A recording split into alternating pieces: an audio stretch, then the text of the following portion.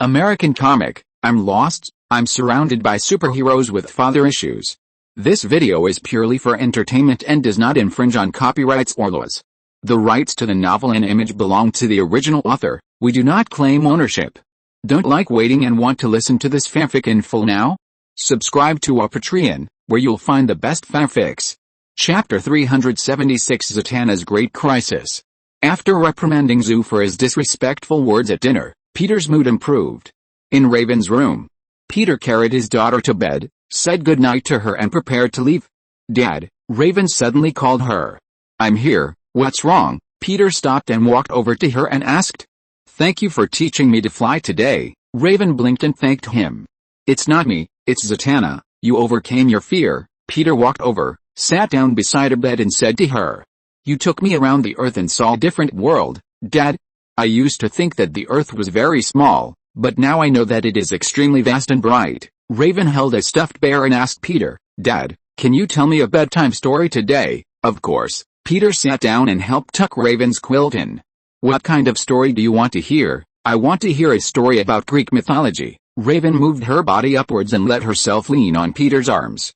"Greek mythology?" Peter was stunned and asked Raven, "Why?" "Because Persenev, Diana and others are all in Greek mythology, so I want to know their stories and the stories of their relatives." Listening to Raven's words, Peter put down the book at hand, thought for a while and said to her, "Okay, Dad will tell you the story of Pelops." "Pelops?" "Yes, the Peloponnese was named after him, the Olympics was founded because of him, and he is also one of the great heroes of Greece." Peter organized his words and told him the story of Pelops.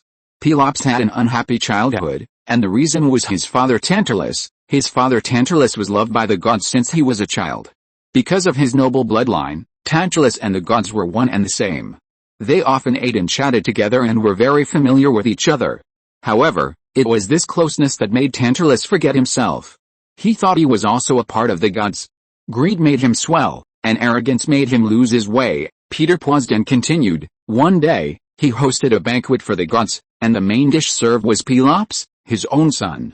The gods could no longer tolerate Tantalus's crazy behavior and decided to punish him. Tantalus was thrown into the Tartarus hell, and the punishment he received was called what you want." Raven blinked and asked curiously, "Dad, what does what you want mean?" The specific explanation is, Tantalus was punished to stand in the lake, with the water over his chest, but when he was thirsty and wanted to drink water, the water would recede. Similarly, Tantalus' head was full of rich fruits, with grapes being the most abundant, but when he was hungry and wanted to take a bite of fruit, the vines would shrink back to the shore.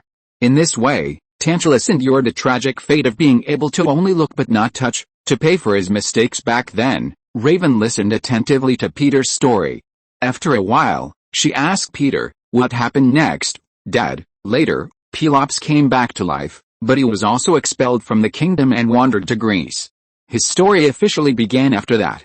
He would encounter things that changed his destiny and became the king of Eris." "Pelops was so pitiful before," Raven said uncomfortably, "but can gods really come back to life?" "In this story, he did come back to life. Perhaps it was the mercy of the gods, or perhaps it was caused by his inner self feelings." Raven nodded and thought of Raven in the world of injustice. The me in another world has also died 3 times and been reborn 3 times, but this is not resurrection, because the real death is walking out of time. She did not walk out of time, but just changed into a form of existence. "Dad," Raven blinked and held his big hand with her chubby little hand. "In order to meet you, I am willing to be reborn countless times, not just 3 times, I am willing to be more." Listening to his daughter's caring words, Peter gently hugged Raven's little head and kissed her forehead lightly. "No, Raven, Daddy will protect you, and you will never be hurt." Meanwhile, Olympus. Reborn. Apollo snorted coldly when he learned that the heart of the dead Shushan had started beating again, and he had awakened. "Even if he has been resurrected, he is just a dog under my command." Arriving at the main hall, Apollo, with fire burning in his eyes, walked up to Shushan, who was kneeling on the ground unchained by the god of fire. Hearing the other parties groaning, Apollo said to him, "I guess it's the broken spine that makes you groan like this. I didn't expect that you were not completely dead even though your spine was cut by Wonder Woman." Seeing that Shushan didn't speak, Apollo pinched his chin and made him raise his head to face him. "Tell me, can you concentrate on feeling the pain, the blood flowing from your eyes, and the blood in your eyes and nose? I want to know, Did you just feel the pain of the bone breaking, or did you hear the sound of the bone breaking like me? Chushan, with blood all over his mouth, gritted his teeth and said to him, I will catch you with my own hands and crush you. Do you think you still have hands? When I am done with you, you can only write the word beg for mercy on your forehead with feces. Putting down the hand that was pinching Chushan's chin, Apollo stood up and put his hands in his suit pockets. Just swear allegiance to me honestly. This is just a small episode. We are still good brothers. You know, the gods never remember grudges. We only care about theocracy. As he spoke, Apollo walked to the chain that locked him. Surrender to me. I am not only the only master of Olympus, but also your master, bastard. Chushan, with his head lowered and his teeth stained with blood, just remained silent. Seeing that Chushan didn't say anything, Apollo was covered by the sun's light and surrounded by red flames. After all, we are blood relatives. I will feel bad if I torture you.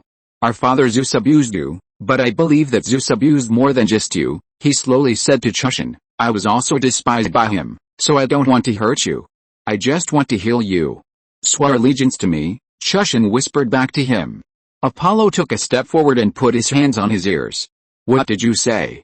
Speak louder so that the whole heaven can hear it. Never. I say, never. Crash. Chushan roared and broke free from the chain. Then, in Apollo's shocked eyes, he pounced on him like a beast. Apollo, who was unable to react, was grabbed by the throat by Chushan. Then, a huge force knocked Apollo to the ground. Being strangled by the throat, Apollo suddenly felt a pain and weakness. Apollo. Everything you have was stolen from me. Facing Chushan's roar, Apollo condensed a ball of fire in his hands. Really? Then taste the power I have. The fiercely burning sun fire instantly turned into a fire dragon and attacked Chushan. Chushan was swept by the flames and flew out. Chushan, who was burned like charcoal by the flames, stood up slowly in Apollo's shocked eyes. Is this all you can do? I have been burning since I was born, and this temperature is nothing. Hearing Chushan's ridicule, Apollo's body released endless sun fire in anger. The flames were hotter than the surface of the sun, burning the space and rushing towards Chushan. Go to hell. Why don't you die honestly? Kneeling on the ground exhausted, Apollo despaired of something that happened in front of him. Chushan, who was black and smoking, stood up again. How is it possible? Because, Apollo, the fire of my hatred is hotter than 1,000 suns. Even stronger than your ambition. He grabbed the burning Apollo, held him in his arms, and strangled him. You will be the first victim of Olympus to die in my hands. Take this honor as your practice before death. Crack. Crack. Following Chushan's words, Apollo was strangled by him and made a crackling sound. Then your family will die one by one with you. Ah! The strangled Apollo made a painful sound. Gritting his teeth, he glared at Chushan, with boundless hatred flashing in his eyes. Even if I die, I will drag you to be buried with me. Bastard! The next second, Apollo started to self-destruct. Boom! The boundless and deafening sound resounded in the sky. The entire Olympus temple was instantly covered by a huge explosion. The towering temple began to collapse downwards. The flames and explosion shook the sky and made a sound. Boom! Padrick Farm. Peter suddenly raised his head and looked at the sky. Seeing that Peter had stopped telling the story, Raven gently pulled Peter's arm with his hand. Dad, what's wrong? Nothing. Peter smiled at Raven, put down the book, and said to Raven, how Pelops married Princess Epidemia. Dad will tell you tomorrow, okay? It's too late now, Raven. You have to rest. Although a little reluctant, Raven still nodded obediently. Okay, Dad, we will continue tomorrow. Well, good night. Peter kissed his daughter's forehead, covered her with a quilt, and then got up and left the room. Back in his room, he sat down and fell into deep thought. Just now he seemed to hear the sound of something overturning and collapsing. Although it was only a moment, it still made him feel a little uneasy. Turning his eyes to the dark sky in the distance, Peter frowned. He was thinking, and suddenly felt a malicious breath invading the farm. It seemed that something unknown had entered the farm. Peter immediately sensed the malicious aura invading Zatanna's room. With his supervision activated, Peter looked at Zatanna. He found that something was wrong with her. Zatanna was lying on the bed, frowning, as if she was in a nightmare. Chapter 377 Zatanna's new father Peter Padrick. In the dream world, Zatanna was performing with her father in a theater in Boston. It was the happiest and most beautiful time of her life. At that time, Zatanna was just an ignorant child. More than 10 years later, she still remembered that night. Her magician father forgot his corsage, so Zatanna ran upstairs to get it for her father's performance. At the junction of the dim stairs and the corridor, Zatanna just walked up and realized that something was wrong. It seemed that something evil was approaching her. Bang! The stairs shook, and in her fearful eyes, a black shadow slowly walked towards her. Zatanna, whose heart was filled with fear, immediately ran back. As a result, the figure pounced on her the next second. No, the black shadow held a dagger in his hand and stabbed at Zatanna's neck. Although Zatanna dodged, her arm was still cut by the dagger. Blood immediately gushed out from the wound. Zatanna was injured in the dream world, and blood immediately flowed from her arm in the real world. After being injured, she immediately understood what happened. In the dream world, the girl who was running away in a panic instantly turned into Zatanna. She backhanded and knocked the shadow that attacked her away. With a bang, the shadow fell to the ground and turned into an ugly little devil. Damn it! You greasy little nightmare, get out of my dream! Zatanna immediately recognized that the creature in front of her was the infamous Nightmare Fuseli. A hell creature that has the ability to enter the dream world of others and can make what happens in the dream affect reality. Seeing that Zatanna recognized his identity, the nightmare smiled at him. Don't worry, Zatanna, I'm just taking you back to precious memory. Memory? This is not my memory. My dream doesn't develop like this. In the beautiful memories of that day with his father, he didn't encounter any attackers. Nightmare took a step closer to Zatanna. That's why I exaggerated it a little bit. He smiled at Zatanna and said, as long as I get into the sleeper's mind, I will modify their memory, add anxiety and uneasiness, and when the person screams, I will replay the scene again. You know, although it's a bit risky to deal with a magician, I just can't resist the temptation of the challenge. Zatanna looked at him seriously. I'm not afraid of you. As long as I can face my nightmare and catch it, I can wake up. As soon as the voice fell, Zatanna rushed towards Nightmare. Dodging Zatanna's attack, Nightmare looked at her in surprise. Do you want to drag me back to your world? You can't do that. Don't talk big. Zatanna stretched out her hand and immediately recited the irony magic to him. The dream of the realm is separated. The disturbance is caused by Mo-Wu. As the irony magic was recited, a torrent of magical energy rushed towards Nightmare. With a bang, Nightmare was hit and disappeared in an instant. But before Zatanna could breathe a sigh of relief, Nightmare's voice sounded around her again. Good job, sister. But in my world, using magic is not that easy. As soon as Nightmare finished speaking, Zatanna suddenly found that her pajamas had turned into a magic dress. A floor-length mirror suddenly appeared in front of her. Crash! The floor-length mirror shattered instantly, and Zatanna was pulled into the mirror in the flying glass lens. Here, I will peel off the illusions on the surface of reality, so that you can face the truer self. Damn it! Trapped in the mirror, Zatanna hammered the mirror hard and asked him, who asked you to come? She didn't remember any intersection between her and this little nightmare. That's a problem. You need to use your brain and think about who you have offended recently. Nightmare stood outside the mirror, looking at Zatanna in the mirror triumphantly. Everyone sees you as a powerful magician, but only I know the truth. Just like your silly magic cards and tricks, the great Zatanna is actually a liar. With a bang, as Nightmare's words fell, Zatanna found herself in an uninhabited wilderness. She was surrounded by death and loneliness. The rotten fallen leaves and dry trees imprisoned her tightly. Even if you really have some magic power, it is just a curse to the people closest to you, your poor, deceased mother. As the voice that made Zatanna feel so painful came out, the image of her mother appeared in front of her. Zatanna stretched out her hand and wanted to grab her mother. But her mother disappeared in the blink of an eye, and instead appeared in front of her was a burning flame. In the flames, her father was being burned by the flames and screaming in pain. No, no. Seeing her father burning in the flames, Zatanna finally couldn't hold on and knelt on the ground in pain.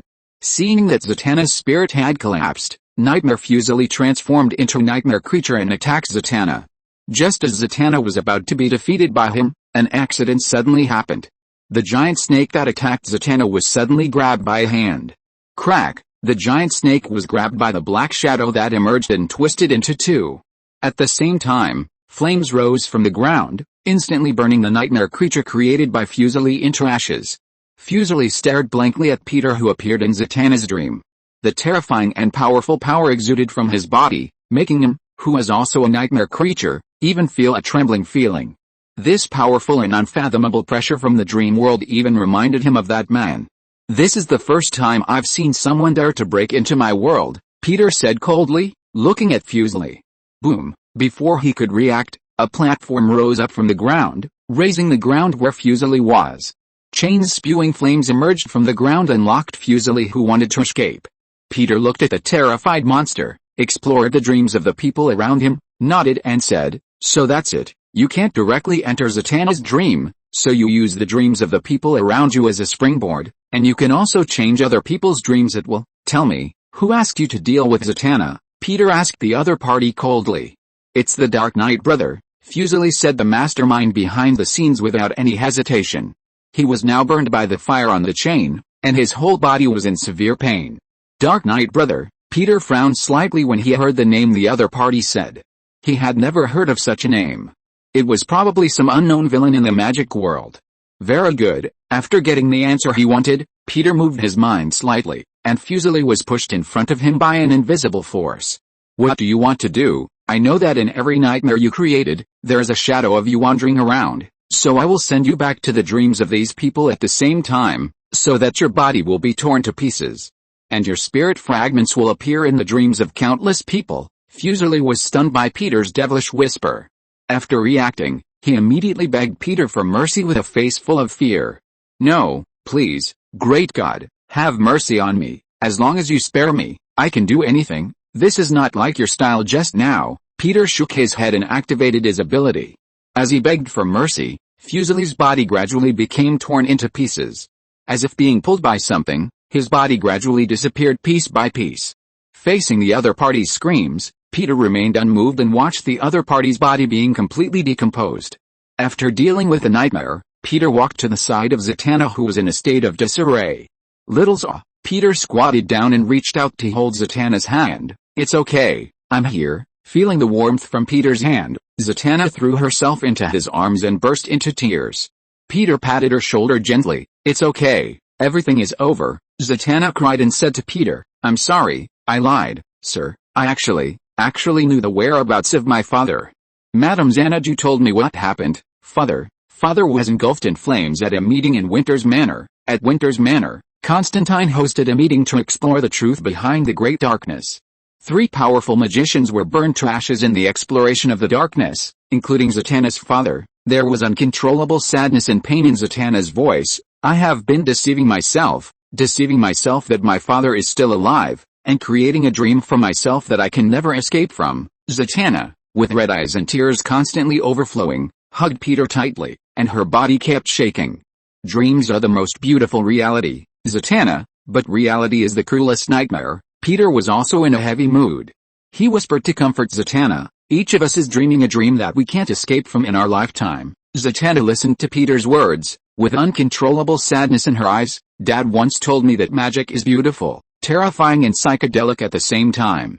Without it, the universe will become a cold and dead place, without miracles. But it really seems like a curse to me." Peter didn't know much about magic, but through Zatanna's story, he could probably guess what kind of person Zatanna's father was.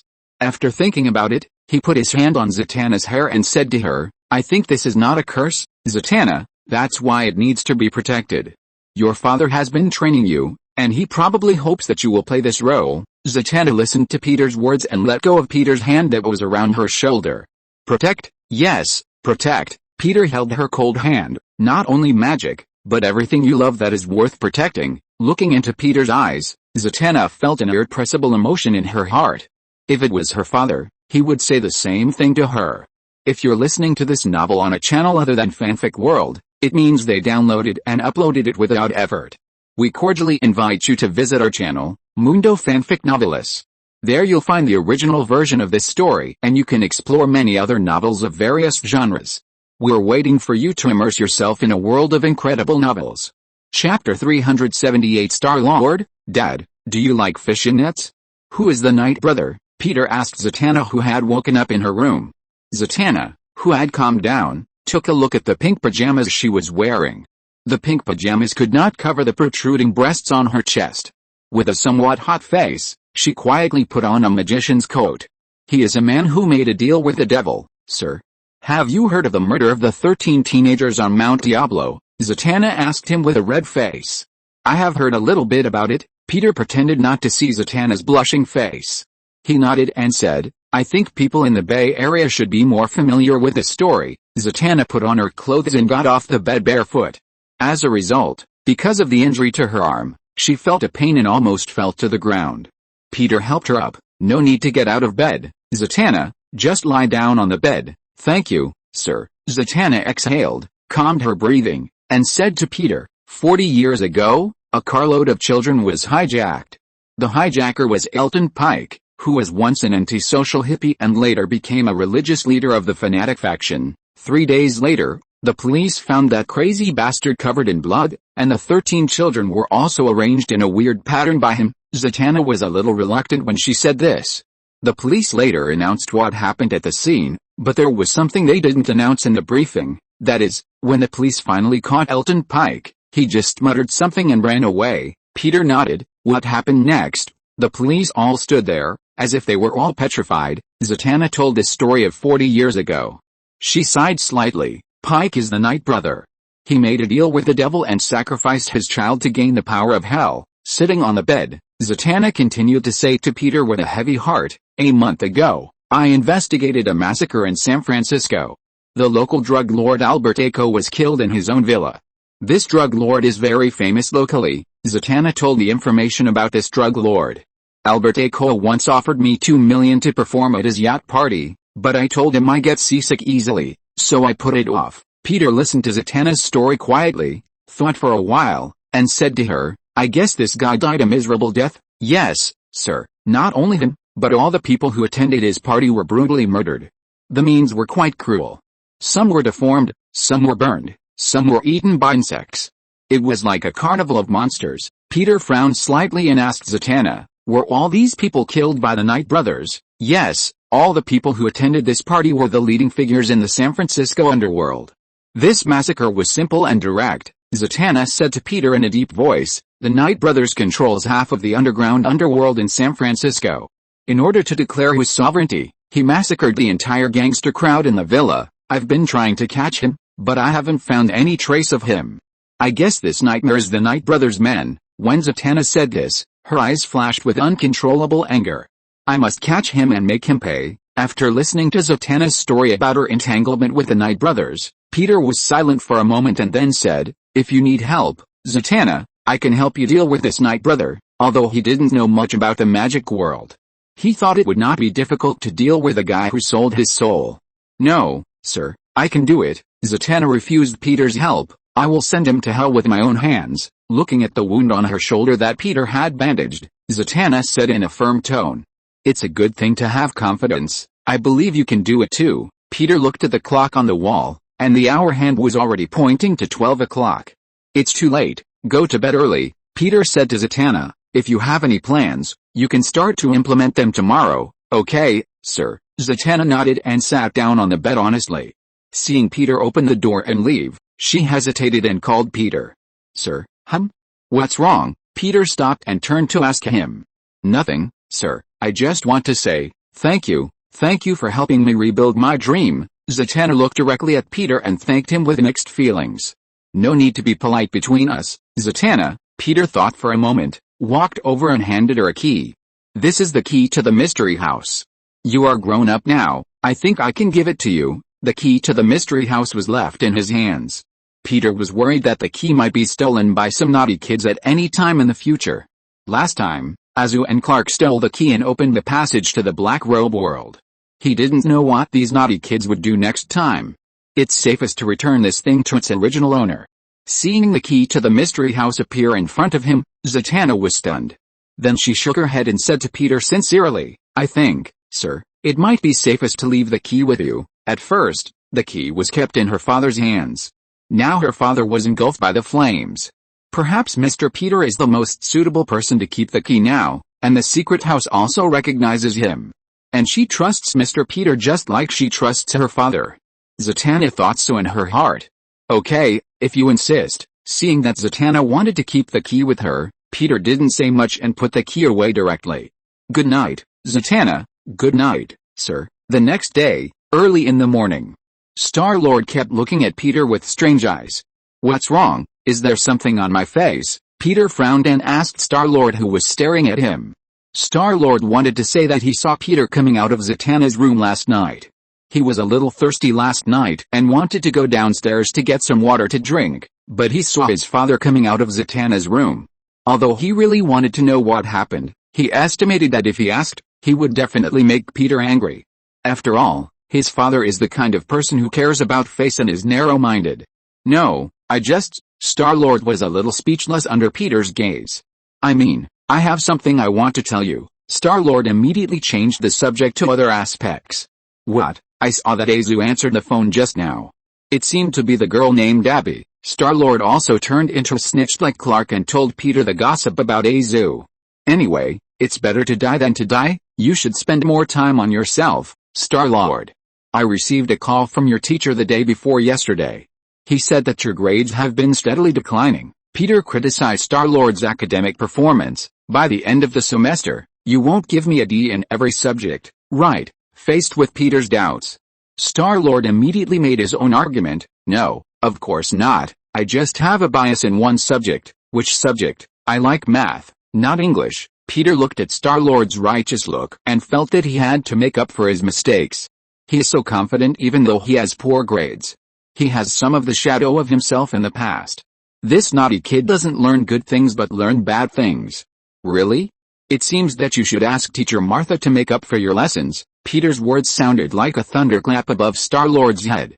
You can take extra classes with Loki. Star-Lord, who looked a little flustered, said quickly, I think I am smart enough and I don't need extra classes. Peter shook his head and said, no, Star-Lord, you can't be an astronaut if you are not good at one subject, let alone a man who conquers the galaxy. This kid saw himself coming out of Zatanna's room last night, hiding secretly on the stairs, and muttering so Dad likes fishing nets. For Star-Lord's peeping and nonsense behavior, Peter decided to teach him a lesson. Patting Star-Lord on the shoulder and looking at his bitter face, Peter went downstairs contentedly. Night, Mount Diablo. During the day, Zatanna conducted some investigations and determined the possible location of the Dark Brothers. According to the information provided by friends in the police station, several people were kidnapped in San Francisco. The criminal is most likely the Night Brother who killed the drug lord before. Taking advantage of the night, Zatanna used the portal to enter the dark woods of Mount Diablo. Without notifying Peter, she came alone to deal with the Night Brother. Following the faint light flickering on Mount Diablo, Zatanna passed through the woods and rushed forward quickly. 40 years ago, I buried my child in a tomb as a sacrifice to hell, on a vacant lot with huge stones. A middle-aged dark night monk with gray skin, black eyes, and a cold aura all over his body said to his subordinates in the audience with a smile, these tombs have been vacant for a long time. Tonight, they will welcome their sacrifices. A naked female demon came out of hell and said to the dark night monk, please allow me to use the fire sacrifice. I will burn these people to ashes. No, Amber, not tonight, you must follow my ritual. The Dark Knight monk rejected the female demon Amber's proposal and said to her with a serious expression, tonight is the day of sacrifice, you can't mess around, you can't mess around. A voice suddenly came from behind the Dark Knight monk. Stone is for demon food. Along with the recitation of the anti-speech magic, a flame-colored magic energy rushed towards the three hideous and ugly ogres nearby. Chapter 379 How could my daughter have a Trinabayao? The ogre was suddenly hit by the magic and turned into stone in an instant. The Night Brother looked back suddenly and saw Zatanna, wearing black fishnet stockings, a dark red cape, and a magic top hat, rushing out from the shadows in the woods. Damn it! Catch her! Seeing Zatanna breaking in, the Night Brother immediately shouted to his men. Zatanna rushed over without any nonsense and attacked the Night Brother directly. Evil Slayer and Shixio Night Dark Break. As the anti-speech magic was recited, more flame-colored energy rushed out of Zatanna's magic wand and directly hit the Night Brother. The Night Brother immediately created a transparent closed cover for himself to resist Zatanna's magic attack. At the same time, the strange demons under the Night Brother also rushed towards Zatanna.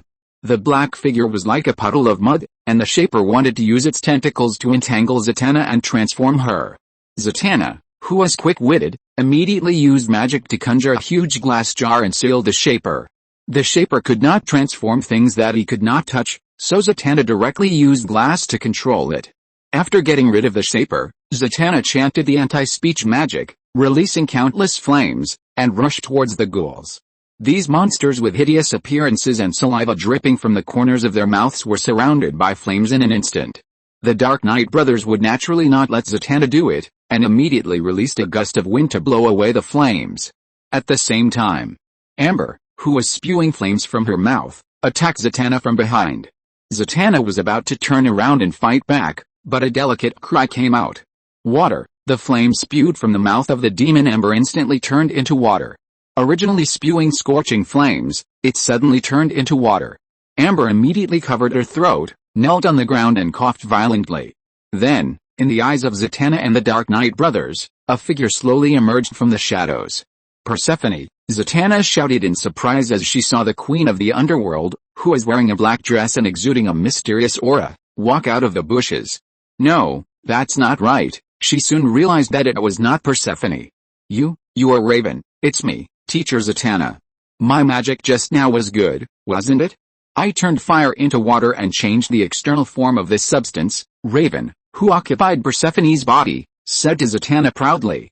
Why are you here? Zatanna asked in confusion. She never expected to see little Raven here. Actually, Dad is the god of sleep and dreams, but I can also enter other people's dreams, Raven then said with a guilty conscience. Yesterday, Dad and you dealt with that little nightmare in the dream.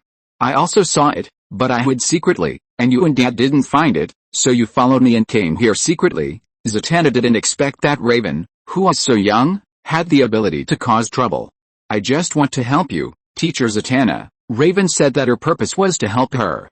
Enough. Seeing Raven and Zatanna talking non-stop, the night clerk, who was treated as an invisible person, finally couldn't help it. He glared at Persephone and asked, Who are you? I am Raven Padrick, the daughter of the god of sleep, the daughter of the controller of the world tree in Asgard, and the heir and guardian of Smallville Farm. Raven imitated Loki and said many of her titles in one breath. Zatanna fell silent after listening to Raven's self-proclaimed title. She suspected that Raven might have been influenced by her brother Loki and turned into a middle school girl.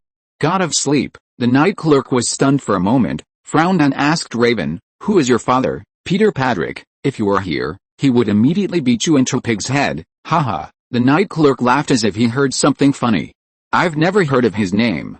Well, I don't have time to waste with you. No matter whose daughter you are, I will sacrifice you here. As soon as the voice fell, the Night Brother attacked Zatanna. A silver lightning rushed towards her. Zatanna used the anti-speech magic and instantly bounced the opponent's magic back. Bury the stone giant. While rebounding the magic, Zatanna immediately recited the anti-speech magic, and controlled a boulder with both hands to smash the opponent. Bang! The boulder smashed the Night Brother heavily to the ground. The whole ground was shaken slightly. However, before she had time to catch her breath, the Night Brother smashed the boulder with a boom. He flew into the air and looked down at Raven and Zatanna on the ground. We can use spells to hedge each other for a night, but I want to give my boring work to my new servant, the Night Brother said while using his right hand to summon a soul.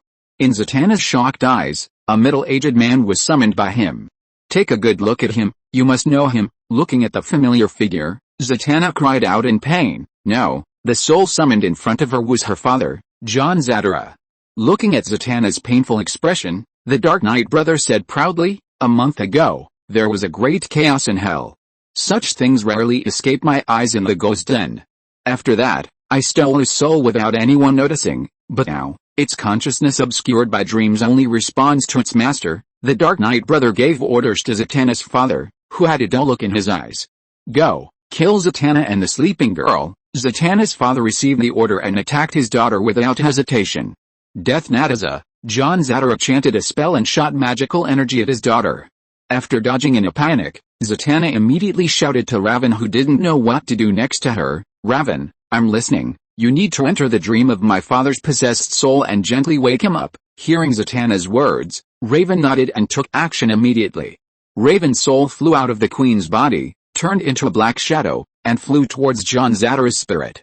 Originally, the Dark Knight monk used dreams to cover the other party's consciousness. But Raven bypassed his control and entered John Zadara's dream. Dream world. Looking at the warm scenes of John Zadara and his daughter Zatanna, Raven was slightly moved.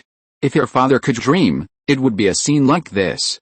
Unfortunately, her father doesn't seem to dream much. Raven felt a little melancholy. If her father could dream, Would he dream about her? Well, I can't let my imagination run wild.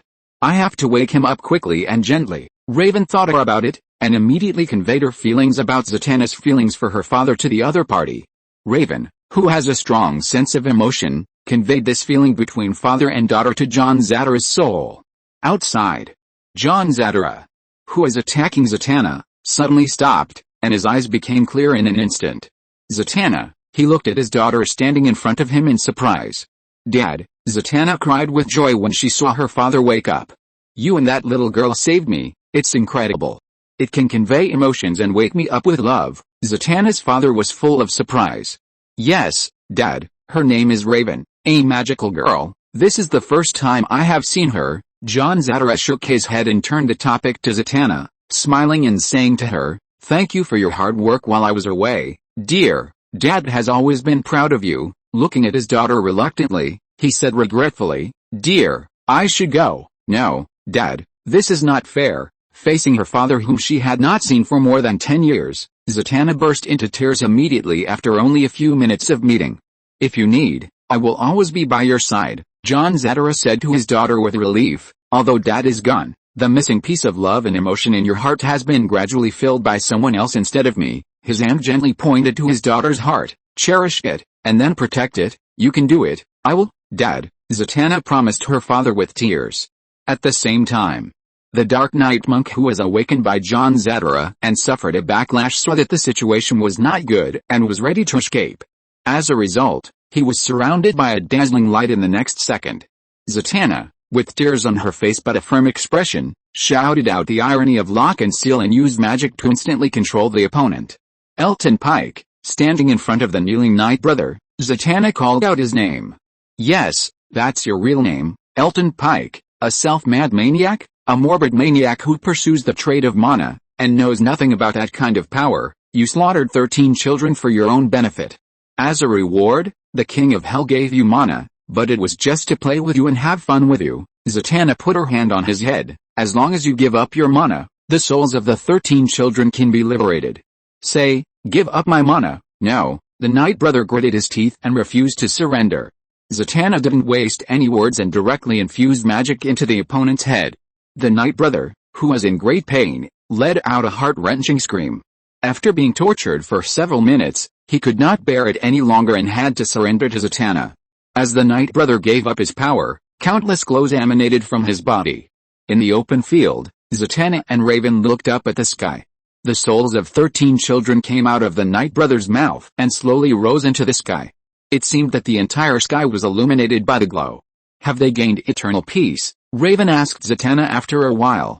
Yes, eternal peace of soul, beautiful and fragile. Is this the soul? Raven murmured in a low voice. In the middle of the night, at Padrick's farm, Zatanna and Raven used the portal to enter the empty living room. Raven was about to sneak into her room when Peter's voice came from the dark living room sofa. Raven, we'd better talk. Chapter 380, Invincible Young Hero Mark. Hearing Peter's voice, Raven's face immediately turned bad. Zatanna saw Peter's tense face and felt guilty. She took the initiative to apologize to Peter. Sir, it's my fault. Raven was trying to help me. I know Raven's purpose, but such reckless behavior will put her in danger. Although Peter did not go directly to Mount Diablo to deal with the Knight brothers, he knew the situation on the scene very well. Out of concern for Zatanna's safety, he kept a close eye on her every move. When Zatanna was fighting the Knight brothers, he was about to help, but he didn't expect Raven's soul to attach to the Queen of the Underworld and join the battlefield. Although he was proud of his daughter for awakening John Zatara and defeating the Knight brothers, he didn't want Raven to participate in such dangerous and inappropriate behavior. Raven, come here. It's fine, Dad. Raven came over and lowered her head to apologize to Peter. Sorry, Dad, I shouldn't be so impulsive. Oh, do you know you were impulsive? Yes, Dad, I should have informed you instead of going alone. Raven raised her head and looked into Peter's eyes nervously. This way Zatanna won't be in danger. But, Dad, I just want to help you do something and help you share the burden. If I can make Dad proud, Raven stammered and said what she really thought in her heart. She just wanted her father to be proud of what she did. Peter was stunned after hearing this. Then he gently hugged Raven. No, Raven, you will always be Dad's pride and glory. Whether you become a magician in the future, or a magician like Zatanna, or go to college to become a scholar, it does not depend on who you become, or whether you help me share anything. What's important is your safety. Dad hopes that you will live a safe and worry-free life forever. Do you understand, Raven? Raven nodded heavily as Peter stroked her hair. I understand, Dad. After hesitating for a moment, she looked at Zatanna and said to Peter, Dad, can you hug teacher Zatanna? Peter was stunned for a moment, lowered his head and asked his daughter, why hug Zatanna? Because she just met her father, but lost him in a blink of an eye. Although teacher Zatanna looks fine now, I can feel that she is very sad, so she needs your comfort, Dad. Raven's emotional perception is strong. Even without entering Zatanna's body, she can feel the other's confusion and sadness. Smiling at Raven, Peter said to his daughter, of course. The next day, early in the morning, on the sofa in the living room, Raven was asking Zatanna about the treatment of the Night Brother. Teacher Zatanna, will the police station deal with the Night Brother? No. Zatanna shook her head. Raven, you can call me Zatanna. No need to add teacher, Zatanna suggested to the other party. Okay, I'll call you Zatanna, just like Dad calls you Little Zaw. This is my unique way of calling. Raven's small thick legs swung on the sofa. Since the police won't deal with the Night Brother, why did you hand him over to the police? Zatanna pinched Raven's face and said to her, although the police can't deal with the affairs of the magic world, the Night Brother has turned back to Elton Pike, so the law can punish him severely. After thinking for a moment, Zatanna continued to say to Raven, the rest of his life and all the time in prison are not the most important to him. The Lord of Hell doesn't like people to tear up the agreement with him. Zatanna thought of the pair of terrified eyes of the Night Brother when she sent him to the police station. He knows that he is connected to Hell, and thinks that the pain he caused to others can win him a place as the ruler of Hell, but his empty eyes have already shown that he knows what awaits him after death. Listening to Zatanna's words, Raven bit her finger and said, that's what he deserves. He killed 13 innocent children. Dad said that people who hurt children are unforgivable. As the two were talking, Zoo came downstairs to greet them. Because of Abby's entanglement, Zoo was in a bad mood. He turned on the TV and found that the news program was broadcasting the geomagnetic storm phenomenon. Yesterday, there was a serious disturbance in the Earth's magnetic field, which greatly affected navigation, aviation and radio communications. Generally speaking, the magnetic storm phenomenon is affected by solar activity. The charged particle flow thrown out by the solar atmosphere can disturb the Earth's magnetic field. When the number of sunspots and flares on the sun increases, the strong radio waves emitted will disturb the ionosphere above the Earth and affect the ground magnetic field. But according to the information released by the Weather Detection Agency, the current solar activity is normal. As for what caused the magnetic field disturbance, the relevant agencies are still investigating. On the other side, Peter upstairs also noticed the abnormal magnetic field. He looked down at the watch on his wrist. The pointer had only moved half a circle, but after a night, the pointer suddenly changed, pointing from half a circle to near the end point. As the pointer got closer and closer to the end point, it meant that the fifth baby was about to be born. He frowned and looked at the farm outside the window. Less than a year after Raven's birth, the pointer suddenly changed, shortening the time for the fifth baby to be born. Is there something wrong with the system? Stroking his beard, Peter fell into deep thought. At the same time, Wayne Manor. Bruce was standing in front of many monitors in the Batcave. Affected by the magnetic field interference, the satellite monitoring system also malfunctioned, causing some of the monitors in front of him to lose signal. Walking to the completed interdimensional observation device, Bruce suddenly found that a machine that had not found anything before finally responded. He immediately sat down and operated the system. After some operation, Bruce finally captured a world in another dimension. Very good, I hope you won't let me down. Taking a deep breath, Bruce turned on the projection device. Shoo! A picture of another world suddenly unfolded in front of Bruce. With his hands folded in front of his chest, Bruce stared at the picture in front of him. The city was burning, and the flames that soared into the sky invaded the entire sky. The prosperous high-rise buildings were now in ruins. Countless citizens fled from the gradually collapsing buildings in fear. Looking at this scene that seemed like the end of the world, Bruce frowned. In the distant sky, two figures were fighting. A middle-aged man with a full beard was fighting with a young man wearing yellow and blue glasses. Looking at the familiar figure, Bruce was shocked. This was the young man with the glasses who stopped Clark in his dream before. Mark. This seems to be his name? I remember that Clark called him that at the time. Looking at the young man who looked exactly like Mark in his dream, Bruce walked closer to the projection device. Is this Mark? No, he is not the son of Peter in the future, he is Mark in a parallel world. Mark, who exactly is he? Bruce pondered and looked up at the picture of the battle. Bang! The middle-aged bearded man flying in the air punched Mark, hitting him hard on the chin. I've been hit harder before, man. Mark spat out a mouthful of blood and said to the bearded man.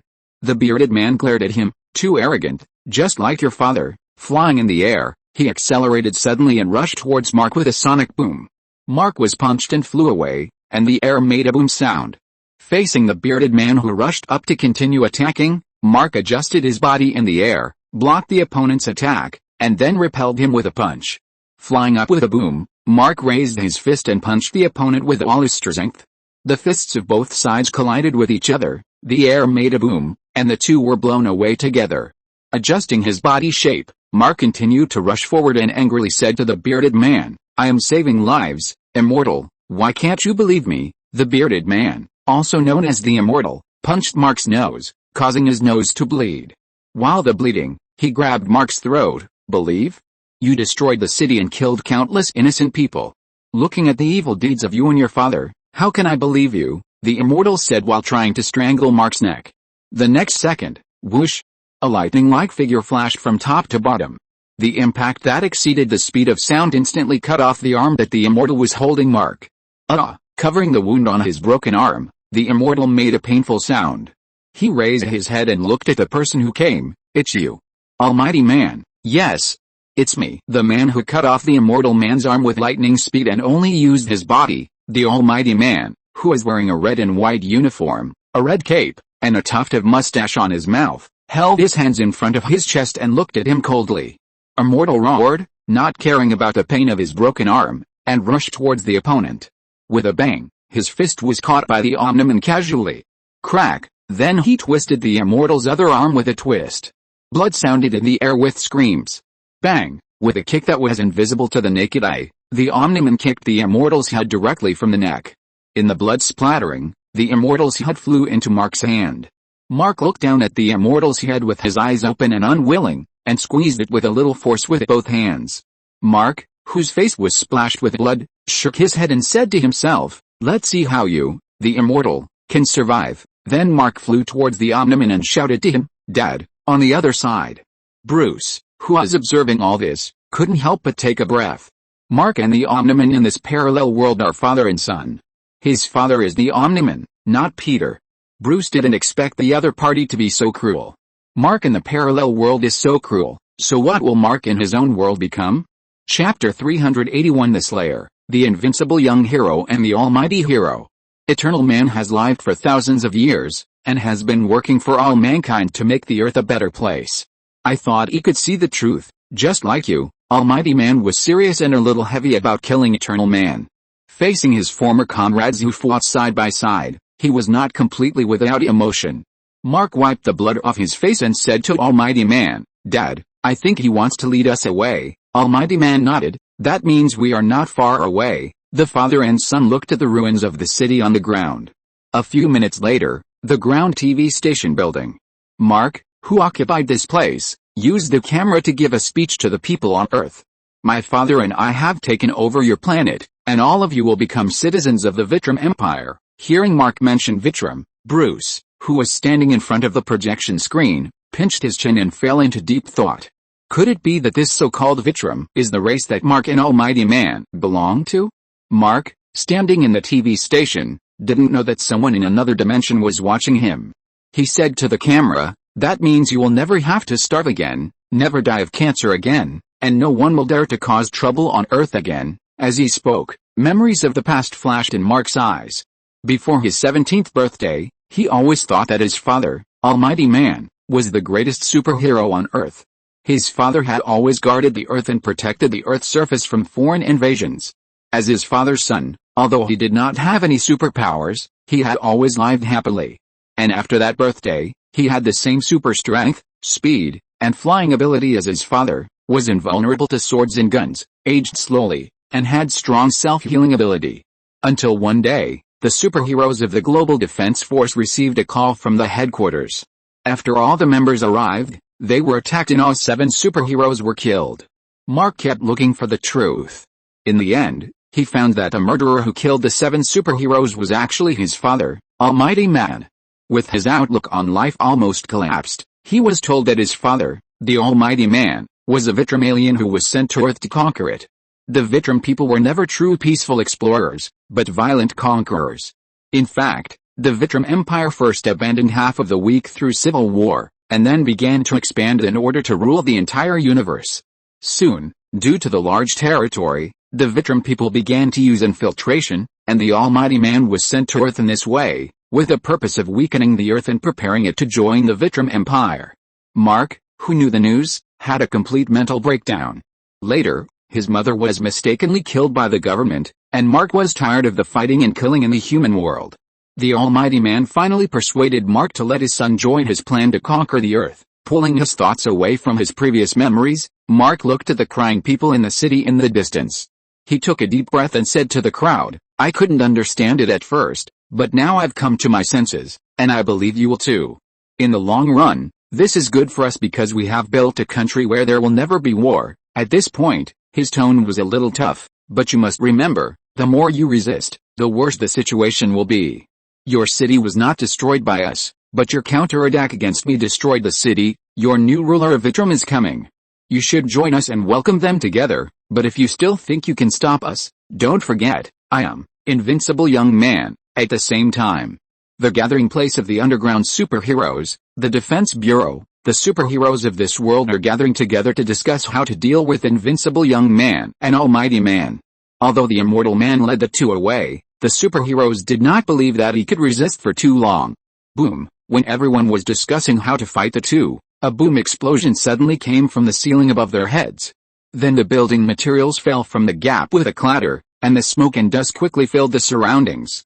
When the smoke cleared, the superheroes saw Mark and Omni-Man standing in front of them. The superheroes had no choice but to rush towards the two and continue fighting. The result was that they were slaughtered without any surprise. Omni-Man punched the robot's body in half, and then rushed into the crowd like a whirlwind. Mark was fighting his girlfriend, Eve, the Atom Girl. Eve's ability is to control atoms, which allows her to perform physical deformation and energy manipulation.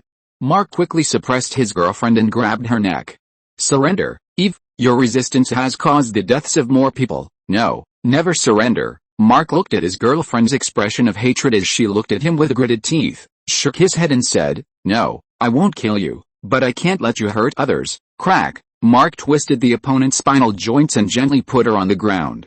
The Omni-Man came over, looked at his son's heavy expression, and comforted Mark. "I'm sorry, Mark, I'm sorry that you had to do that. It's okay, she's just paralyzed." The Omni-Man put his hand on his son's shoulder with an expression of sudden enlightenment. "No wonder you used those resistance fighters to fight last week. I didn't understand at the time that you were using those people for practice." Mark looked down at Eve, the atomic girl, who was unable to move on the ground with tears in her eyes, turned his head away and said, "I have friends who will take care of her, and this makes it convenient for me to visit her." After dealing with his girlfriend's affairs, Mark and the Omni-Man turned their attention to the other agents and resistance fighters hiding in the Defense Bureau. Mark walked towards the leader of the resistance army and was about to finish him off. Unexpectedly, a green portal suddenly opened up under the other's feet and swallowed up the leader of the resistance army. Stunned, Mark looked at his father, the Omni-Man, and asked, "Dad, what's going on?" The Omni-Man frowned, thought for a moment, and said seriously, "This is not energy from our world.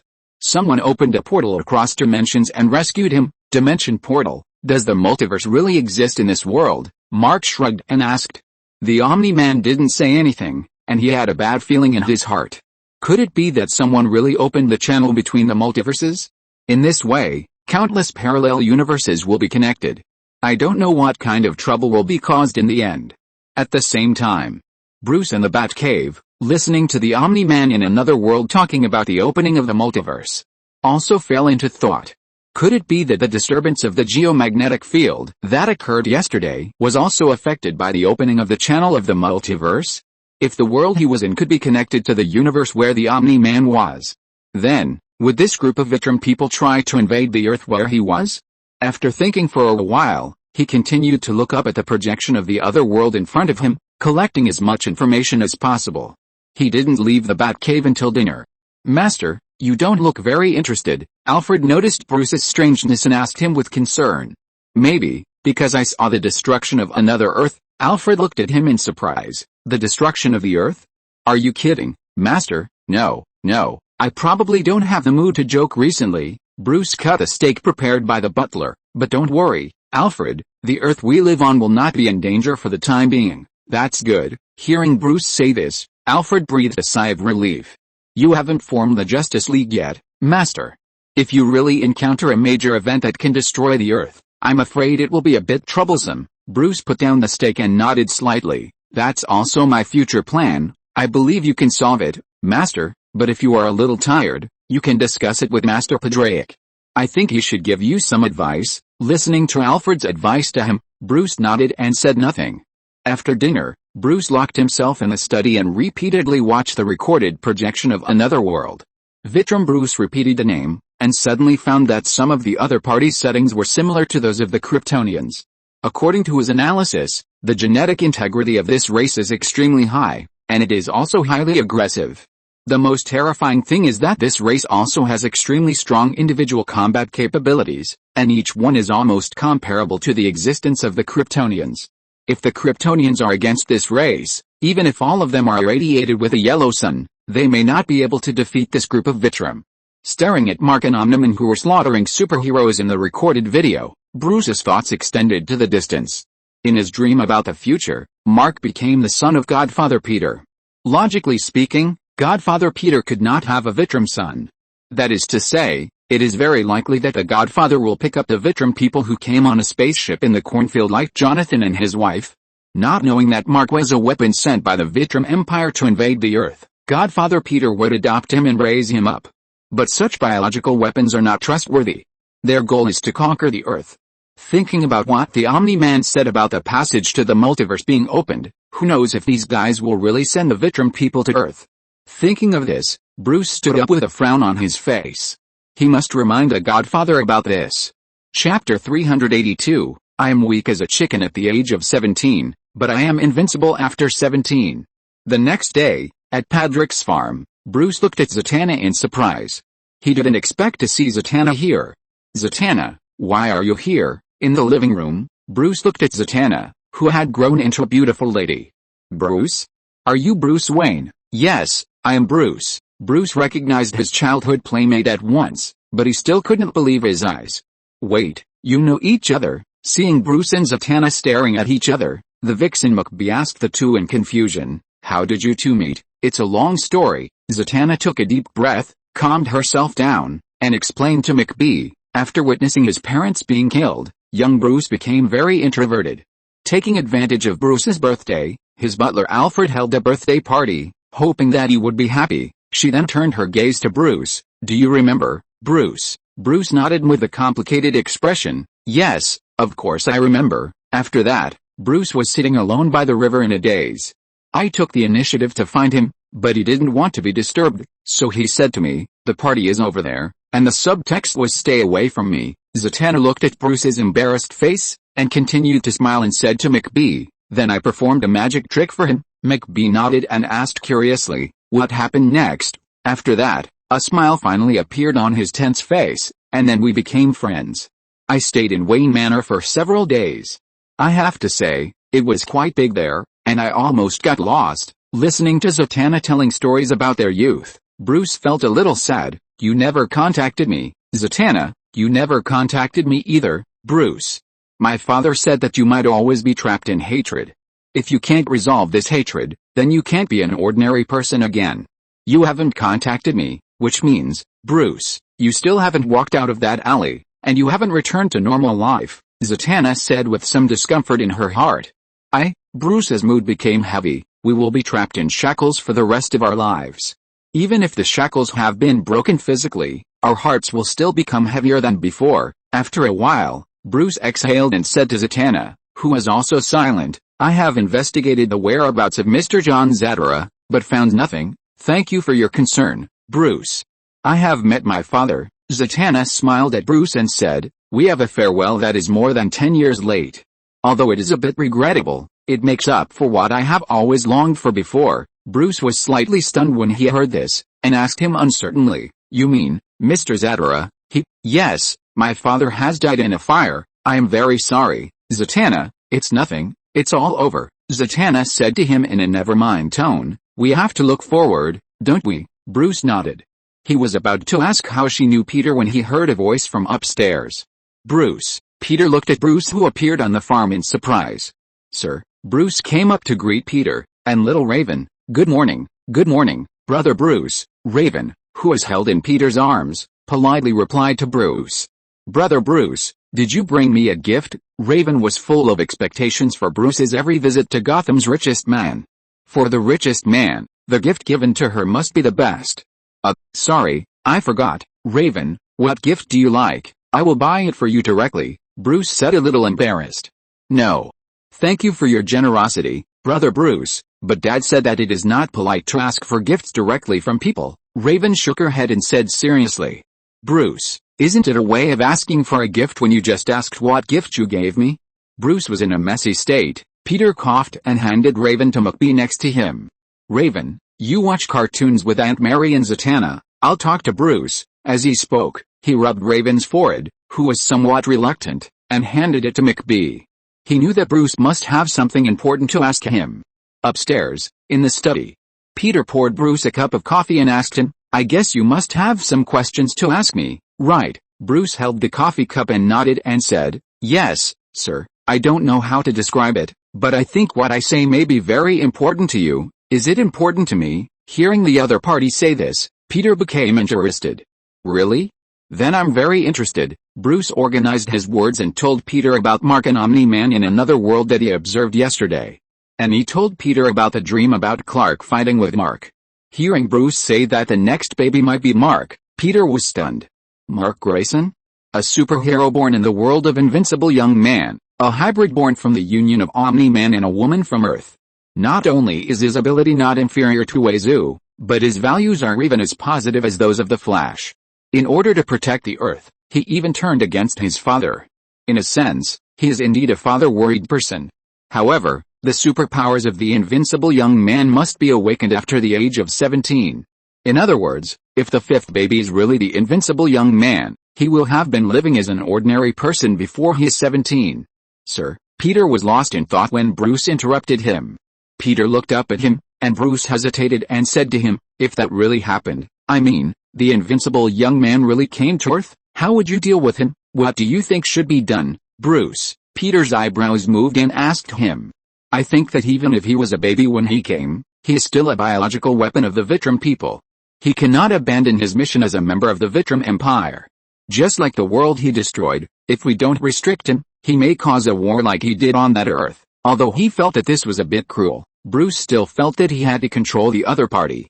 Unlike Kryptonians, the Vitrum people's enthusiasm for aggression and war seems to be engraved in their genes. By observing another world, Bruce thought he had a preliminary understanding of this race. "How can you be sure that what you saw must be the real Mark, Bruce?" Peter asked Bruce. Bruce was stunned for a moment. "Isn't it, sir? Don't be deceived by your own eyes, Bruce. Maybe what you saw is just a collapsed universe among many parallel universes. Something must have happened to cause all the bad endings, just like Clark in the world of injustice will be evil, but you and I believe that Clark in our world will not be evil. In the normal world, I believe Mark will not collude with his father, the Almighty. You saw him in your dream, and he stood up bravely for me.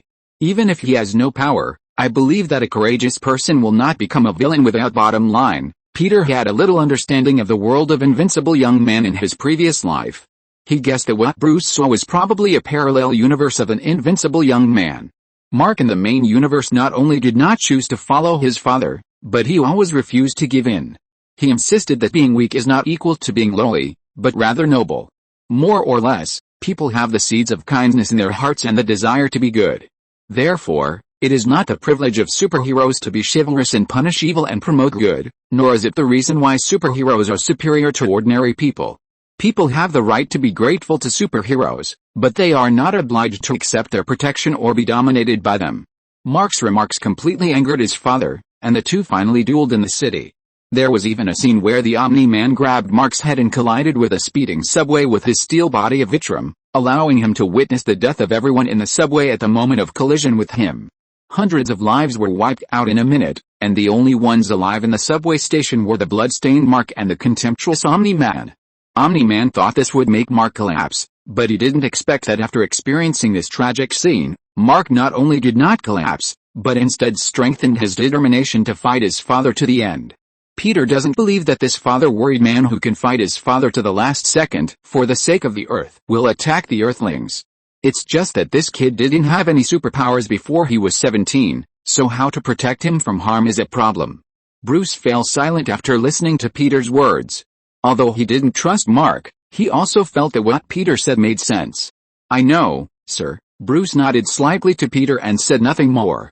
At dinner, Bruce stayed at the farm to eat. Loki kept looking at Bruce, as if he wanted to say something. "How is the tutoring from Teacher Martha?" Peter put down his knife and fork and asked the dishonest Loki. "Very good, Dad. I mean that Teacher Martha teaches very well, and my learning progress is also very fast." Loki always felt that he had a sense of familiarity and closeness to Teacher Martha.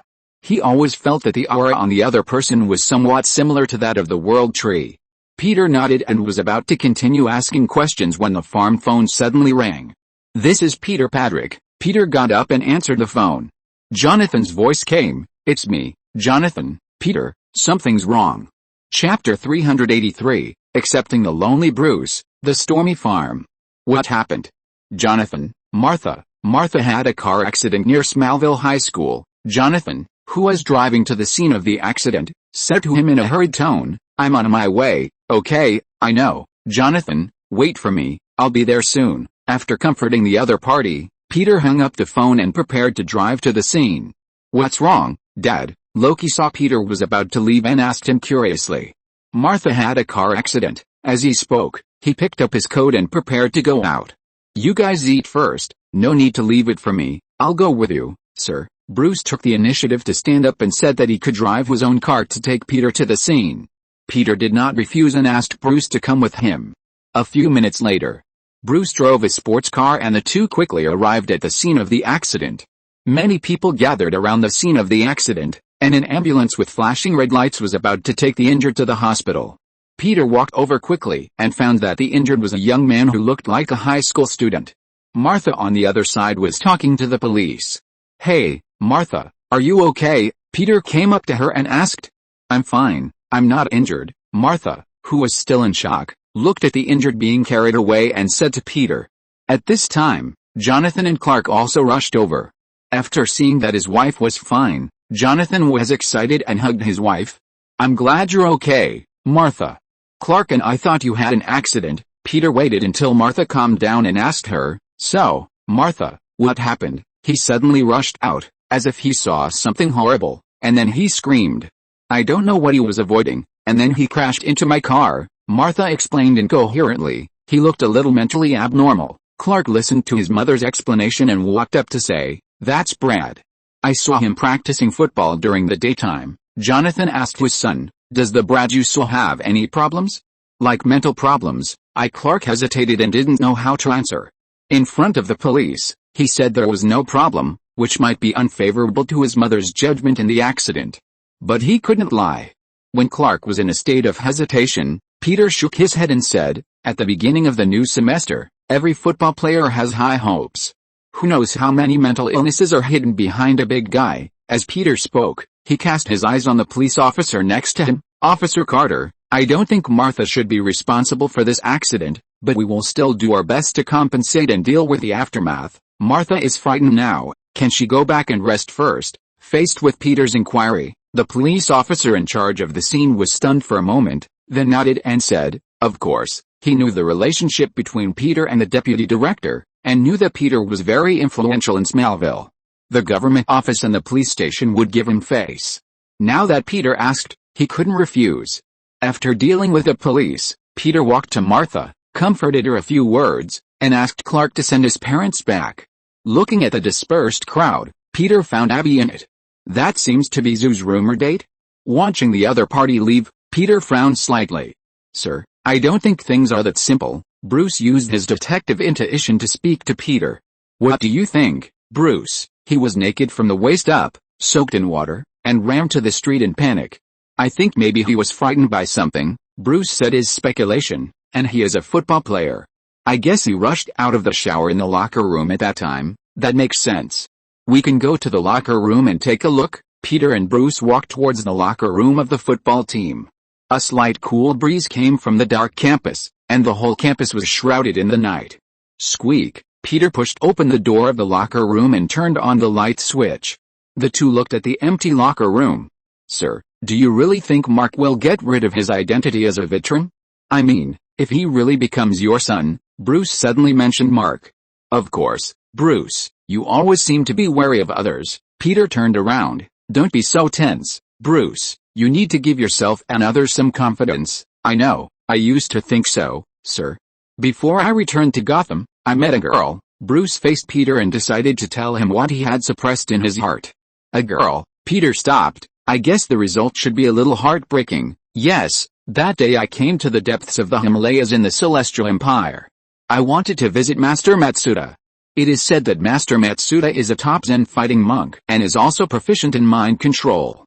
The purpose of my visit this time is to learn skills from this top master. I studied there for 6 months and learned a lot. According to the routine every Tuesday, I need to pick up Master Matsuda's samurai sword and go to a weapon store on the corner to sharpen it. The girl in the store received me.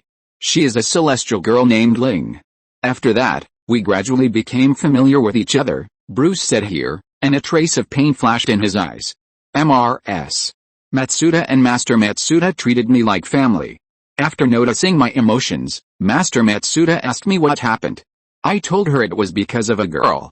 Master Matsuda warned me, people are born afraid of loneliness and don't want to face the unknown alone. People should not cling to love. Only by accepting the loneliness in their hearts can they become stronger. That's right. Each of us is afraid of loneliness. Do you like that girl, Bruce? Yes, sir. We were lying in the garden watching the stars together at 12 o'clock in the middle of the night, but I remembered what Master Matsuda said to me, and I got angry with her. Bruce cast his gaze toward the dark night outside. Later, before going to bed, Mrs. Matsuda saw what was on my mind, and comforted me that it was not too late to open my heart to others, and I should not suppress myself, so I quickly went out of the window and ran to Ling's residence in the heavy rain. We hugged each other and cried with joy. That night, I did not go back and rested at Ling's house. At this point, pain and regret flashed in Bruce's eyes. In the middle of the night, I heard Master Matsuda's shout. He was attacked by a masked man. I rushed there as fast as I could and finally defeated the masked man. But when she fell, the assassin's true identity was revealed. It was Ling. While I was stunned, Mrs. Matsuda tried to attack me from behind. At the critical moment, Master Matsuda used up his last strength to save me with a dagger. Peter listened to Bruce's story and mourned Bruce's bad luck. Losing 3 dear lives overnight, including one of his loved ones. This is probably unbearable for ordinary people. Bruce was silent for a while and said, "It turns out that all this was planned by Mrs. Matsuda. She wanted to take all of Master Matsuda's property. She was tired of living like this, so she hired Ling as an assassin." Master Matsuda said to me at the last moment before he closed his eyes, "This is the last lesson I will learn from him. Remember everything that intimacy brings you." After that, Master Matsuda passed away peacefully in my arms. At this point, Bruce's mood became particularly heavy. "Sir, I think love and emotion always run through our lives, but sometimes, emotion can also blind our eyes. I would rather make myself an indifferent person who is unkind and accepts loneliness calmly, so that I can protect those I care about." After experiencing what happened to Master Matsuda and then experiencing the world of injustice, Bruce no longer believed that the so-called emotion would restrain desire. He believed more in the necessary means of rationality. This is the case with Mark, and even with Clark and himself, he will not always believe in it.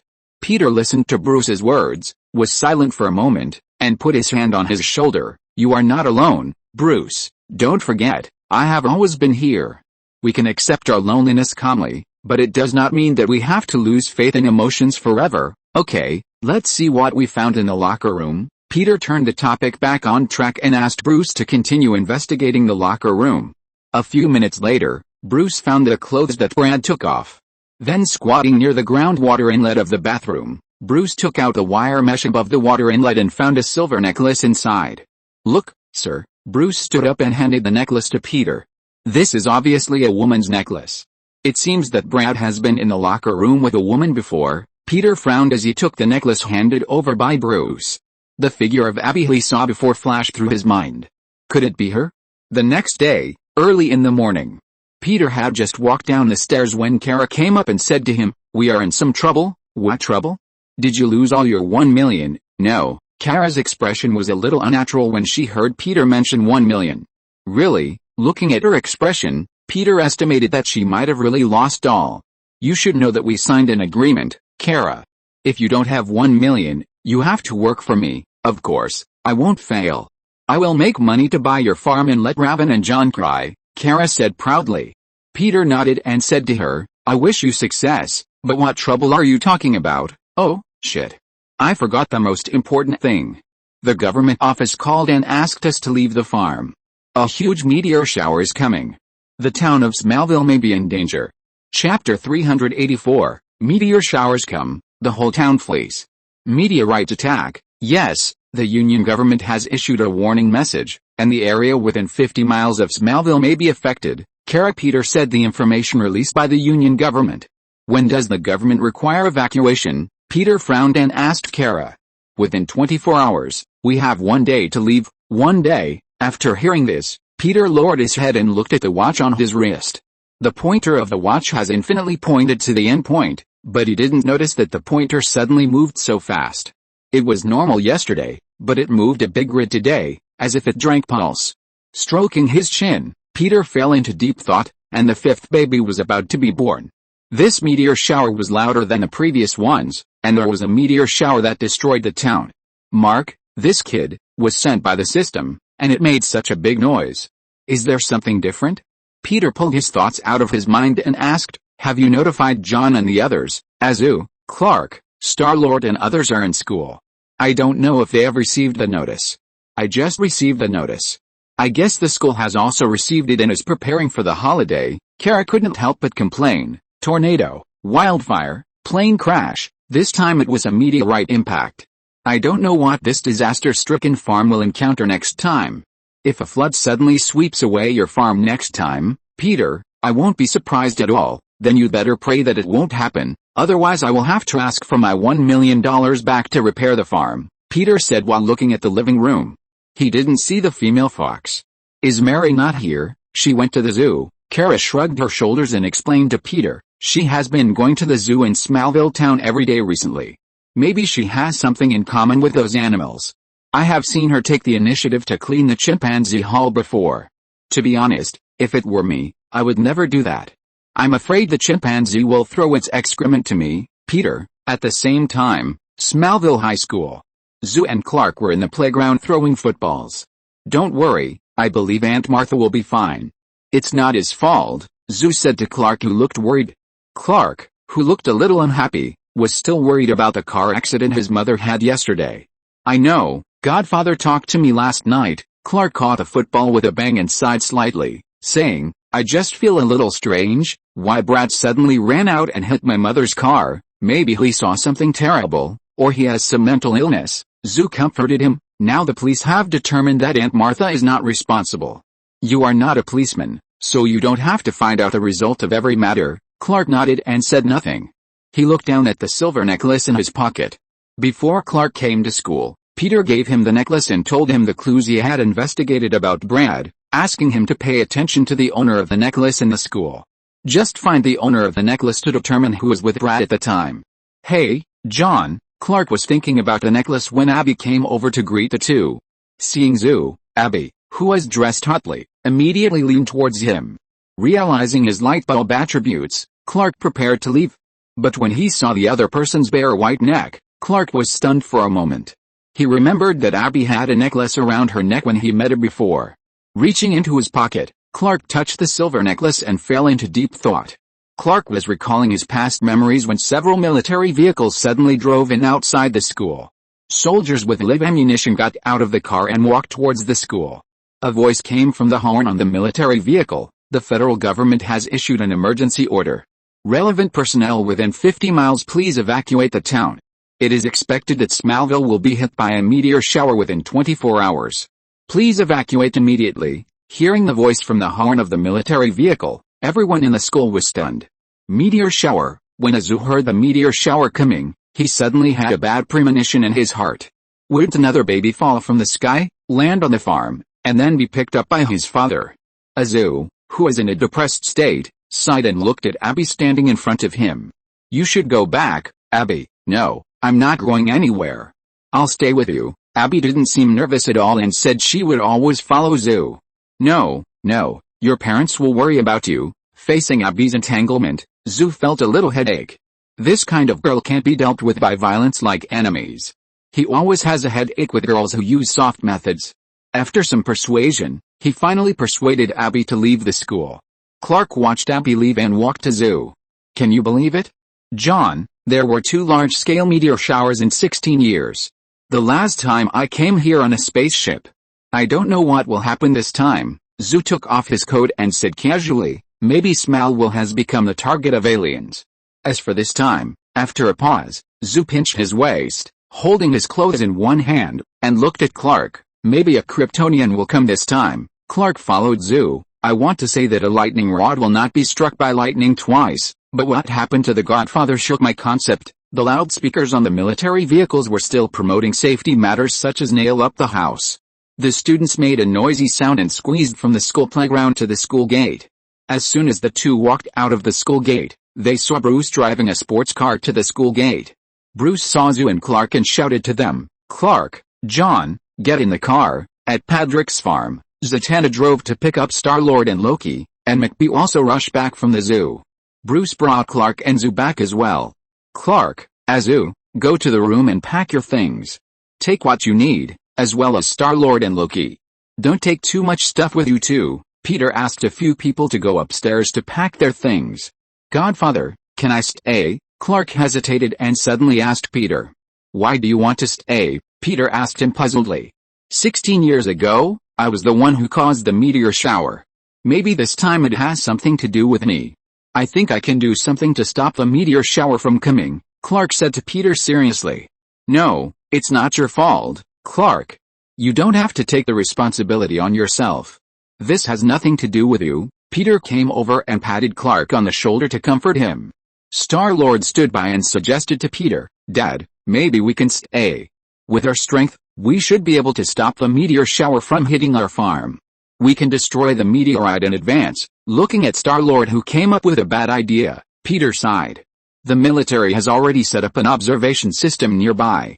Do you want to expose all your abilities to the military?" No, we can't expose our abilities to the public yet. There are many military personnel around here," Peter said as he took Raven from the Queen of the Underworld and scratched her nose. "You have to listen to Persephone in the car later, okay?" Raven asked Peter in surprise. "Dad, aren't you leaving with us?" "Dad has some important things to do, so I will stay on the farm." "Then I will stay with Dad," Raven said firmly. "I can protect you here, Dad." "Dad doesn't need protection, but you need to protect Star-Lord, Loki, Persephone, Jonathan and Martha." Peter held Raven's little hand. "Do you believe in Dad?" "But Dad," Raven wanted to say something, but after seeing Peter's eyes, she could only nod. "I believe in you, Dad." "Very good. Dad believes you can do it too." Kent Farm. Jonathan and his wife moved all the necessities to the pickup truck. Jonathan was tying something, and Martha came running over breathlessly with a pair of gloves. "Wait, I forgot a pair of gloves." The couple was talking when a big truck drove over. Bruce, who was sitting in the driver's seat, leaned out his head and shouted to Jonathan and Martha, "Mr. Kent, put the things that can't be loaded on this truck." Looking at the brand new truck, Jonathan asked in surprise, "Where did this car come from?" Didn't he remember that Bruce's car was not a sports car? Azu and Clark, who were sitting in the passenger seat, got off together. Clark said to his parents, "Bruce just bought this." After learning about Smallville's meteor shower, he immediately asked his men to buy a truck and send it over. Azu complained about Bruce's nouveau-riche behavior. "Now I know what Bruce Wayne's greatest superpower is," Clark asked. "What is it?" "Being rich. That is indeed his greatest superpower," Clark agreed deeply. "Bruce, you two guys, don't you know to avoid me?" "Clark, come and help me secure the rope," Jonathan shouted to Clark, asking him to come and help. In the evening, Jonathan and his wife, Zatanna and others finished packing and drove out of the town. The sky gradually darkened, and the number of pedestrians and vehicles on the road gradually increased. An uneasy and tense atmosphere gradually began to permeate the town. On the highway outside the town, Bruce was driving a truck and stepped on the brakes with a squeak. "What's wrong?" Clark asked in the co-pilot seat. "It's blocked up ahead." "Wait a minute, I'll go down and ask." Looking at the soldiers clearing the traffic in front, Bruce got out of the car and walked quickly towards them. If you're listening to this novel on a channel other than Fanfic World, it means they downloaded and uploaded it without effort. We cordially invite you to visit our channel, Mundo Fanfic Novelis. There you'll find the original version of this story and you can explore many other novels of various genres.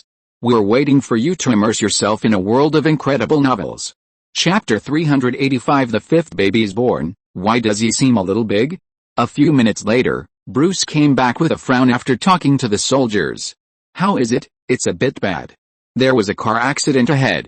They provided us with another road, but I'm afraid it's too late." As he spoke, Bruce took out his mobile phone and prepared to contact the helicopter. If necessary, he was ready to abandon the material and take everyone away by helicopter. "Don't worry, the meteor may not hit you," Azu, who was sitting in the co-pilot seat, comforted the two. As soon as he finished speaking, he heard a knock on the car door. Dong. Dong. Dong. Azu turned his head and saw that it was Abby standing outside knocking on the car door. "Abby, hi, John, I didn't expect to see you here." Abby looked into the car, and after seeing Clark and Bruce, she said to Azu, "Do you mind if we talk alone?" Azu hesitated for a moment, and seeing that there was still a queue in front, and the helicopter would not come for a while, he nodded and got out of the car and left with Abby. Clark watched Azu leave, but didn't say anything. After all, Azu's super speed can catch up at any time. After waiting for more than 10 minutes, the team still did not change, and Azu did not come back. Clark, who was a little bored, opened a school yearbook he brought with him. The yearbook contains school celebrations and important festivals, as well as photos taken on football game days. After flipping back a few pages, Clark accidentally found a photo of a football player and a mascot. Abby, who played the mascot, took off the mascot headgear and faced the camera. At that time, the acne on her face had not been removed. "What is this?" Clark saw the necklace around Abby's neck in the photo, and his heart suddenly snapped. He compared the necklace that Peter gave him yesterday in his pocket with the one in the photo, and found that they were exactly the same. There is no doubt that this necklace belongs to Abby. In other words, the person who stayed with Brad who hid his mother's car that night was Abby. Thinking of Brad's last terrified look, maybe Abby really scared him, so he ran away. No, now that Azu was called away by Abby and has not returned, Clark immediately had a bad premonition in his heart. Maybe Abby will hurt Azu. Clark got off the truck quickly and wanted to find Azu. Jonathan and Martha in the car behind the truck saw their son going back to Smallville, so they got off the car quickly to stop him. "Wait, Clark." Jonathan came over and grabbed Clark's clothes. "Where are you going?" "I have to go back, Dad." Hearing Clark say he was going back to town, Martha looked at her son in shock. "What?" Jonathan was a little angry. He took a deep breath and suppressed his temper that was about to explode. "I must remind you, Clark, this is not the first time, and it may not be the last meteor shower. Maybe it will be full of green meteorites like 16 years ago." Martha also came up and said to Clark worriedly, "If the same thing happens, it may kill you." "Clark, you must go with us." "Sorry, Mom, I have to go back. There are things I have to do," Clark said apologetically. "Zoo may be in danger now. The Godfather is not here, and he doesn't want Loki and the others to go in and take risks, so he can only go by himself. You are my son. You don't know what you might encounter. I can't lose you." Martha's eyes were full of tears. She linked this meteor shower with a meteor shower that caused the disaster in the town 16 years ago. Jonathan was angry at the sight, but after hearing Martha's crying, he turned around and walked to Clark and said to him with a serious expression, "Clark, you may be a body of steel, but you are not invincible." Clark suppressed his sadness and didn't let himself show abnormality in front of his parents. He didn't look into his parents' eyes. "I know, Dad, but I am the only one who can do this. John may be in danger. I can't do nothing, even if I fall, I must do it." Clark, with red eyes, said uncomfortably. He knew that he might die in the meteorite, but just as the Godfather taught him before, some things must be chosen by himself, even if it costs a price. Listening to Clark's words, Jonathan and Martha looked at each other and saw the relief and worry in each other's eyes. On the one hand, he was proud of his son's character, and on the other hand, he felt distressed for his son. Jonathan put his hand on Clark's shoulder, and his eyes turned red. Seeing his son lower his head and not looking at him, he pinched Clark's shoulder and said in a deep voice, "Clark, I want you to listen to me now. Your mother and I picked you up from the farm and raised you from a little kid running around to the person standing in front of me now. All these years, all these days we have experienced." He looked into Clark's eyes, is for this moment. Clark listened to what his father said to him and raised his head in surprise. He thought his father would scold him, but he didn't expect his father to say this. He thought he knew his father, but now Clark realized that he didn't know his father as well as his father knew him. Jonathan, with red eyes, squeezed a smile from his face and said to Clark, "Just do it, son, you make us proud." He stretched out his hand and hugged Clark into his arms. The father and son hugged each other tightly. Clark tried hard not to cry. After hugging his father, he walked to his mother and hugged her. "I love you, Mom, I love you, too, Clark, you are my pride." Martha reached out and stroked her son's face, then reluctantly stepped back. Clark watched his parents leave. He took a few steps back and turned around. Facing the gradually darkening night, Clark's eyes became firm, and he ran forward quickly. On the other side, Bruce got off the truck, stood on the road, and watched Clark leave quietly. He saw everything Clark did just now. Seeing Clark flipping to the photo of Abby, Bruce compared the clues he had investigated before, and understood what happened. Witnessing Clark saying goodbye to his parents, Bruce's heart was slightly moved. Standing on the road illuminated by the dim street lights, he felt a boundless loneliness invading him all around. "Those meteorites will kill him." Wiping away her tears, Martha said to her husband who was standing silently beside the car, "You know what he might have gone through, Jonathan." "I know, dear." Jonathan comforted his wife, "We trust our son, and then, we can't shake this trust." Martha listened to her husband's words, nodded, buried her head in her husband's arms and sobbed. Swoosh! Clark ran to a corner where no one noticed, and immediately activated his super speed. After searching nearby without success, he activated his super hearing. After his eyes were burned, his hearing became extremely powerful. Calming down, taking a deep breath and concentrating his attention, Clark captured every sound. Noisy and chaotic sounds entered his brain, and Clark tried to distinguish the sounds that were useful to him. After a few minutes, he opened his eyes. Activating super speed, Clark quickly rushed to a nearby abandoned factory area. Because of the protection of the caved rock wall, Luther Group stopped the development and construction of the park, resulting in this temporary factory building becoming an abandoned place. Clark entered the building of this factory area according to the sound he heard and looked around. Bang! A voice suddenly came from behind, and Clark turned around. With a bang, Peter put the coffee cup on the table. The location was Patrick's farm, and Peter watched the hands of the watch move to the end. There was a whistling sound in the sky, and the sound gradually became louder. Peter looked up and saw a meteorite streaking through the sky, with its tail burning and emitting flames that pierced the night sky, and it hit the ground with a bang. The road was hit by the meteorite, and a deep pit appeared on it, and the burning heat immediately attacked the surroundings. This meteor shower was not like what Peter had seen before. The meteorite fell from the sky burning, and then made a deafening sound, as if it was going to destroy the entire Earth. At the same time, on the suburban highway. Oh my God, looking at the rain of fire falling from the sky, the people waiting in line on the outskirts of the town opened their mouths in shock when they saw this scene. The meteorite hit the ground, shaking the entire ground. In the car, Zatanna, who was holding Raven, frowned when she saw the sky illuminated by the rain of fire. She began to worry about Peter's safety.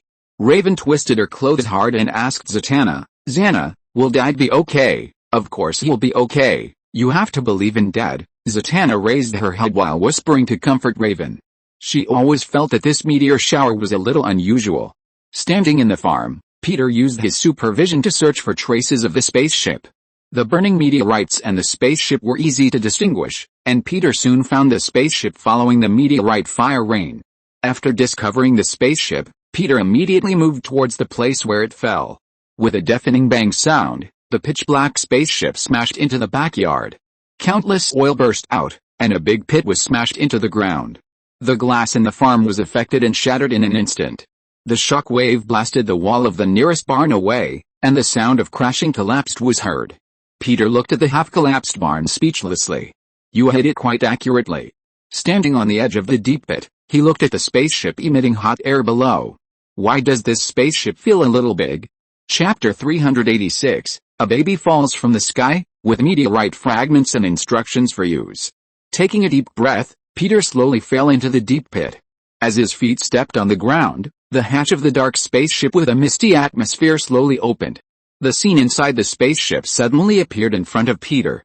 Looking at the existence in the spaceship that caught his eyes, Peter was stunned. What appeared in front of him was not an ordinary baby, but a child who looked about 4 or 5 years old. The boy sitting in the spaceship with his bare bottom had black hair and a pair of smart and bright eyes looking at him. Seeing that it was not a baby but a child who had grown a few years older, Peter was slightly stunned. His expression was a little dull. No wonder the spaceship was a bit big this time. It turned out that it was not a baby that came this time, but a baby who had grown a few years. Could it be that the system saw that it was too hard for him to take care of the baby, so it directly gave him a child of a few years old, saving him the hard work of taking care of the baby at the beginning? Thinking of this, Peter couldn't help but sigh at the system's understanding. After cheating him for so many years, the system was finally generous. While sighing, Peter reached out and took the boy out of the baby compartment. The boy with shining eyes was a little scared in Peter's arms, and kept moving around in Peter's arms. Probably because he felt the familiar and friendly breath emanating from Peter, he soon stopped moving and buried his head in Peter's arms and stopped moving. Peter held the boy and looked into the spaceship cabin. He found that there were several books inside. Books? Why are there books in the spaceship? Peter, who was a little confused, reached out and took out a book. The name of the top book caught his eye: The Man Who Used the Invincible Gun. Peter opened the book and quickly scanned it, and roughly knew what the book was about. The Man Who Used the Invincible Gun roughly tells the story of a legendary figure, Space Knight, wandering among the stars. Space Knight has an infinite ray gun. It is said that he can emit unparalleled energy and destroy everything that blocks his way.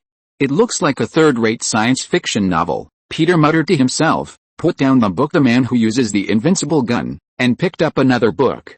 The name of the second book is Savage Planet, which tells the story of Omniman and his colleagues going to a planet with no grass to investigate.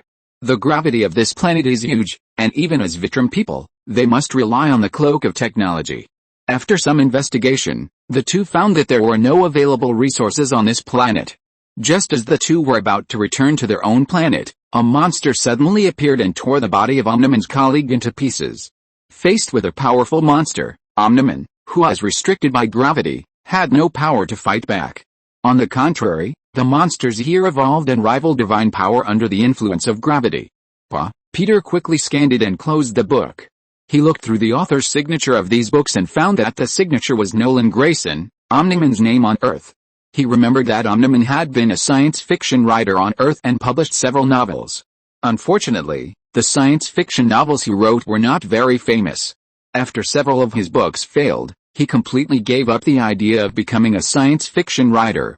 Now these science fiction novels written by the Almighty Man followed Mark and appeared on the spaceship inexplicably. Shaking his head, Peter put away the science fiction novels. They can be used as bedtime reading for Mark in the future. The content inside is all about the Vitrum people, which he should be interested in. Peter was putting away the science fiction novels when a huge amount of information suddenly entered his mind in an instant. Information about the boy he was holding in front of him, why meteor showers would cause disasters. All the relevant information was instilled into his mind by the system. A few minutes later, rubbing his aching forehead, Peter took a deep breath and looked at the little boy holding his finger in his arms. As he expected, the boy in front of him was an invincible young man, with strength, speed, endurance and healing power that were not inferior to Clark. In some ways, Mark can indeed be called invincible. In the later stages of his life, Mark is almost immune to any all forms of damage, and only people of similar strength can cause him damage or even pierce his skin. Bullets cannot penetrate Mark's skin, and he was not hurt when a nuclear bomb hit his face. He can even survive multiple hydrogen bomb explosions with minor injuries. But like Clark, Mark is a late-stage hero. Unlike Azu, who can reach full combat power in the early stages, Clark needs to continue to be exposed to the yellow sun, and he will become stronger with long-term exposure, while Mark is an ordinary person before the age of 17, and his strength will only increase as he grows older. Mark also has the talent of a Saiyan, and his strength will increase by leaps and bounds after recovering from near death. In some ways, Mark is a late-stage hero who is even later than Clark. Peter originally thought that Raven had enough buffs, but he didn't expect that Mark had more buffs. After thinking for a while, Peter looked up at the burning meteorite falling while holding Mark. According to the information he learned from the system, these meteorites, like the Krypton meteorites, are fragments of the planet Vitrum. This time, the system not only sent the invincible young hero, but also some fragments of the planet Vitrum. He lowered his head and looked at the science fiction novels in his hand. As for these science fiction novels, they were also sent by the system. And according to the information prompted by the system, these science fiction novels contain various information about the Vitrum people, including their weaknesses. Peter put away the science fiction novels helplessly and sighed. He thought that the system would give him some abilities this time, but it only sent a bunch of useless meteorites and a few science fiction novels. Holding Mark, who was yawning, Peter turned and walked towards the room that had not been hit by the meteorite. He needed to hide the spaceship immediately to prevent the military from finding it. In addition, he had to collect enough fragments of the Vitrum meteorite. Maybe this thing will be useful in the future. While holding Mark and walking towards the room, Peter could feel that part of his soul seemed to be bound to the other party. Just like Raven before, his soul fragment entered Mark's body. Because of the soul fragment, the two of them developed a closeness that was beyond blood. Peter silently gave the system a middle finger for using the soul fragment to force himself and the baby to bind again. Walking into the room, Peter put Mark on the bed and went into the backyard to deal with the spaceship. At the same time, Clark, who was looking for Azu, heard a voice behind him and turned his head sharply. As a result, he saw Abby standing behind him. Abby. Clark looked at Abby, who appeared behind him in surprise, and asked her, "It's you. Where's John?" "John agreed to leave Smallville with me." Abby looked up at the sky and said to Clark expressionlessly, "Just like the meteor shower that fell 16 years ago, this meteorite will destroy the town like last time. Since it is doomed to be destroyed, John and I don't have to stay here. Leaving the town together and flying away is the best choice." "No, the town will not be destroyed," Clark said with a serious expression. "Never, really? Look up, the meteorite has fallen." Hearing Abby's words, Clark looked up and found that the whistling meteorite had fallen. A deafening boom sounded. Then the whole ground was shaken. With a snap, before Clark could react, Abby's hand grabbed his arm. Clark instantly felt that the world in front of him changed drastically, and he was suddenly in an endless burning city. There were ruins all around, the city was burning to ashes, thick smoke was rising, a doomsday scene. "Where is this?" Clark looked at the scene in front of him, his eyes full of disbelief. "This is what you are most afraid of seeing, the biggest fear in your heart, Clark." Abby's voice rang out in the surrounding space. "It's you?" Clark understood immediately. Brad ran out of the locker room in terror that day.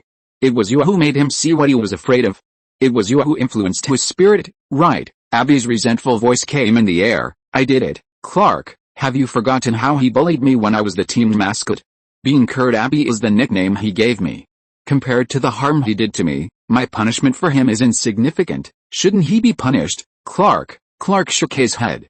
He did not answer whether Brad should be punished or not. Instead, he frowned and asked Abby, "Why do you have this ability?" "Abby, it's my mother. My mother is a doctor. She developed a new type of cosmetic material that contains some meteorite materials. I told her that I wanted to remove the acne marks on my face, so she used this unverified new material on my face. That's why I became radiant." She suddenly changed the subject. "But this new material also has side effects. Anyone who is touched by me will have hallucinations. That day, Brad wanted to be intimate with me, but I touched him. He saw himself in the mirror and ran out in fear." "Clark, you are also hallucinating now. Although I don't know what you saw, it should be uncomfortable. You shouldn't have followed me here." As Abby's words gradually faded, Clark felt weak in the illusion. With a plop, he knelt on the ground powerlessly. In a daze, he saw himself in the square, attacking Raven. This was the nightmare he had seen, and it was also the nightmare he was most afraid of. Please vote for me and support me, readers. Bo. Recommend a new book, Seedling by readers Tokyo Naruto, internal fighting expert. Interested readers can take a look. Chapter 387, Riven. Okay, Dad, I will protect the weak one. Boom, the terrible scene that haunted Clark in his nightmare reappeared. After Raven was fully exploded, he slammed heavily into the building. The building began to collapse, and the sky was covered with thick smoke. No, this is not real. Clark, kneeling on the ground, watched Raven being injured by himself, and saw countless innocent citizens die in his hands, and wailed in pain. Although he knew at the beginning that everything in front of him was false, his consciousness was still affected by it. The boundary between the real and false feelings in his sea of consciousness became unclear. Just as Clark was immersed in the painful illusion, he felt a punch in the chest. With a bang, in the abandoned factory area in reality, Clark's chest was hit hard and plowed along the ground. Clark's body plowed a deep gully on the ground, and the soil splashed into the air. Clark, who recovered from the illusion, covered his chest that was beaten so painfully, and stood up in a daze. As a result, he saw Zhu slowly falling from the sky. Zhu crossed his arms over his chest and said to Clark, who was a little confused, "Sorry, my punch seemed a little heavy, Clark, but I guess this is the only way to wake you up." Although it was an apology, Clark felt that Zhu's expression did not look apologetic at all. "John, are you okay?" Clark didn't care that Zhu punched him. He stood up and asked in surprise and joy. "Of course I'm fine. Abby's little hallucination can't affect me for too long." Zhu looked serious. "Don't forget who I am, Clark. I am the captain of the motherland. No one in this world can defeat me except my father." Although he said serious and childish words, Zhu was tortured by Abby's hallucination just now. He was caught off guard and was touched by Abby, and was attacked by hallucinations all of a sudden. In his hallucination, Zhu saw that the farm was divided equally between Raven and Loki. His great cause of inheriting the farm failed, and even his status as the eldest son was deprived by his father. Like another native in the black robe world, he became a lonely person who was not loved by anyone. Even his favorite fresh milk and movie star magazines were gone. As Zhu, who was in fear and despair, was gradually occupied by nightmares and hallucinations, he did not expect that a meteorite falling from the sky would hide him. The mud caused by the impact of the meteorite splashed on him, and he was also knocked out. Zhu, who was severely attacked, woke up from the hallucination. After waking up, he saw that Clark seemed to be trapped in the illusion, so Zhu punched Clark in the chest to wake him up. Anyway, Clark has a Kryptonian body, so it should not be a big problem to be hit by his punch. On the other side, Abby looked at Zhu flying into the sky shock, and made an unbelievable voice, "Are you God?" "John, no, I am not God. There has never been any God in this world. There are only my father and me standing in the sky." Zhu pinched his waist and slowly fell in front of Abby, who was shocked. "You shouldn't use your mental magic on me." As Zhu puffed up his cheeks, turned into a big mushroom, slowly exhaled the air from his mouth, shook his head and said to her, "Abby, you said you like me. I don't think it's love." As he spoke, Azu's eyes flashed with a dangerous red light. Realizing the danger of the light in Azu's eyes, Abby quickly took a step forward and explained, "Sorry, back off." Before he could finish, the hot sight in Azu's eyes hit the ground in front of Abby. The burning hot sight hit the ground in front of her with a sizzle sound, burning 2 holes in the ground. Frightened by the sudden hot sight shot by Azu, Abby took a step back. Looking at Azu with horror on her face, Abby didn't expect that Azu in front of her actually had a more powerful superpower than her. "John," seeing that Azu seemed to want to hurt the other party, Clark spoke to stop Azu. Azu's action was faster than Clark expected. He stretched out his hand and hit Abby's neck before she could react. The knife gently chopped Abby's neck, and Abby groaned and fell to the ground. After Zhu put Abby down, the red light in his eyes gradually faded. He turned around and faced Clark. "You don't think I will kill her, do you, Clark?" Zhu asked Clark, who was stunned. Clark breathed a sigh of relief and walked to Zhu. "I didn't say that, but you must think so." Zhu felt the shaking ground shaken by the meteorite, and said to Clark with a complicated expression, "Anyway, Clark, thank you for coming here. If these," Zhu looked at the meteorites falling from the sky, "if these meteorites are Kryptonian meteorites, if you are hit by Kryptonian meteorites, you may die." Putting his hand on Clark's shoulder, Zhu said from the bottom of his heart, "Clark, you are the real hero." Looking at Zhu pinching his waist, Clark felt that Zhu's expression when he said this was a bit like the motherland in the black robe world. Although it sounds like a compliment to himself, why does it feel like Zhu's laser eyes will shoot out in the next second? "You're welcome." I believe you would do the same if I were in danger, John, Clark coughed and said to Zhu. Zhu nodded and said nothing. He glanced at Abby lying on the ground, and a trace of melancholy flashed through his heart. Although he didn't like Abby very much, his first love ended before it even began, and Zhu couldn't help feeling melancholy. Sure enough, love is not suitable for me. Doing business is the kingly way. How to protect the farm in the face of the covetousness of his brothers and sisters is what he should do most. The next day, early in the morning, the meteor shower that fell at night did not cause much damage to the town of Smallville. The meteor shower lasted only a short time, and a few of them hit the residents' rooms.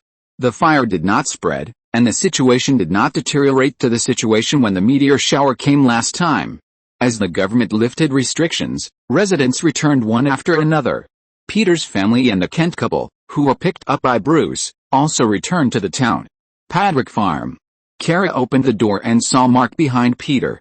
Who is this? Mark was a little afraid of people, hiding behind Peter, curiously observing the person in front of him. He was only 4 or 5 years old, and he was still a little confused about everything in front of him.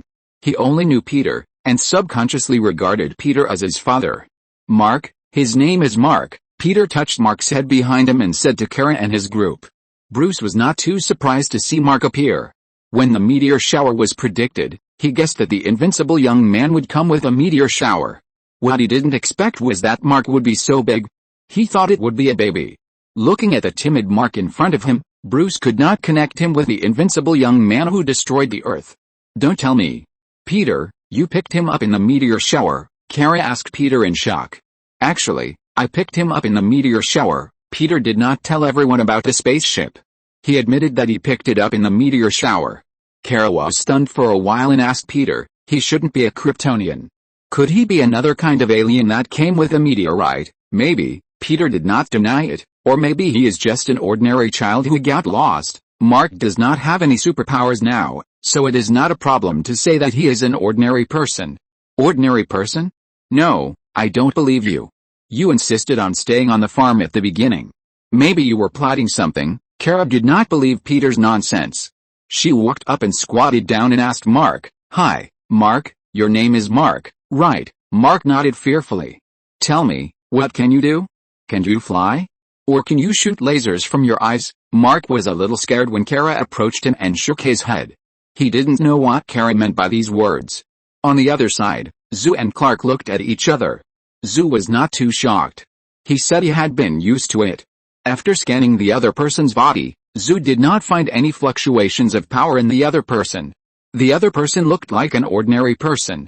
After confirming that the other person was just an ordinary person, Zhu did not raise too much vigilance against the other person. As for this uncompetitive person, Zhu was not worried that he would throw his position. While thinking, he cast his eyes on Loki and Raven. These two were his biggest competitors. Star-Lord looked at the frightened Mark, but he did not have any hostility towards him. The more people there were at home, the more lively he felt. Loki stared at Mark, frowning slightly. He wanted to find out if Mark was an alien. But no matter how he looked at it, he felt that the other party was no different from an ordinary person. Is he really just an ordinary person? Raven, who was held by the Vixen, was very unhappy about Mark's arrival. She felt that her father's love for her might be diverted by the boy named Mark in front of her. Although she could not see anything special about him, her intuition told her that he was definitely not an ordinary boy. Dad, what can he do? Raven asked Peter directly. I don't know yet, but if you mean superpowers, Raven, it doesn't matter. Peter came over, took Raven from McBee, and said to her, we never judge a person by what he can do or how strong or weak his abilities are. Raven nodded and looked at Mark, who was a little at a loss. Okay, Dad, I will protect the weak him. Chapter 388, another member joins the Padrick family. Half a year later. Metropolis. The city was surrounded by the night, and the night was slightly cold.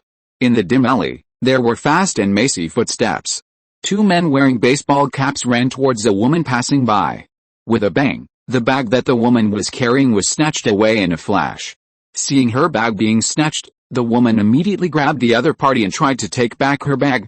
No, the woman screamed as she pulled the strap of the bag. Seeing that the woman was not going to let go, one of the robbers took out a dagger and pointed it at her. I want to take your beautiful bag, as well as your ring and necklace." The robber put the dagger between the woman's neck and threatened her, "You'd better do it obediently, otherwise I don't know if I will hurt you." He was threatening the woman when a voice suddenly came from behind the two robbers. "No, you'd better not." The two black robbers turned around and saw a black woman with short black hair, delicate and deep facial features, and wearing a light yellow uniform, walking towards them. Under the dim street lights, the aura exuded by the woman made the two robbers feel uneasy. "What are you?" The tall and thin robber pointed the dagger at the woman and asked. The woman in front of him wore a necklace of animal bones around her neck, and a light green badge made of winding trees on her chest, with a letter P in the middle. "I'm a female fox." The robber, seeing that the atmosphere was a bit awkward, McBee coughed and asked the two people, "How does it sound?" "This is the name Peter gave me. I just used it in public recently." McBee has just become a hero in the city to fight crime, and she is still a little uncomfortable. "I'm still trying to find the trick to pronounce this name. I'm a female fox. I'm a female fox." McBee tilted his head and pronounced the name of the female fox in different voices. He also stretched his head out and made a ferocious expression at the two people. "I'm a female fox." The startled robber was immediately angry and raised the dagger to McBee. McBee shrugged his shoulders as he watched the other party about to attack him. "Okay, I'll practice later. Go to hell." The robber stabbed McBee with a dagger. McBee instantly activated the power of a monkey and jumped onto the wall with a bang. In the astonished eyes of the two robbers, she ran briskly on the wall. Bang! Jumping from the wall to behind the two men, McBee swiftly kicked a robber who was close to him into the trash can. Seeing his companion being easily killed, the other robber suddenly lost the courage to fight and turned to run away. McBee would naturally not let him escape. He moved in front of the other man with a whoosh, grabbed his neck, and threw him into the trash can, leaving him with his accomplice. After simply dealing with the two robbers, McBee walked up to the stunned woman. "Are you okay, Mom?" "I'm fine, thank you, thank you." The woman thanked McBee repeatedly. "You're welcome, I'm glad you're okay." After talking to the woman for a few words, McBee left the alley and jumped onto the rooftop. Standing on the rooftop, overlooking the night view of the city, McBee's mood also became comfortable. Feeling the night breeze, McBee pressed the green badge with a letter P on his chest. This is the family badge made by Bruce for Peter. It contains the most advanced communication device, and Peter also placed a grain of sand in it. In this way, the badge not only serves as a communication function, but also allows Peter to sense when the badge bearer is in danger. 2 months ago, McBee wanted to transform into a superhero at night, experience the feeling of being a vigilante on the streets of Metropolis, and help those in need. In order to prevent her from turning over, Peter gave her this family badge. Looking down at the badge on his chest, McBee couldn't help but complain, "Well, I have become a member of Patrick's family. In the future, everyone will probably know that I can't get rid of him." Pressing the badge, Peter's three-dimensional real-time image was projected into the air. "Any problem? Mary, is your life as a superhero in Metropolis not going well?" Peter asked McBee at Patrick's farm. He didn't expect that McBee would have a video communication with him at this time. "No, actually it's fine. We just solved 2 robbers. I haven't seen you for a week. How are you guys?" "Where are Raven and Mark?" McBee admitted that she missed the farm a little. Although she was away for only a week, it felt like a month had passed. "It's fine, except that Raven misses the food you cook. I'll go back tomorrow." Hearing Peter say that he missed the food he cooked, McBee was a little proud. "By the way, is Kara here?" she asked about Kara. Besides Peter's family, there was only the queen of the underworld on the farm now. Bruce returned to Gotham, Zatanna went to perform in other places, and Kara was on the run because she lost the 1 million she borrowed from Peter. No, she's probably hiding in some small city to make money. Peter didn't care about Kara's running away. If this stupid woman wanted to be a superhero to fight crime, it would not be long before she would be caught by some villain, and she would probably have to do it herself. At that time, the old and new accounts could be settled together. After finishing the call with McBee, Peter thought for a moment, walked to Mark's door and knocked. After opening the door, he saw Mark lying on the bed, flipping through a book called The Man with the Invincible Gun. In half a year, Mark gradually returned to normal from a silent and introverted boy. Mark, who behaved like an ordinary boy, also gradually adapted to the life on the farm. As for his previous memories, Mark was in a state of chaos and remembered nothing. Dad, seeing Peter come in, Mark immediately put down the book excitedly. Can you understand the words inside, Mark? Mark has not yet gone to school, and Peter doubts whether he can understand it. A little bit.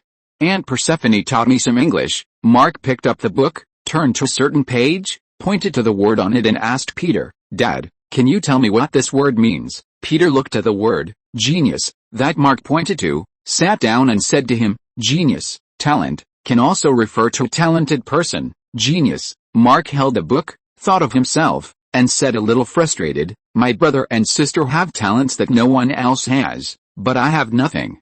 Dad, am I different from my brother and sister? They are all geniuses. I am an ordinary person. Mark felt inferior because he was an ordinary person.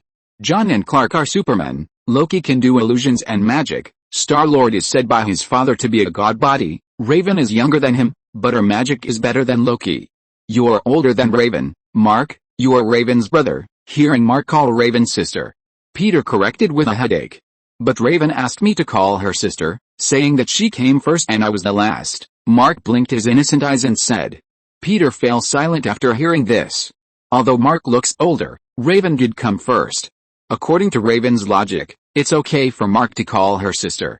How to deal with this sibling issue between Raven and Mark has become a headache for him. Looking down, Peter looked at Mark's frustrated expression and temporarily put the question of who came first out of his mind.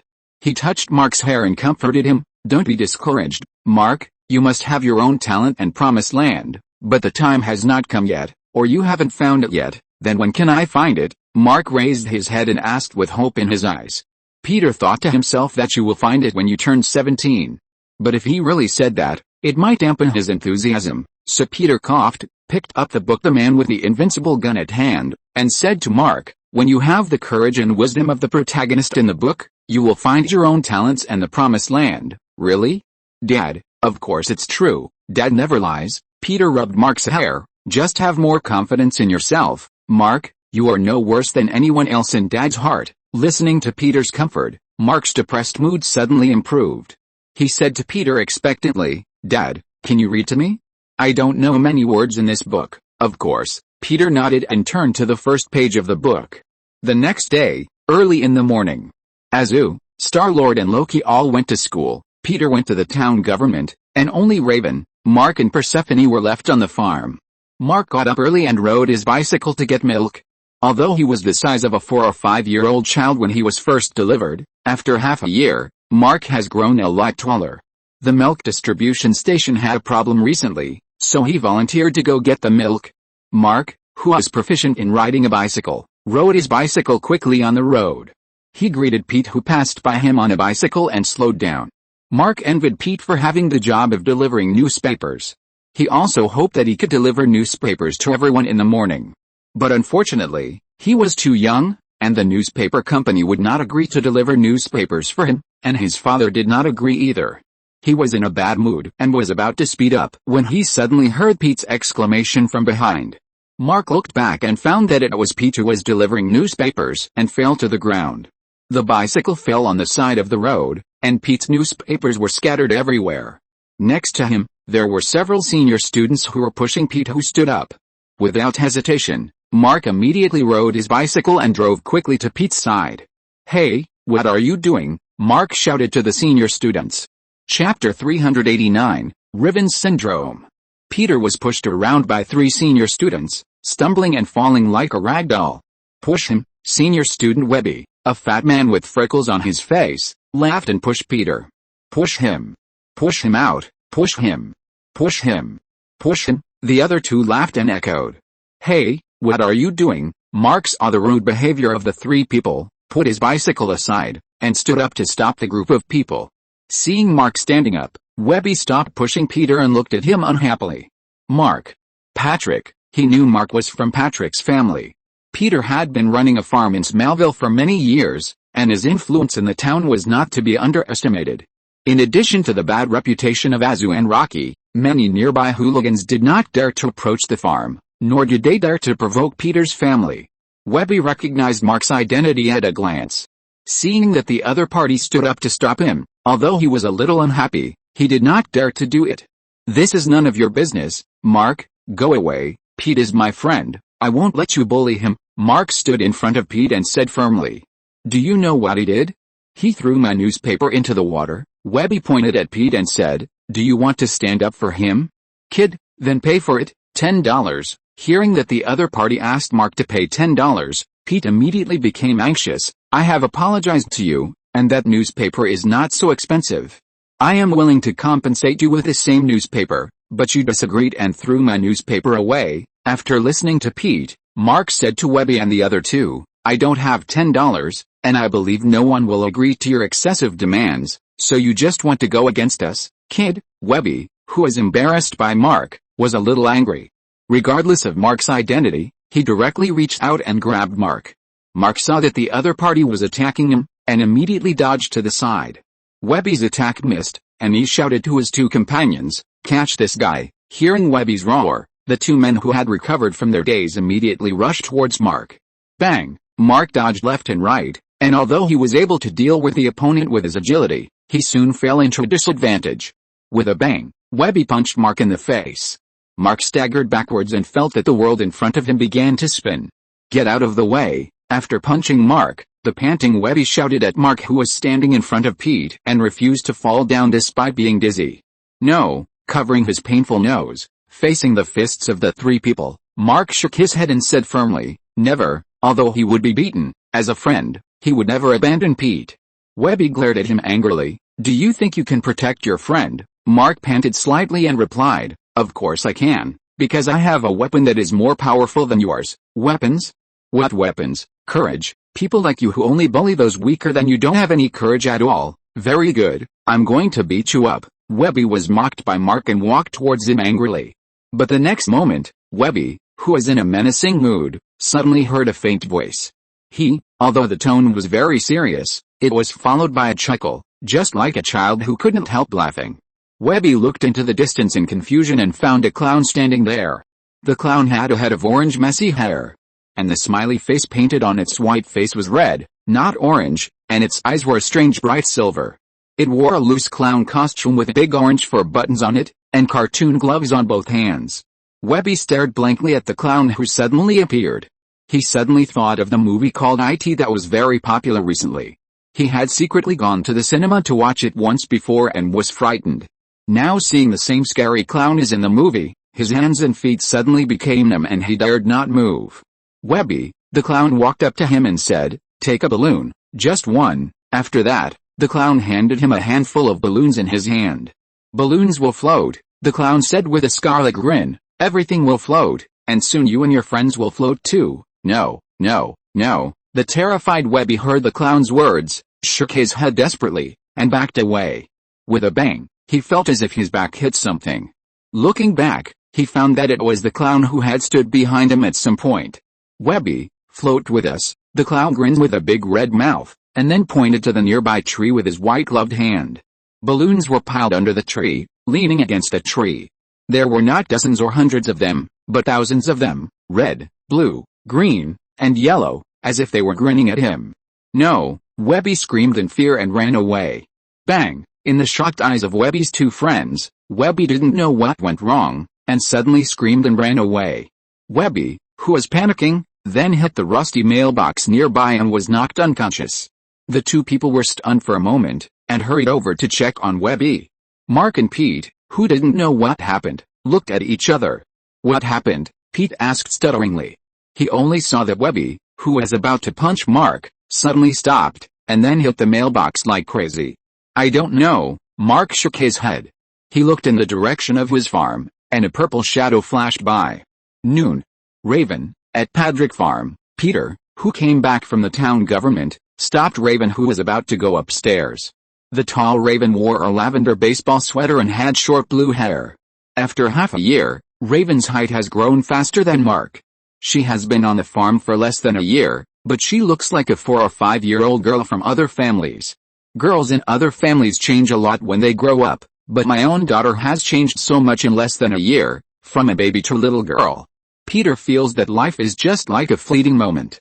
His daughter and son are growing up, and he is 1 year older.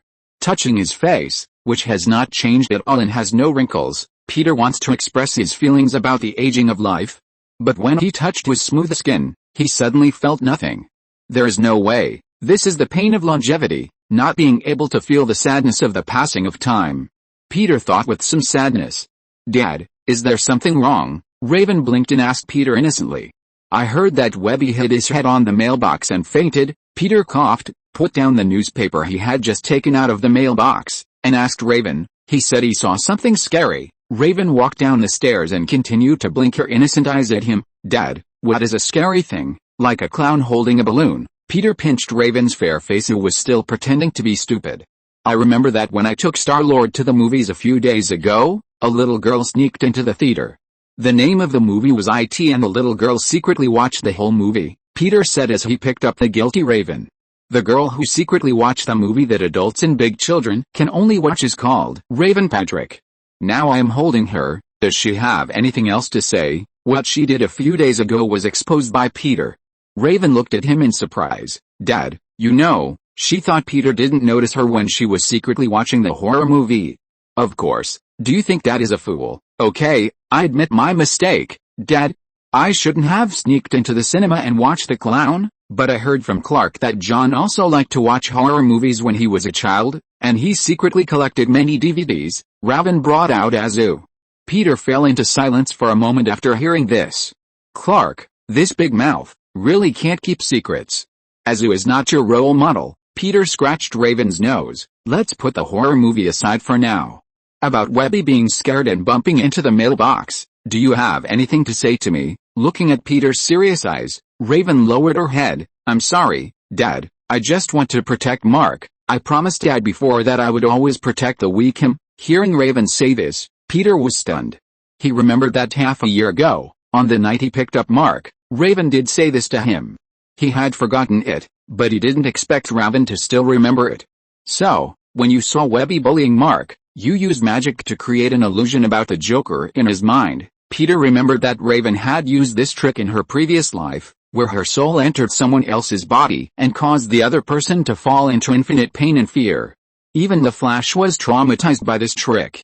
Yes, Dad, I want that guy to be punished a little. Although she didn't like Mark very much at first, the reason for her dislike was that he stole her father's attention, so Raven didn't really hate him.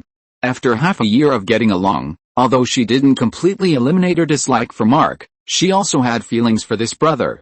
So when she saw Mark being bullied, she would stand up immediately. Because I am a sister, I won't let Mark be bullied. Raven blinked her purple eyes and looked into Peter's eyes. The most important thing is, Dad, I don't want you to be sad. If Mark was really beaten by those guys, you would definitely be unhappy. I just don't want to see you unhappy, Dad. Chapter 390 Star-Lord hits someone with his car. Each of us has happy and unhappy moments, dear. Peter touched Raven's nose. Dad would rather see you safe and sound. You are still young now, Raven, and you can't control your power well.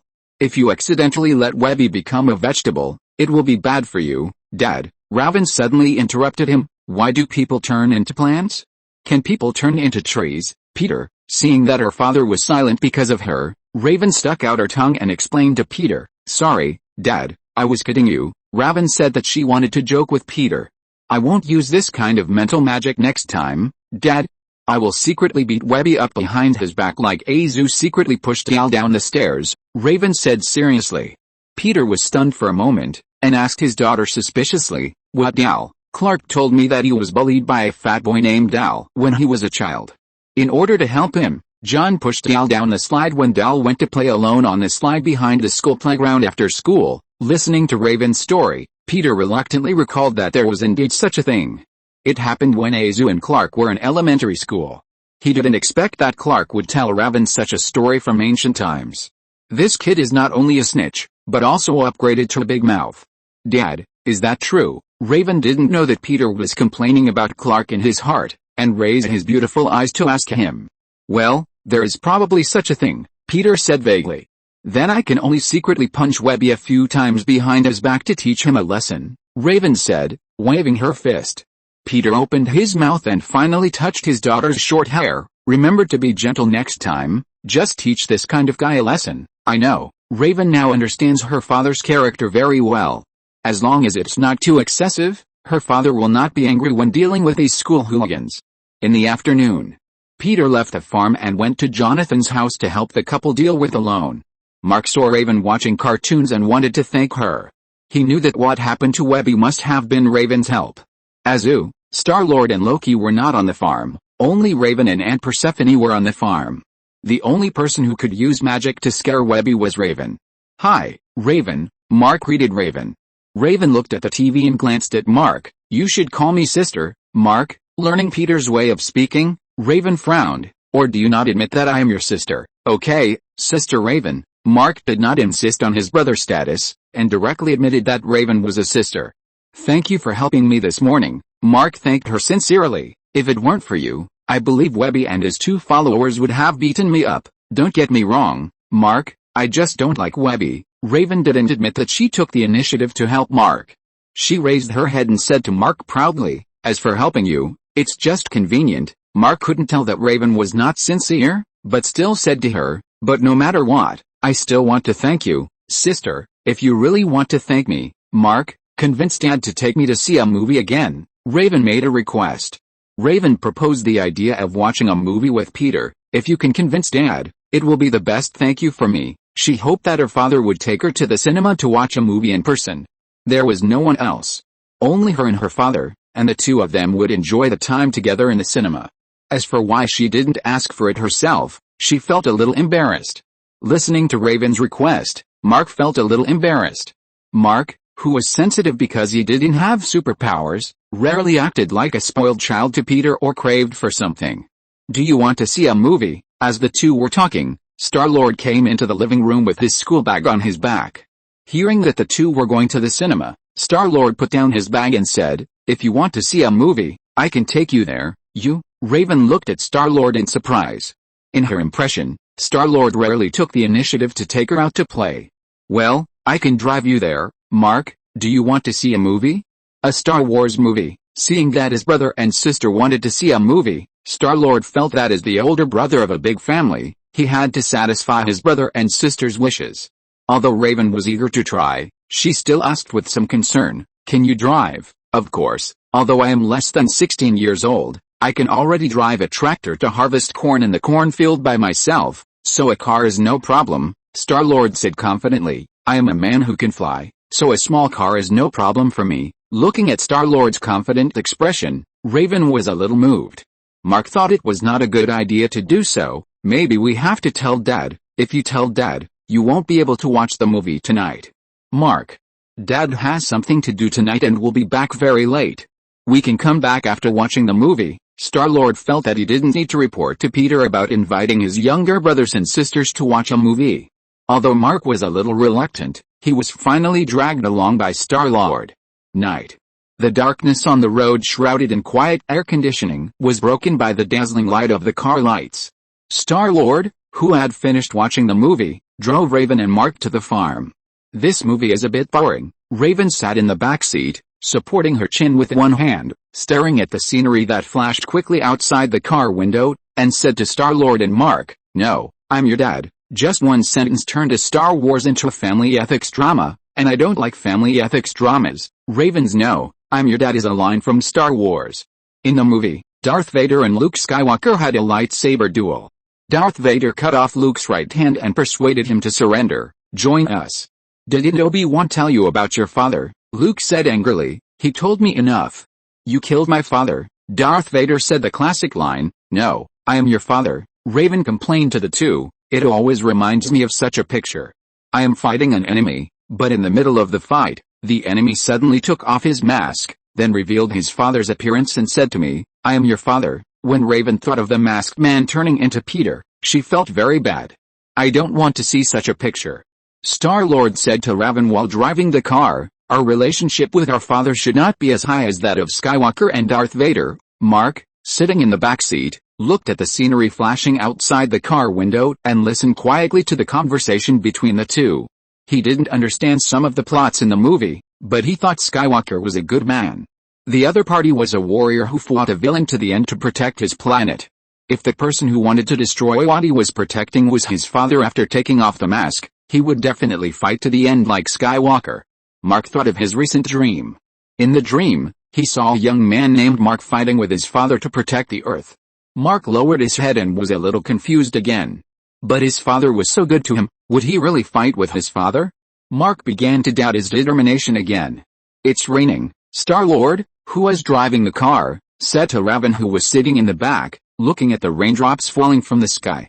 As soon as he finished speaking, he saw a shadow suddenly jump out on the road in front. Star-Lord, who was unable to react, immediately stepped on the brakes. Squeak, but the slippery road still made the car slide forward for a distance. The black shadow also fell in the grass on the side of the road. The scene in front of them made all three people in the car stunned. Star-Lord swallowed his saliva, quickly turned off the engine, and got out of the car to check the situation. Raven's heart suddenly became a mess. If your father knew that she sat in Star-Lord's car, secretly went to the movies and hit someone, he would be very angry. She took a step forward with her short legs, pushed open the car door and got out of the car. Star-Lord walked to the black shadow, who was hit with trepidation, and found that the other party was a boy of about 7 or 8 years old wearing an ill-fitting long-sleeved shirt. "Are you okay?" Star-Lord's voice trembled, and he squatted down and gently hugged the other party's body. The boy, who had no obvious external injuries, shook his head and looked around in confusion. "My shoes fell off," the boy blinked, a little confused about the situation. Raven also got out of the car and walked to the other party to check the situation. After a rough examination, it was confirmed that the other party was not seriously injured. "It seems that there is nothing wrong, but we should still send him to the hospital for a checkup, Star-Lord," Raven said to Star-Lord, who had not yet recovered. Although sending the other party to the hospital would definitely be known by his father, Star-Lord did not hesitate, nodded, and picked up the boy. "We'll take you to the hospital." At Patrick's farm, Peter rushed to the town central hospital after receiving a call from Star-Lord in the hospital. "Dad, I'm sorry." In the hospital corridor, Star-Lord lowered his head and apologized to Peter. "What happened?" Peter did not immediately reprimand Star-Lord for driving without permission, but frowned and asked him. "I was driving on the road, and he suddenly ran out of the bushes." Star-Lord explained to Peter what happened at the time. Squeak. As he was talking, the door of the ward was pushed open and the doctor came out. Peter immediately stepped forward and asked the other party, "Doctor, how is it?" "No big problem, just a little scratch, but..." Chapter 391, Invincible Young Hero. Sometimes, talent is also a curse. The female doctor hesitated and said to Peter, "He said he doesn't remember anything except his name." "What's his name?" "Ryan." Peter nodded. "Can't you contact his parents?" "No." Peter continued to ask, "Does he have amnesia?" "True amnesia is rare. Most of the time it's post-traumatic shock. If he really has amnesia, he may recover within 24 hours or 48 hours. What if he can't?" The female doctor glanced at Star-Lord, Raven and Mark in the corridor and said to him, "Peter, let's talk alone." Peter nodded and followed the female doctor to the other side. After seeing that no one was around, she took a deep breath and said to Peter, "Peter, his scratches and bruises were not caused by an accident." Peter looked at Ryan, who was reading a comic in the ward. "You mean, he was abused? He may not want to remember." The female doctor sighed. "We have contacted the Child Services Department, but they are short of staff and can't come until tomorrow at the earliest. The only place he can go is the juvenile detention center of the police station. That's not where he should go. Let him stay with me for the time being. After contacting his parents, you can take him away." Peter made his own suggestions to the female doctor. "That's a good idea, Peter, you helped us a lot." The female doctor thanked Peter. After finishing the conversation with the female doctor, Peter walked into the corridor. Knowing that Star-Lord had caused trouble, Raven and Mark all lowered their heads, waiting to be scolded. "Dad, I was the one who suggested taking Raven and Mark to the movies. It's my fault." Star-Lord took the initiative to admit that it was his fault. Mark next to him hesitated for a moment, and finally puffed up his cheeks, exhaled, stood up, and said to Peter, "Dad, I am also wrong. If you want to punish my brother, I am willing to take responsibility for my brother." Peter was stunned for a moment, and then he looked at Raven, who didn't speak. Raven also had a pleading look. "Actually, Star-Lord," Peter sighed slightly, walked to Star-Lord, and put his hand on his shoulder. "I have already regarded you as an adult, taking care of and protecting your younger brothers and sisters. I think you should take the initiative to shoulder the responsibility without me reminding you how to do it." Peter thought that Star-Lord's original idea of taking his younger brothers and sisters to the movies might be good. But this kid dared to drive to the cinema without a driver's license? How dare he drive on the road with such driving skills? Did you brag to me that you had no problem driving a tractor, a car, and even a spaceship? Sorry, Dad, I won't have a next time. I know I was wrong. Listening to Peter's scolding, Star-Lord lowered his head even more. As a punishment for you, I will deduct your pocket money and ground you for 2 weekends, Peter said. The punishment for Star-Lord? Also, Star-Lord, you are not allowed to touch the car until you get your driver's license, and the farm tractor will be given to Loki. Hearing that Peter deprived him of the opportunity to drive a car and a tractor, Star-Lord felt bad all over. He wanted to say something, but after seeing Peter's serious look, he nodded obediently. I know, Dad. The next day, early in the morning, after Peter went downstairs, he saw the table full of food. Mark and Ryan, who came with him last night, stood in front of the table. Such a rich meal. Mark, standing in front of the dining table, glanced at Ryan and explained to Peter, Dad, Ryan made it, and I helped him. Ryan nodded. I made breakfast for you to make myself useful. Peter looked at Ryan in surprise. Really?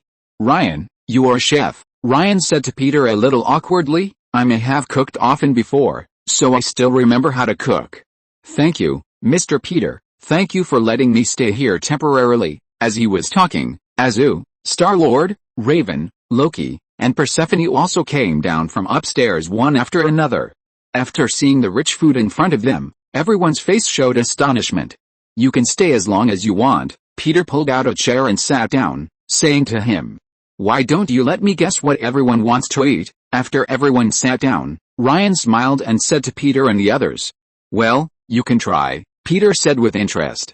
After getting Peter's encouragement, Ryan first turned his eyes to Star-Lord. Star-Lord, you are pancakes. And, as he spoke, he picked up the pancakes and put them on the plate in front of Star-Lord. Add frosting. Star-Lord looked at the frosted pancakes in front of him in shock. How did you know? Ryan smiled slightly. Because you were watching them just now. Ahem. Loki coughed, looked at Ryan, and indicated that it was his turn.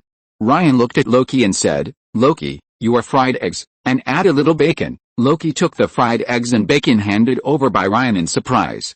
This kid really guessed it right. After that, Ryan turned his eyes to Azu, who looked surprised. John, you are coffee, creamer and a little honey. Then he handed the prepared coffee to Azu.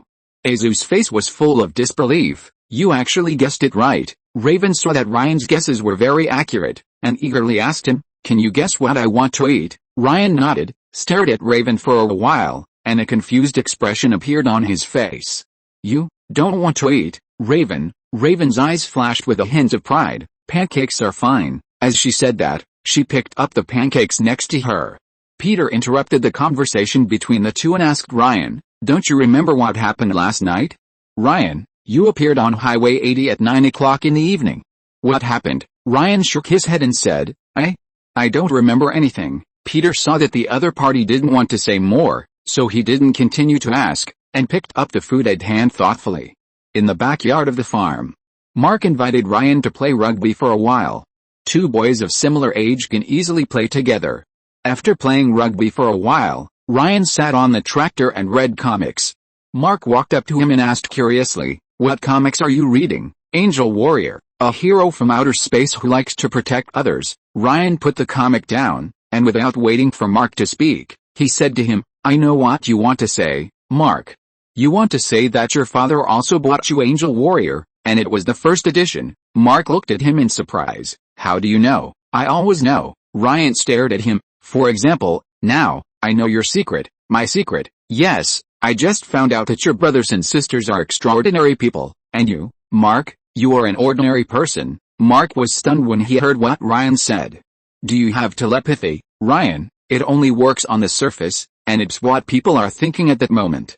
Ryan told Mark directly about his ability. I can feel your kindness, and Mark, I know you and I are the same kind of people, so I told you about my ability. Can you really know what everyone is thinking? Yes, except for Mr. Peter and Robin. I can't read their minds. Ryan took a deep breath. Let's keep a secret from each other. Mark, will you keep it from me? Mark nodded. I swear, Ryan, I will keep a secret for you. I believe you. Ryan sat on the tractor, looking at the endless cornfield. After a while, said, Mark, actually, You don't have to feel inferior because you are an ordinary person, Mark asked him in surprise. Can you know this? Of course.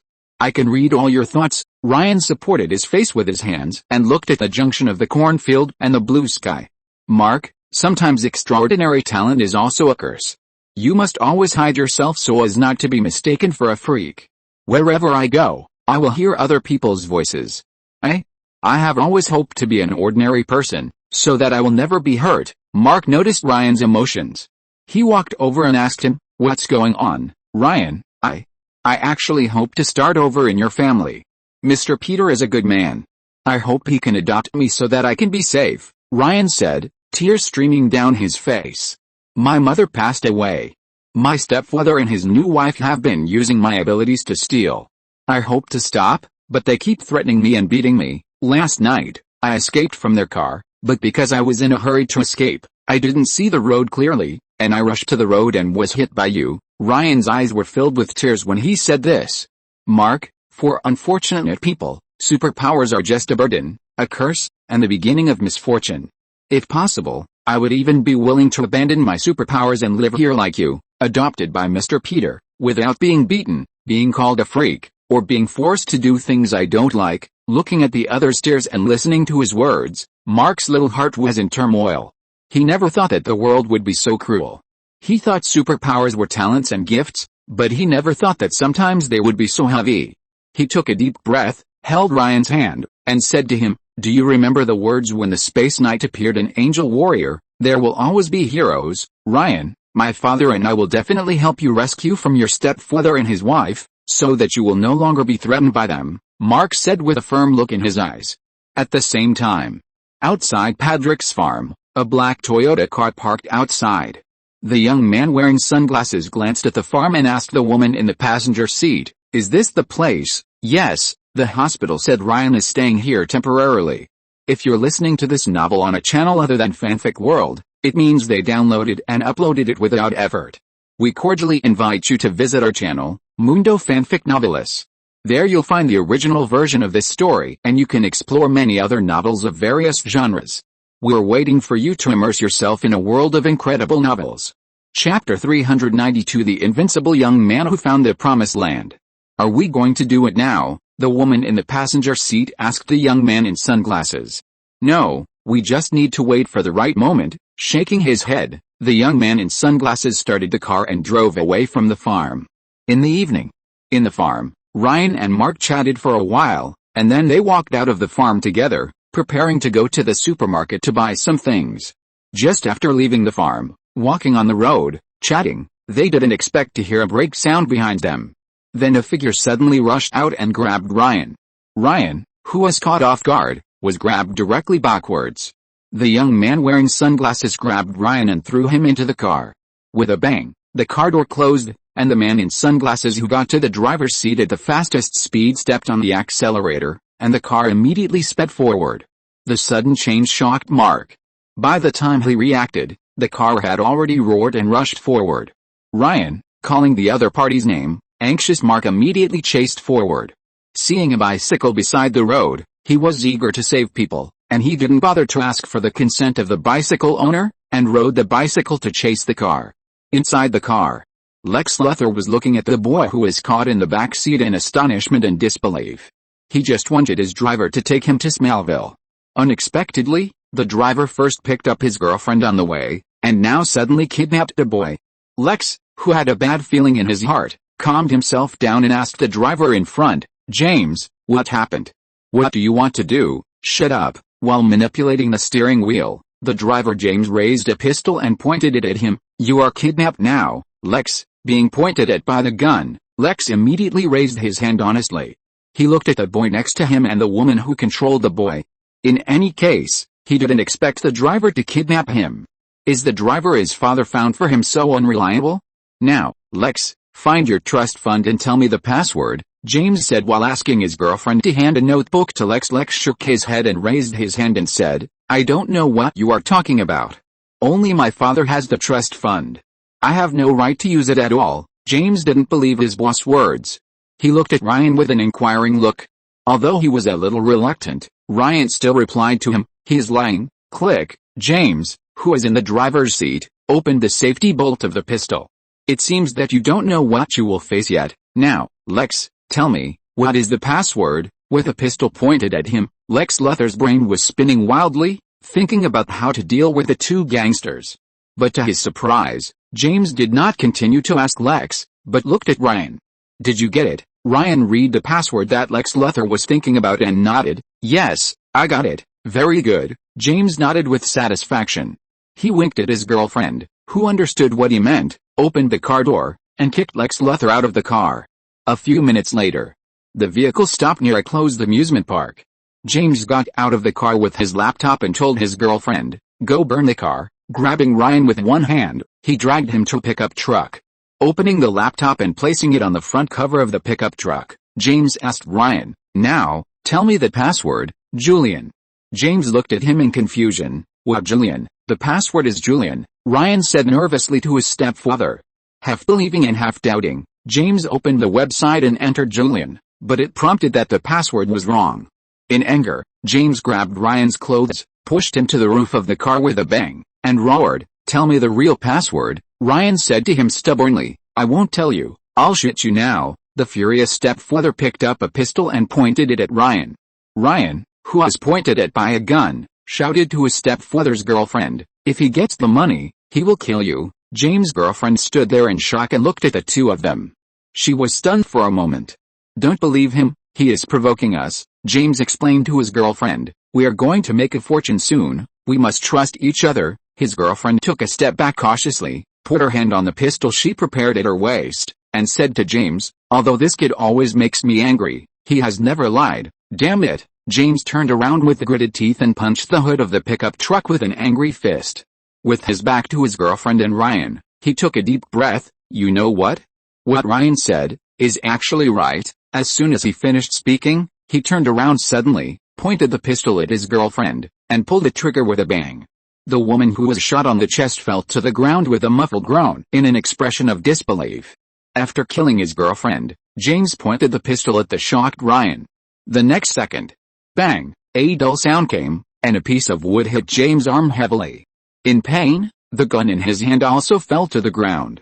Mark suddenly appeared in the darkness, grabbed Ryan who was still in shock, and ran forward. "Mark? Why you?" Ryan didn't expect Mark to come to save him.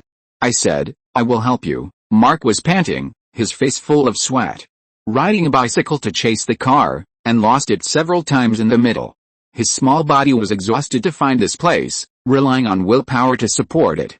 The old guard in the duty room of the amusement park heard the sound, pushed open the door and came out, and saw the two people running.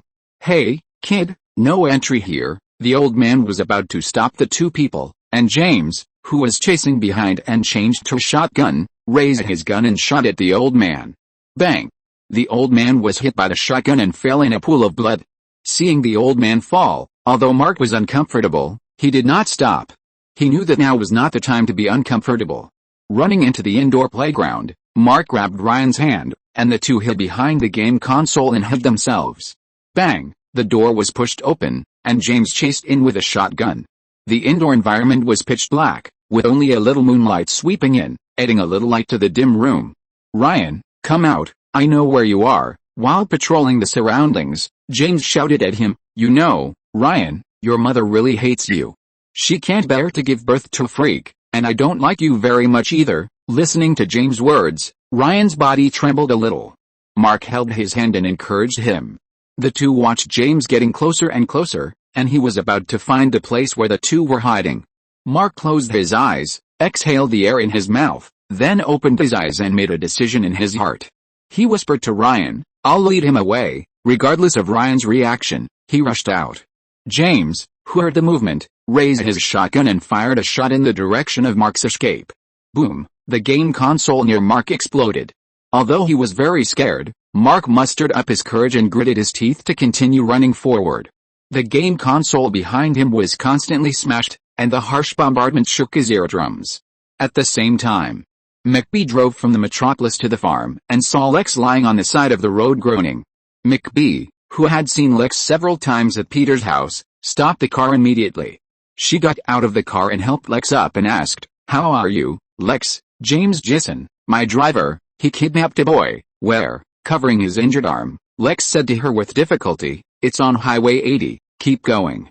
"Keep going forward," McBee nodded. "Hold on, I'll call the emergency number right away." After calling an ambulance for Lex, McBee immediately drove forward. When she drove near the amusement park, she saw a woman lying in a pool of blood. Realizing that the situation was not good, she quickly entered the amusement park. As soon as he entered, McBee saw a man holding a shotgun, facing Mark. Mark was pointed at by the other party with a gun, but he didn't show any fear, just kept backing away. Damn it, without thinking about why Mark was here, McBee used the power of a rhino, grabbed the bowling ball at hand, and threw it at the other party. Bang! James didn't expect to be attacked from behind, and the bowling ball hit him hard, knocking him out. With a thump, he was hit hard and fainted instantly when he fell to the ground. After McBee dealt with James, he ran over and picked up Mark. "Are you okay?" "Mark, are you injured?" "I'm fine, Aunt Mary, thank you." Mark forced a smile on McBee's face. Half an hour later, Peter arrived at the scene. The lights of the police car and ambulance were flashing, and the police handled the scene, moving the body and the unconscious and seriously injured James to the car. Mark, Peter and Chandler had a brief conversation and called Mark to his side. Picking up his son, Peter checked his body to make sure he was not injured, and asked with a serious expression, "Why did you go by yourself? Don't you know how dangerous it is?" Mark also knew that he should call an adult. He apologized to Peter uneasily. "I'm sorry, Dad, I saw Ryan tied up, and I didn't want to see my friend get hurt, so I impulsively chased after him." Peter touched his hair. "You are just a child, Mark, and you don't have a steel body or superpowers. Don't you know that Dad will lose you?" "I'm sorry, Dad, I shouldn't have made you worry." While apologizing, Mark mustered up the courage to tell Peter what he thought. After experiencing what happened with Ryan, Mark has gradually understood his heart. "But, Dad, I think I have superpowers, and courage is my superpower. My talent is courage, and my promised land is the farm where Dad is." Chapter 393, Reluctant Parting, Loki's Illusion.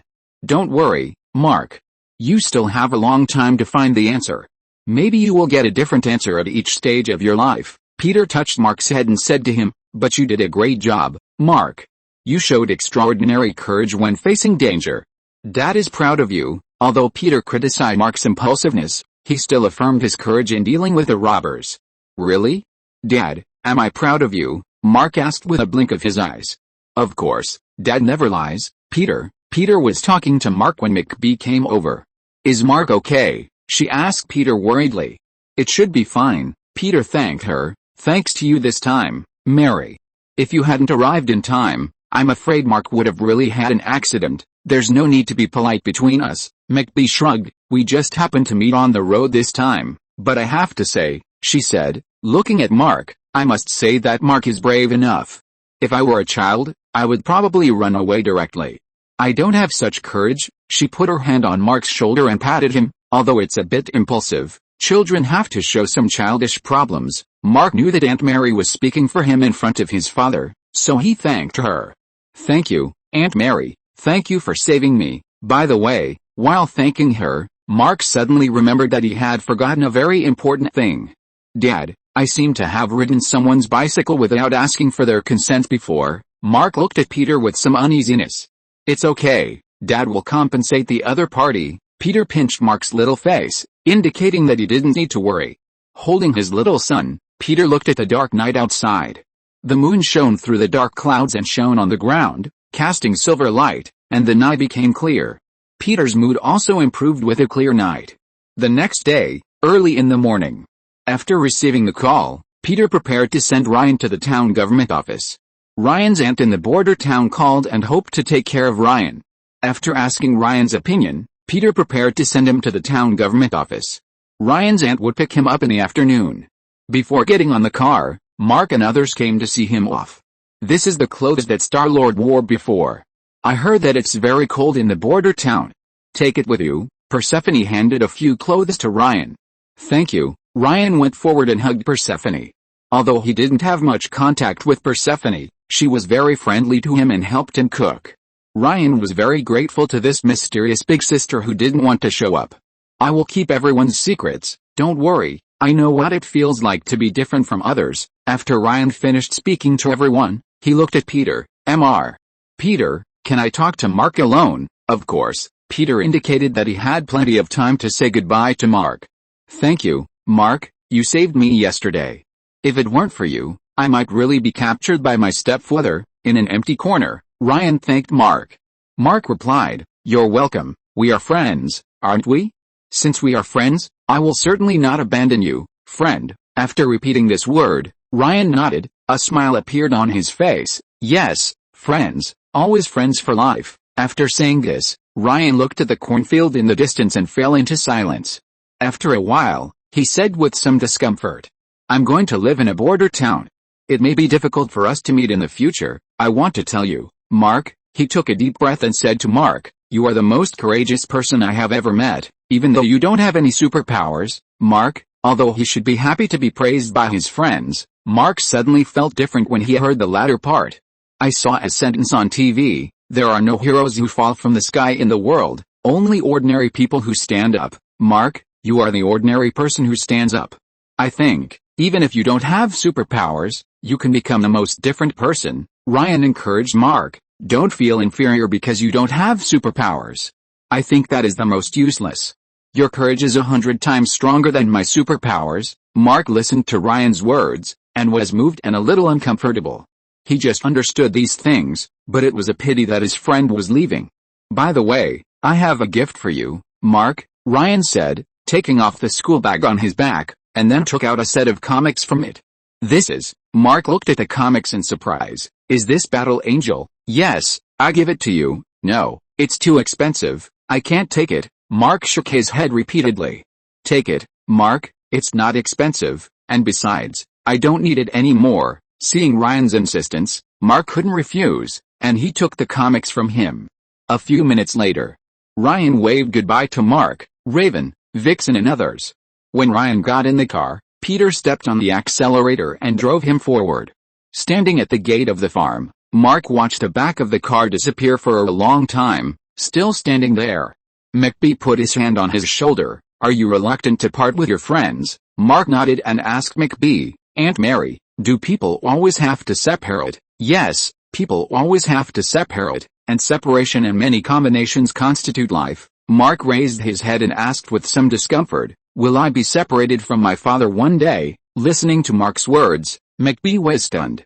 After a while, she looked down at Mark's innocent and sad eyes, squatted down and said to him, "Maybe this day will come, maybe it will never come, but Mark, separation is not all bad." A trace of sadness flashed in McBee's eyes, not knowing whether it was said to Mark or himself. "If you don't go through the torture of separation, how can you taste the happiness of reunion? The pain you experience when you separate will return you with happiness when you reunite. There is reunion only when there is separation, and there is happiness only when there is pain." Mark listened to McBee's words, although he didn't understand it, but he still nodded ignorantly. At night, Loki was sitting in the room reading a book. There was a strong wind outside the window, and the branches blown by the strong wind hit the window, making a crackling sound. Loki stood up, walked to the window, and looked at the dark night outside. At first, it was the blowing of the night wind, and then the big raindrops hit the window. After thinking about it, Loki came down from upstairs. He remembered that Star-Lord went to the audio-visual store alone to buy CDs, and now it was raining heavily outside and he hadn't come back yet. In the living room downstairs, Loki came down and saw Peter, Raven and Mark watching TV in the living room. After seeing him come downstairs, Peter asked him, "Where's Star-Lord?" While asking, Peter looked at the clock on the wall. The time was already 9 o'clock, and this kid hadn't come back yet? Did he want to spend the night outside? Star-Lord went to the audio store. "Dad, I'll pick him up," Loki said, picking up the umbrella from his hand and walking outside. "Be careful on the road." "Okay, Dad." Loki held the umbrella and walked into the rain. Loki, holding the umbrella, hurried and soon came to the audio-visual store near Kensington Center. This is a somewhat depressed neighborhood. At the corner, a lonely pizza shop was still open, and the clerk drooped his eyes and looked at him sideways. Then Loki passed an alley, where a homeless man slept in the shadow of a sunken trash can, using a blue waterproof cloth as a blanket to cover himself from the cold. Someone was shouting across the block, a girl, wearing a half-cut t-shirt and jeans, no coat, no hat, with white snowflakes in her golden hair. Although the heavy rain was pouring down, It did not drown out the sound of her shouting. She was screaming at a thug, saying insults to him. The thug just laughed loudly, even making a sharp and piercing sound. Loki just walked by with an umbrella, not intending to interfere. But seeing the thug making physical advances and even trying to drag the girl into the car. With a sigh, Loki's body transformed into an adult. Holding an umbrella, he walked in front of the thug who was making physical advances, and patted the thug's shoulder. The thug turned around and saw a young man in a robe with a long horn crown on his head, looking at him with a stern face. "Who are you? I am a nightmare that will always scare you." Loki grabbed the other person's neck and threw him heavily to the ground, splashing a lot of rain. The girl next to him was stunned when she saw Loki suddenly appear, and her umbrella fell to the ground. "Miss, are you still not leaving?" Loki looked at the girl and asked. The girl, who had just woken up from a dream, quickly held up the umbrella from the ground, wiped the rain off her face, thanked her, and left the scene. The gangster who was thrown to the ground by Loki stood up in a panic and wanted to escape. As a result, he just ran 2 steps in the pouring rain and saw Loki walking towards him. He was frightened and wanted to run in other directions. As a result, Loki with an umbrella came in every direction. The gangster who was forced into a corner had a look of fear in his eyes. "Kneel down," Loki shouted at the frightened gangster. The gangster, who was frightened by Loki, knelt down without any resistance. Loki looked at the other party's surrender to him with satisfaction and nodded. He was about to leave when he suddenly became dazed. In his blurred vision, he seemed to see the gangster kneeling on the ground turned into another Loki. Loki, who was lying on the ground, was facing the direction where he was. The next second, Loki, who was kneeling, suddenly jumped up and took out a dagger to stab him. Chapter 394 Thanos is coming. Facing the dagger stabbing at him, Loki subconsciously reached out his hand and grabbed the other's neck. But the heavy rain quickly brought him back from the hallucination. Loki looked at the gangster in front of him who was grabbed by the neck and made a painful sound. There was no other Loki who stabbed him with a dagger. What actually happened was that the gangster saw that he was a little dazed, stood up and wanted to escape, but was grabbed by the neck. Listening to the sound of rain around him, Loki was a little confused. Why did he see that scene just now? Did someone use magic on him, or was it just his own mental trance? Shaking his head, Loki threw the gangster he was holding to the ground, and then turned and left. He suddenly felt heavy in his heart, as if something had happened. With something on his mind, Loki found Star-Lord, who was immersed in the world of music and shaking his head in the audio-visual store. Star-Lord, wearing headphones and immersed in his own world, didn't know it was raining outside. If Loki hadn't come to find him, he would probably stay until the audio-visual store closed before leaving. Loki, Star-Lord, whose headphones were taken off, looked at Loki standing in front of him in shock. "Why are you here? I should say why you haven't gone home yet." Loki put down the headphones he had taken off Star-Lord's head and said to him, "I just saw a fool who was immersed in his own world and performed an ugly dance from time to time." Ahem. Star-Lord coughed embarrassedly and looked at the watch on his wrist. "Sorry, I was too immersed in the world of music." Loki asked him, "Is it because your father deprived you of the opportunity to drive, so you can only immerse yourself in your own world?" Star-Lord was a little unhappy when Loki touched his sore spot. "I was caught in an unprovoked disaster. After all, no one can predict whether someone will suddenly jump out in front of your car when you are driving." Star-Lord put the CD into his backpack and said to Loki, "Believe me, if you were me, Loki, you would definitely not handle it better than me." Loki had something on his mind and did not continue to argue with Star-Lord. He glanced at his watch and said to Star-Lord, "Let's go, or the rain outside will get heavier." Star-Lord nodded, walked to the counter, paid a bill and walked out. Late at night, Loki fell into a deep dream. In the dream, he found himself in the Marvel world again.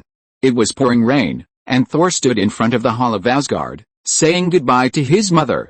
"Thor, take your people away, I will stop him." Queen Frigga grabbed Thor's hand and asked him to take his people away, and she stayed. No, mother, you must take all your people away. Father is dead, and I am the only one who can stop Thanos now," Thor said to Queen Frigga with a firm look in his eyes. "You must take your people to Earth and then find Nick Fury of SHIELD. He will contact Mr. Peter. If I fail, the only way to stop that guy is to summon him to our world." Queen Frigga looked at Thor with a determined look, knowing that she could not stop Thor's determination no matter what. She held Thor's hand. "Thor, you will always be the pride of me and my father. And we will always be honored by you. I know, Mother, I love you. Thor hugged his mother, then turned and walked out of the hall. After most of the Asgardians followed Frigga to evacuate, the spaceship that covered the sky and the sun finally landed here. Thanos and his men slowly got off the spaceship. Is this Asgard? Ebony Maw, one of Thanos' men, looked at the divine domain in front of him with interest. He said with emotion, it's an extremely long journey to cross the wormhole to Xander, then refuel, and fly for 8 months to get here. Ebony Maw, one of Thanos' 5 black generals, has a super language control ability, using words to persuade or even control others. Even a brain with strong mental power cannot be spared, and can also parasitize others like a parasite. Thor faced the descending Thanos and others, and gathered with the remaining Asgardian warriors. Are you Thanos? Thor looked at the guy standing in the center of the crowd, wearing the Infinity Gauntlet and looking like a purple eggplant. He had received a warning from the Valkyrie in the alien domain in advance, and only then did he know about Thanos' attack. At this time, Odin had fallen a few weeks ago, and Thor took on the responsibility of protecting Asgard. I am Thanos, Thor, don't make fearless struggles. Your resistance will only add a weight to the scale of death. This weight is insignificant and you can't change anything. Thanos exuded a power that made Thor feel daunted, and walked towards him step by step. I want to try. Holding the axe, Thor jumped up suddenly. Endless thunder and lightning quickly surrounded him, and Thor turned into a flash of lightning and rushed towards Thanos. The Asgardian warriors behind Thor also shouted and rushed towards Thanos' army. Asgard immediately rang out with a deafening shout of killing. Facing Thor's thunderous attack, Thanos shook his head and raised his right hand to block Thor's attack.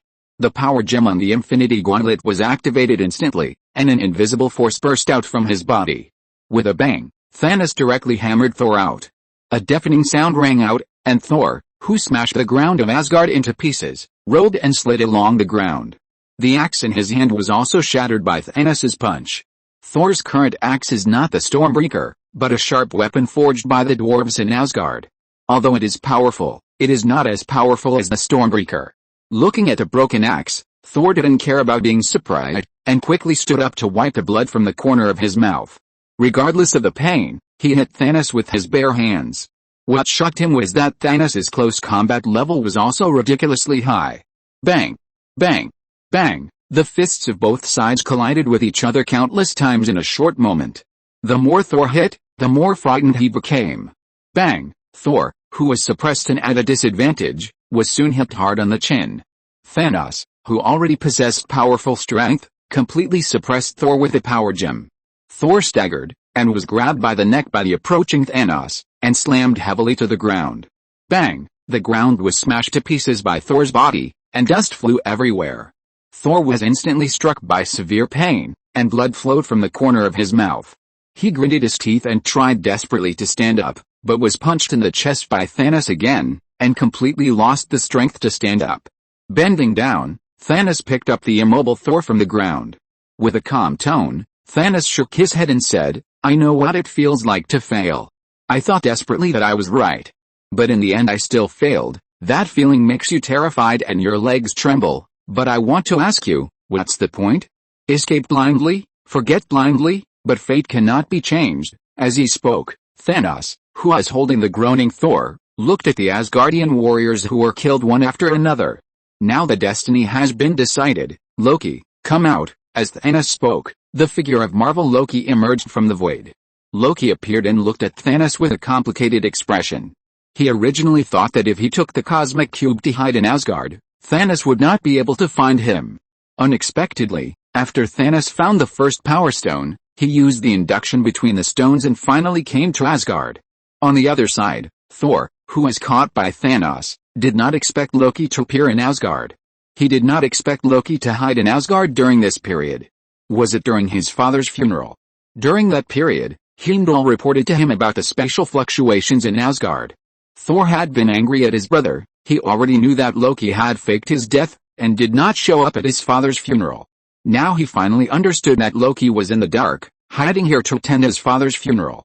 Now, Loki, make a choice, either the cosmic cube or your brother's head, Thanos said as he pointed the Power Stone at Thor's head. The glow of power from the Power Stone hit Thor's head, causing him to scream in pain. Seeing Thor's pain, Loki finally spoke from his closed mouth. He couldn't bear it anymore and shouted to Thanos, "Okay, stop it." Thanos stopped moving after hearing Loki's words. Loki glanced at Thor, then slowly walked in front of Thanos and stretched out his hand. The cosmic magic emitted a dazzling light and appeared in his hand. Watching Loki hand the cosmic cube to Thanos, Thor closed his eyes in pain and murmured, "You are the worst brother in the world, I promise you, brother, the sun will shine on us again." Loki smiled at Thor and handed over the cosmic cube. Thanos took it with satisfaction. The next moment, something strange happened. Loki raised his dagger and stabbed Thanos fiercely. Facing Loki's sudden assassination, Thanos easily raised his glove, and the Power Stone controlled Loki's arm, preventing him from moving forward. Then he grabbed Loki's neck and lifted him up. Loki, who was unable to breathe and whose face gradually turned purple, squeezed out a sentence into Thanos' mouth, "You can never become a god." Crack! Loki's neck was cut off by Thanos.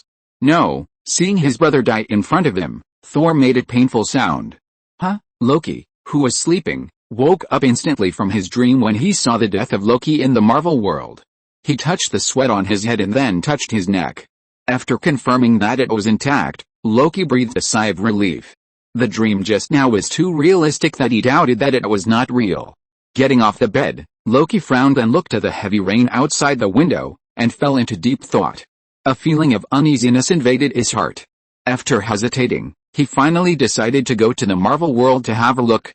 With the authority of the World Tree, he can travel to the Marvel world even without his father's consent. Squeak. Pushing open the door, Loki walked towards the World Tree in the courtyard. Chapter 395 Don't confess your love to Scarlet Witch, or something bad will happen. Dad, in the corridor, Azu heard the noise coming from outside, opened the door and walked out, and saw Peter standing in the corridor. He was a little surprised why Peter was in the corridor in the middle of the night. "Dad, aren't you asleep yet? I heard some noise." Peter looked at the World Tree in the courtyard and said to Azu. "Noise?" Azu walked towards Peter in confusion. "Are you unable to sleep because of the rain?" Looking at the dark night with rain and fog outside the window, Azu shrugged and said to Peter, "If you can't sleep, Dad, we can chat." Azu said that he had no problem with candlelight and night talk. "Aren't you going to school tomorrow?" "Go to school." Azu turned his mouth and was about to complain study shit. But when he saw Peter's eyes, he realized that he would be beaten for saying that, so he coughed. "I think I'm smart enough, and high school studies are no longer difficult for me, Dad. I think I can study at home." Peter shook his head and said to Zu, "You learn more than just cultural knowledge in school." He didn't want to discuss study problems with Zu now, so he picked up the umbrella at hand and said to Zu, "Come with me." Zu hurriedly followed Peter's footsteps. "Where to, Dad?" "World Tree, Marvel, Asgard." Loki used the World Tree to travel to Asgard. What caught his eyes was a desolate and deserted building. The moonlight poured onto the buildings of the Asgard, and the silver light covered the entire ground. The pungent smell of blood came into his nose. "It's not good." He had a bad feeling in his heart, and walked quickly into the temple. There was no one in the empty hall. Looking around and not finding anything, Loki left the hall and walked towards the sacrificial site behind the temple. Although he had no feelings for Asgard in this world, he still felt depressed when he saw the Ragnarok coming and Asgard was heading for destruction. Entering the sacrificial site, what caught his eyes was a tombstone brightened by the sun forever. Prince of Asgard, Odinson, brother of Thor, god of mischief, Loki. Looking at the epitaph on the tombstone, Loki was a little dazed. Loki in this world died, and all the shackles on him were broken. Whether he was a villain, misguided, or misunderstood, everything came to an end. Loki looked at the epitaph of another self in this world with a gloomy expression. While mourning for the other, he also thought of his future destiny. If the Lokis in countless parallel universes all inevitably took on their own responsibilities and then died peacefully, what is waiting for him in the future? After thinking for a while, he bent down, and Loki used magic in his right hand to transform a purple carnation and gently placed it in front of the tomb. Turning around, Loki was about to leave, but saw Peter and Azu standing not far away. "Dad, he didn't expect Peter to be here. Why are you here? Maybe you should make less noise next time you go downstairs," Peter said, and walked to the tomb of Loki in this world and looked at the other's epitaph. Facing the epitaph, Loki whispered to Peter. In the end, he finally got the recognition of his brother. Peter didn't say anything, just stared at the tombstone in front of him quietly. After a while, Loki remembered what he saw in his dream. Dad, I saw something in my dream, although I don't know if it is true or false. Hearing Loki talking about the dream, Peter looked at him. What is it? Loki calmed down his inner emotions and told Peter that he saw Thanos' invasion and Loki's death in his dream. After listening to the other party's story, Peter fell silent. Azu also came over, and was a little unhappy when he heard Loki say that Thanos got the power gem and the cosmic cube. These gems were originally coveted by him, but he didn't expect to be snatched away by this guy called Thanos. Don't worry, Dad, I will defeat this guy called Thanos, and then take back the power stone and the cosmic cube, Azu said confidently. I will beat the shit out of him. It won't be that easy. Peter shook his head and said to Loki and Azu, Thanos is an eternal born on Titan. He's extremely powerful and has unsurpassed strength, endurance, recovery ability and agility. His skin is almost indestructible, especially when fighting against cold, heat, electricity, radiation, poison, aging and disease. He now has the Power Stone, which can copy all physical superpowers and make his own physical attack and defense capabilities reach an invincible level. With the Space Stone, it will be even more difficult to deal with. Listening to Peter's words, Azu frowned. Is this purple eggplant so powerful? Peter turned around and said to the two of them seriously, he is trying to collect all 6 stones. If you want to stop him, you must get one first. Loki immediately asked, which one can we get first? Dad, Loki had no good feelings towards Thanos, who destroyed Asgard. In addition to Thor's reasons, he would naturally try every means to stop him. Peter looked at the Rainbow Bridge in the distance and said, Mind Gem. At the same time, Vision in Manhattan, New York, suddenly felt something. Feeling a stinging pain on his forehead, he covered the mind gem on his forehead. Are you okay, Scarlet Witch? Wanda was watching TV on the sofa with her brother Quicksilver. After seeing Vision covering his forehead in pain, she quickly stood up and asked him. The Marvel world after Peter disturbed the timeline was somewhat different from what he knew in his previous life. Quicksilver did not die in the battle with the Ultron. After the Ultron War, the brother and sister joined the Avengers and were arranged by Iron Man to live in New York. Probably because Vision and Wanda's powers came from the Mind Gem, Vision would often come to take care of the two. However, because Quicksilver did not die, Wanda was not immersed in pain, and with the role of Quicksilver as a light bulb, Vision was unable to capture her. Are you okay? Are you feeling uncomfortable? Wanda came up and asked with concern. Nothing, I just feel something different. As if it wants to say something to me. Vision shook his head, put his hand down and said to Wanda and the others. Maybe you can consult Tony Stark. Quicksilver put the fries in his hand aside and said to him. That might be a good idea. Vision stood up. I have to go. Wanda saw that he was about to leave, picked up her clothes, and said, I'll take you there. On the deserted street, the bleak night wind blew, making passers-by unconsciously wrap their clothes tightly, speed up their pace and hurried home. Under the dim street lights, Vision's body has now transformed into an ordinary person. Wanda wore a red windbreaker and a knitted hat on her head, exhaling hot air from her mouth, and stepping on the slippery ground under her feet. It rained a little in New York City during the day, bringing the cold air and making the ground wet. Vision, who was walking side by side with Wanda, looked at the girl who was walking on the ground and was in a happy mood, and suddenly had an indescribable feeling in his heart. It seemed that he felt a kind of emotion that belongs to humans. Love? Vision didn't expect that as a robot, he would have such a feeling. At this time, Wanda didn't know that the robot in front of her was plotting against her.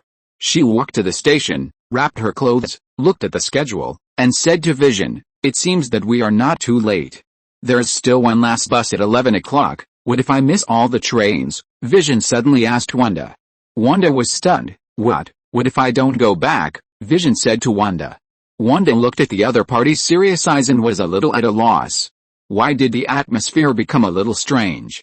She looked at the ground nervously. Didn't you promise Tony Stark? Actually, I want to. Vision took a step forward and looked directly into Wanda's eyes. He wanted to say that he wanted to make a promise to Wanda more. But looking at Wanda's confused and overwhelmed eyes, he finally swallowed the words on his lips.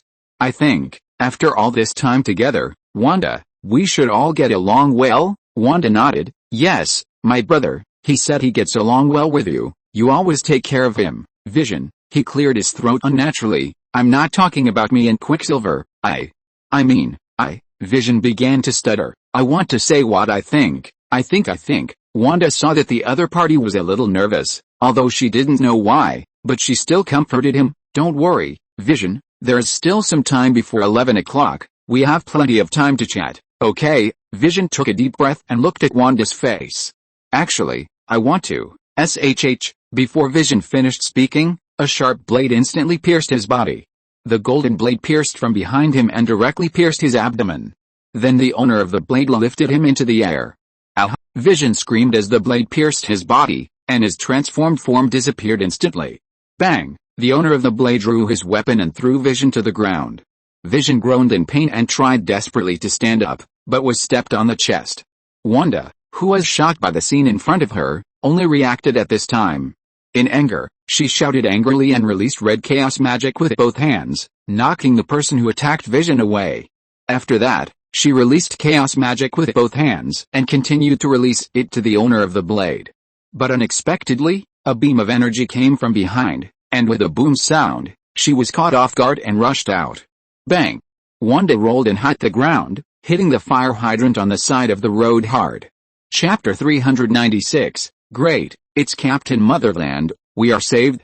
Bang! With a loud explosion, the shadow that attacked Wanda from behind rushed over at lightning speed. With a dull sound, Wanda, who had just stood up, was directly knocked out. As if she was hit by a train, a burst of pain hit her. Falling to the ground, Wanda endured the pain and quickly got up, and then she saw clearly that the one who attacked her was a woman with purple skin and a spear. Standing next to her was a person holding a blade, covered with scales and looked like a human. Without caring about guessing the other party's identity, Wanda gritted her teeth and released chaotic magic energy.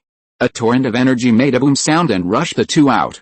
After repelling the two, Wanda used magic to control Vision's body and used telekinesis to drag him to her side. After hugging him, scarlet magic energy burst out. Wanda jumped into the sky, holding Vision and fled far away. Now that Vision was injured, the best response was to evacuate quickly.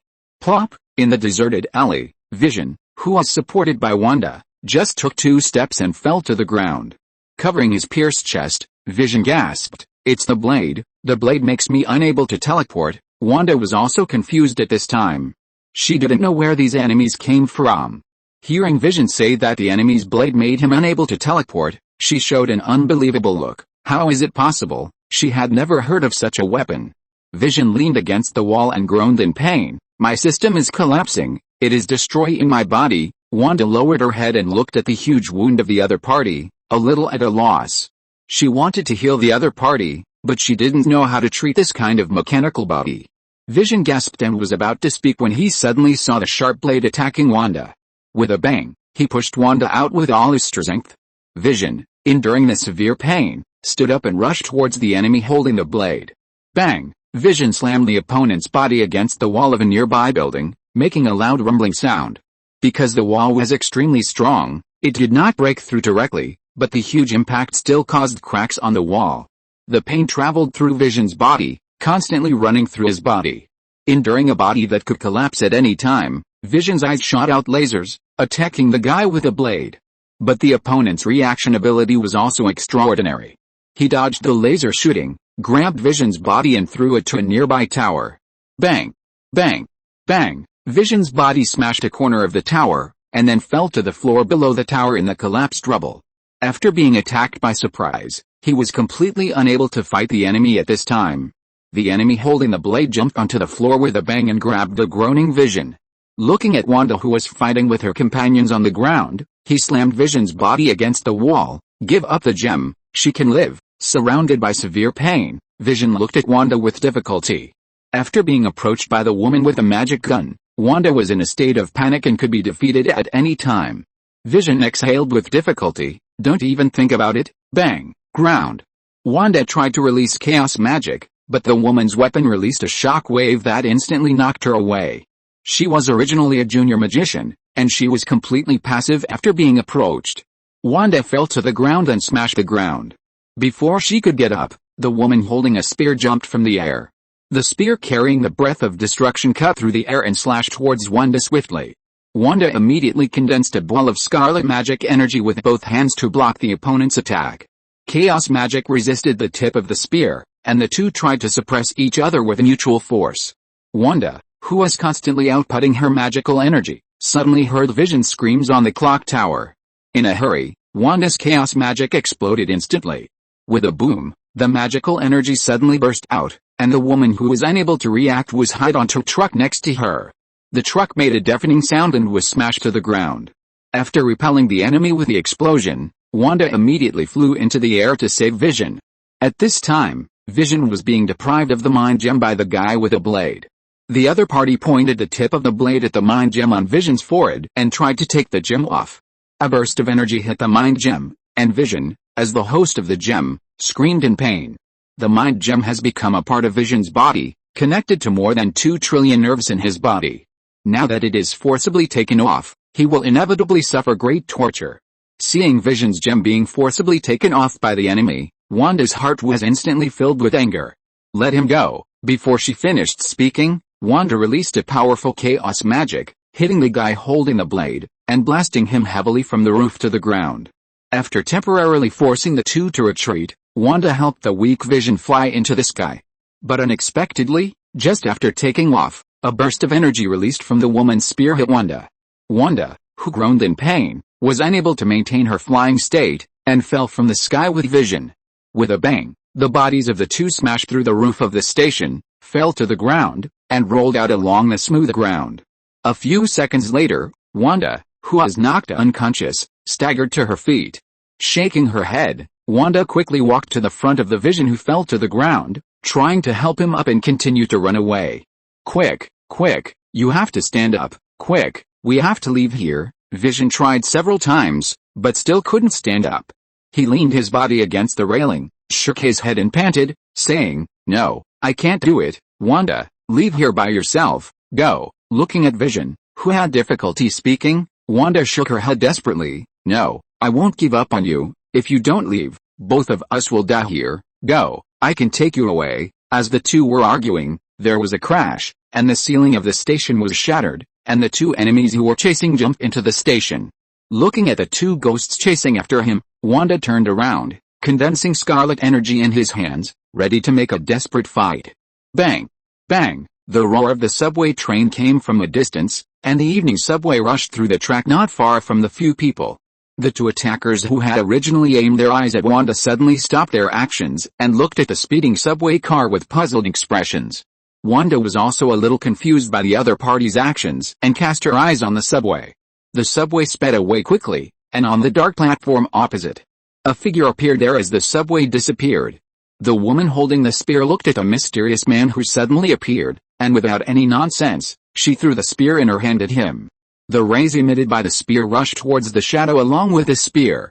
Bang! The shadow caught the spear that penetrated like lightning, ignored the attack of the rays, and held it firmly in his hand. The woman who threw the spear was shocked by the shadow's action of catching the spear. She didn't expect that the other party could catch her spear.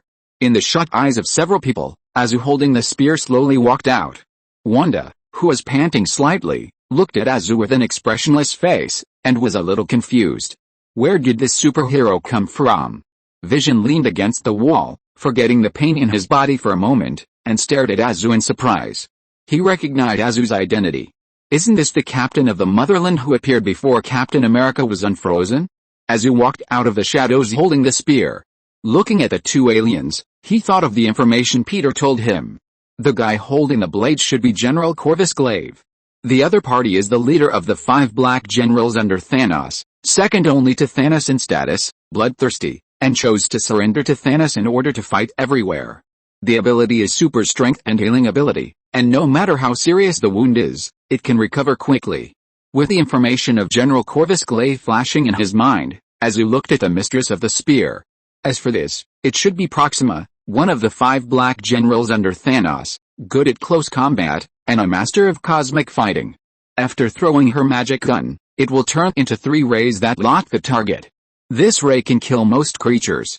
The information of the two flashed in Azu's mind for only a moment, and with a whoosh, his eyes emitted heat vision, and before everyone could react, he attacked General Corvus Glaive.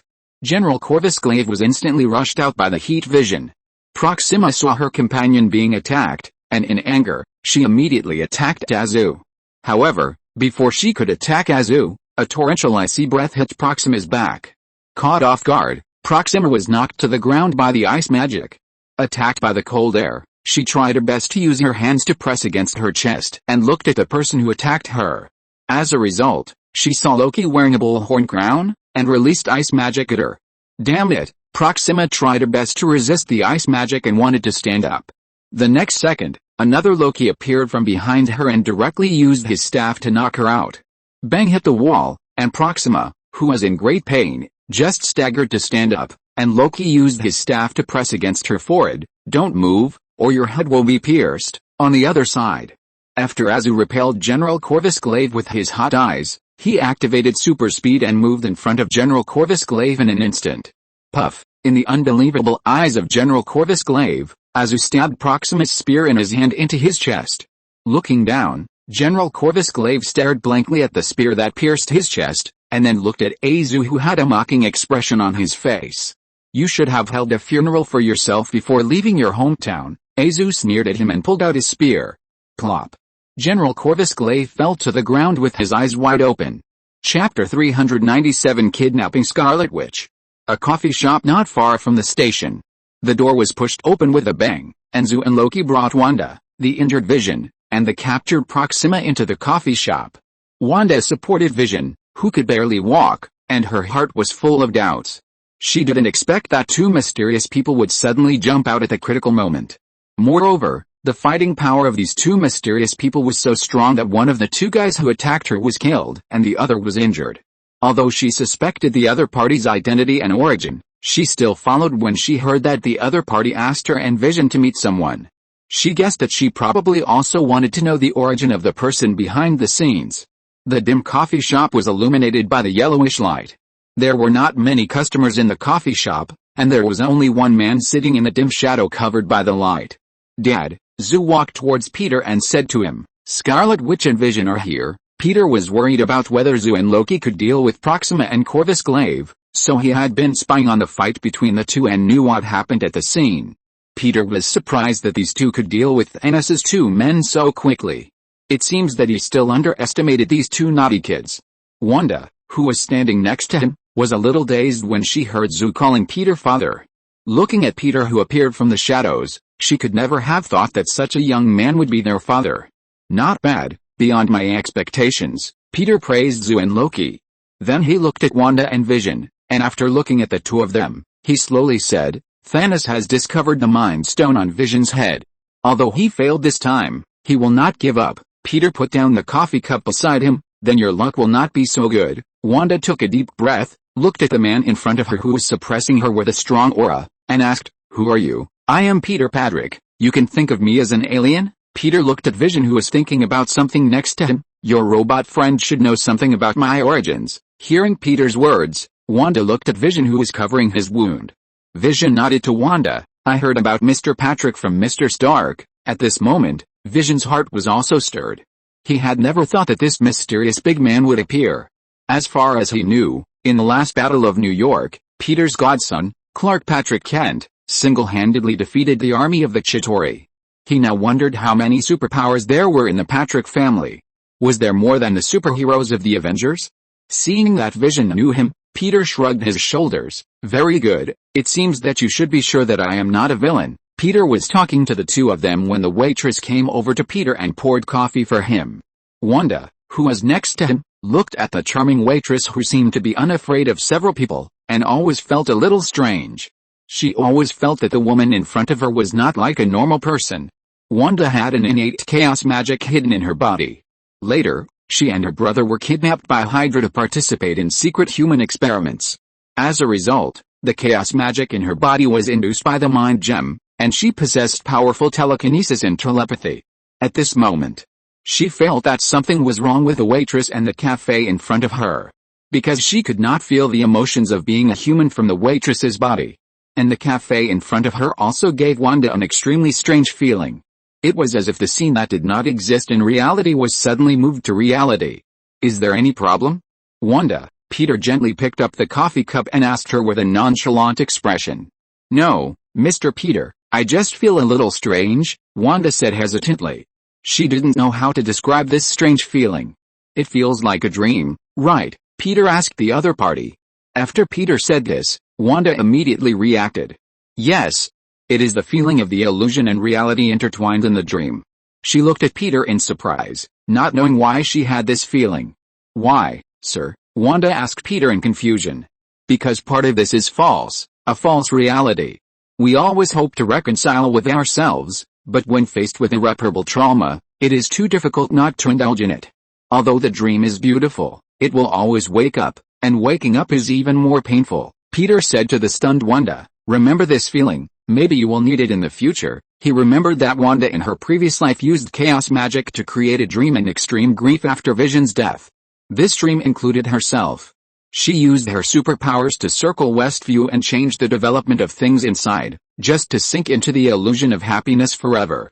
In the dream, she and Vision tried hard to learn the trivial and dull life of ordinary couples. Vision went out to work, while Wanda was responsible for the housekeeping. The two even had 2 lovely sons. In some ways, Wanda's ability to change reality with fantasy is even comparable to that of the Sandman. But in the end, her dream still woke up. After waking up, she, like in Justice Superman, was even more painful. So she completely embarked on the path of evil, opened the multiverse, and gradually deviated from her original intention. She did everything she could to seize the happiness of other Scarlet Witches in the parallel world. In order to prevent this unlucky woman who was played by fate from turning evil and even destroying the multiverse, Peter kindly reminded her. After all, in the later period of this chaotic magic, it is said that a spell across the universe can knock down Superman, Green Lantern, Plastic Man, Wonder Woman, Flash and others. Although this statement is not very reliable, Peter is really afraid that she will go crazy and enter his universe. What if his daughter Raven is not grown up by then? How can he stop her who is not very proficient in magic? Many thoughts flashed through his mind, but Peter's expression did not change, and he snapped his fingers. The coffee shop in front of him disappeared suddenly. Instead, a parking lot appeared in front of everyone. The cafe disappeared, and the waiter seemed to have never existed. Standing in the dim parking lot illuminated by the street lights, Wanda looked at everything in front of her in shock. She looked at Peter with unbelievable eyes. Is this magic? But why didn't she sense the breath of magic? She had gradually begun to awaken the magic in her body, but she didn't feel any trace of magic. On the other side, the controlled Proxima looked at Peter in horror. Could this ability to modify reality be the reality stone that Thanos mentioned? According to Thanos, the reality stone has the ability to modify reality and can realize all thoughts, fantasies, dreams and other illusory things, even ignoring scientific codes and natural laws. Through it, the user can realize any dream, erase or modify reality. At this time, Proxima suspected that the reality stone was in Peter's hands. With strong strength, plus the reality stone and the mind stone in Peter's hands, she suddenly had an idea that she thought was absurd. I'm afraid that this guy in front of me will become the biggest opponent of his master. Seeing the scene of Peter changing reality, Azu and Loki were relatively calm. No need to think, it was Dad who used the sandbag of the sleeper. Peter didn't notice the expressions of others. He glanced at Vision's wound and said, for your safety, you can't stay here for the time being. Where are we going? Wanda asked Peter while holding Vision. A safe place. Peter used the inter-universe teleportation ability inherited from Raven to open a portal.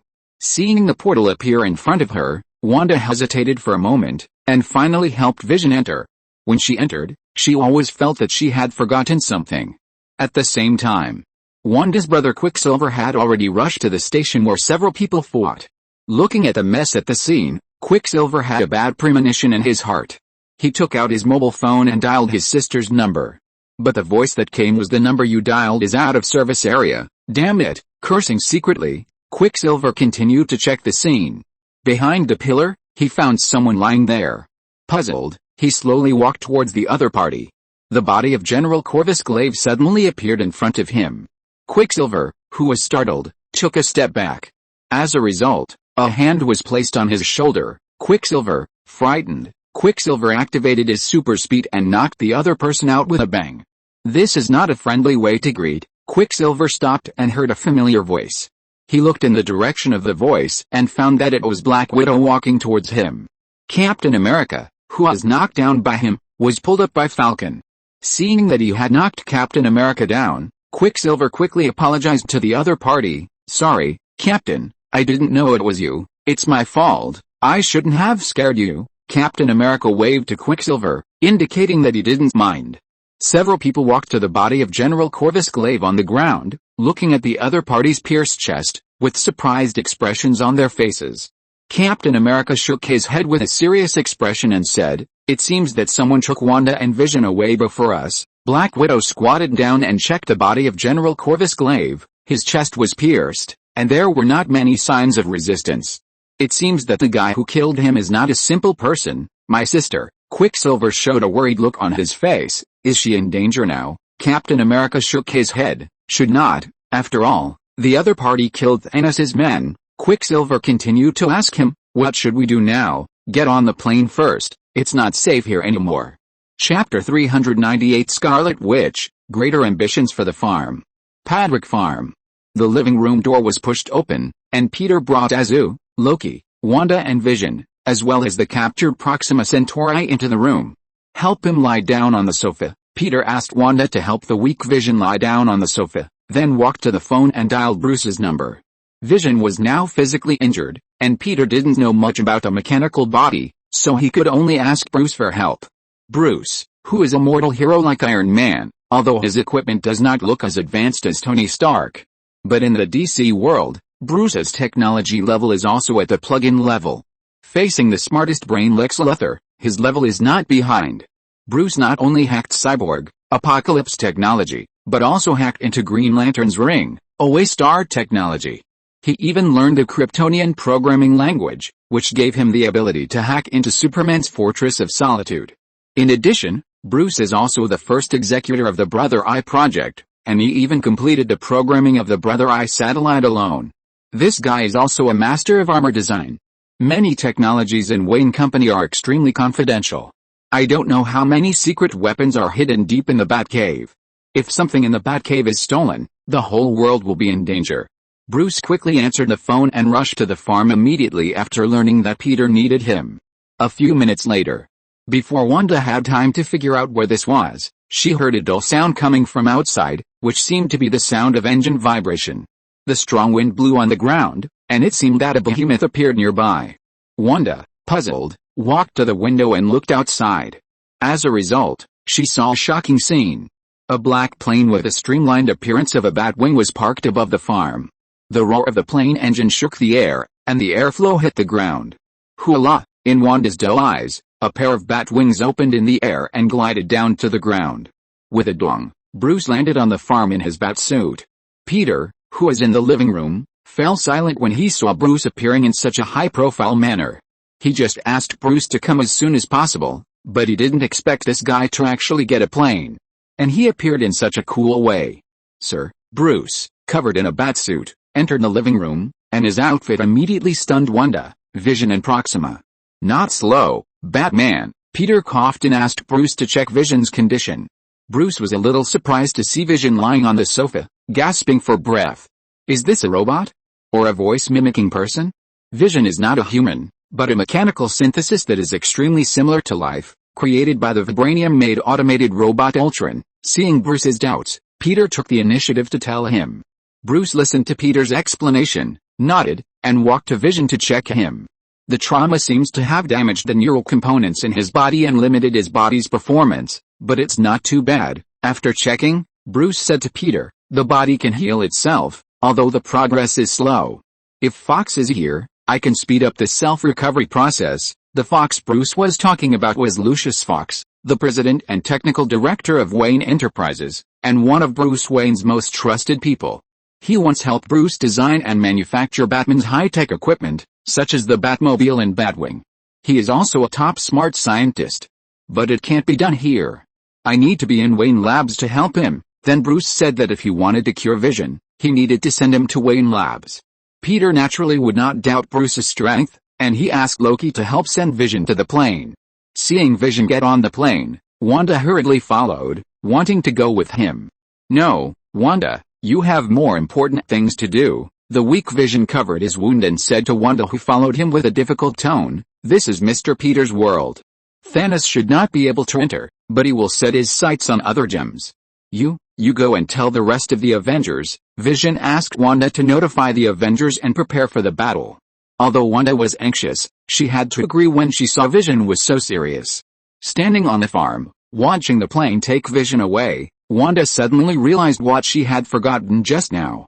Quicksilver. At this time, Wanda remembered that when she and Vision entered this strange world, they were too hasty and forgot about their brother. She was annoyed and quickly said to Peter, who was standing next to her, "Sir, I forgot my brother. He is still at home. I have to take him back." "Peter, you can forget your brother. You are really careless." "Okay." Peter looked at Zoo and Loki. "You two take Proxima to the World Tree, and Wanda and I will go to bring Quicksilver back." He didn't expect Quicksilver to be alive. According to his memories of his previous life, Quicksilver should have been shot to pieces by a machine gun in the Ultron War. Although the fact that a speedster was shot by a machine gun was ridiculous in itself. "Dad, I'll go with you." Zoo came up and said he would go with him. "You need to rest, John, you still have to go to class tomorrow." Peter looked at the clock on the wall, and the hands were already pointing to 1 o'clock. "But, Dad, don't worry, I'll be back soon." Peter patted Zoo on the shoulder and comforted him. This time when he returned to the Marvel world, in addition to bringing Quicksilver back, he also planned to contact Thor and Nick Fury. Thor didn't know where he went after his brother died. As for Nick Fury, Peter suspected that this guy had hidden in that corner after the failure of S.H.I.E.L.D.'s undercover. "Dad," Loki came up, hesitated for a moment, and said to him, "Can you look for Thor?" Although Thor was his brother in another world and had little to do with him.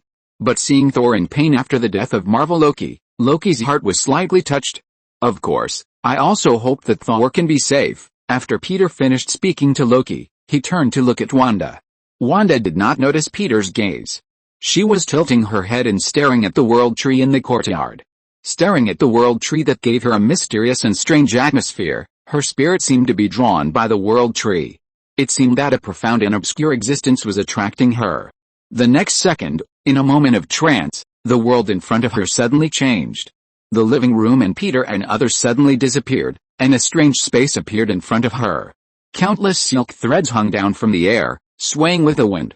Wanda reached out and curiously touched these light orange silk threads gently. Wanda. Django Maximoff carefully entered the residence of the three goddesses of Norn. "Welcome, this is the second distinguished guest." As the voice of the strange woman came out, a passage appeared in front of her, and the silk thread above her head also swung open. Wanda hesitated for a while, and finally entered the passage and came to a place with luxurious carpets. Looking at the surrounding environment, Wanda asked the other party in confusion, "Why am I here? Why am I here?" Wanda's words just came out, and a younger girl's voice followed her voice and repeated it. Wanda was startled and turned around quickly. As a result, she saw a girl giggling and disappearing from her sight.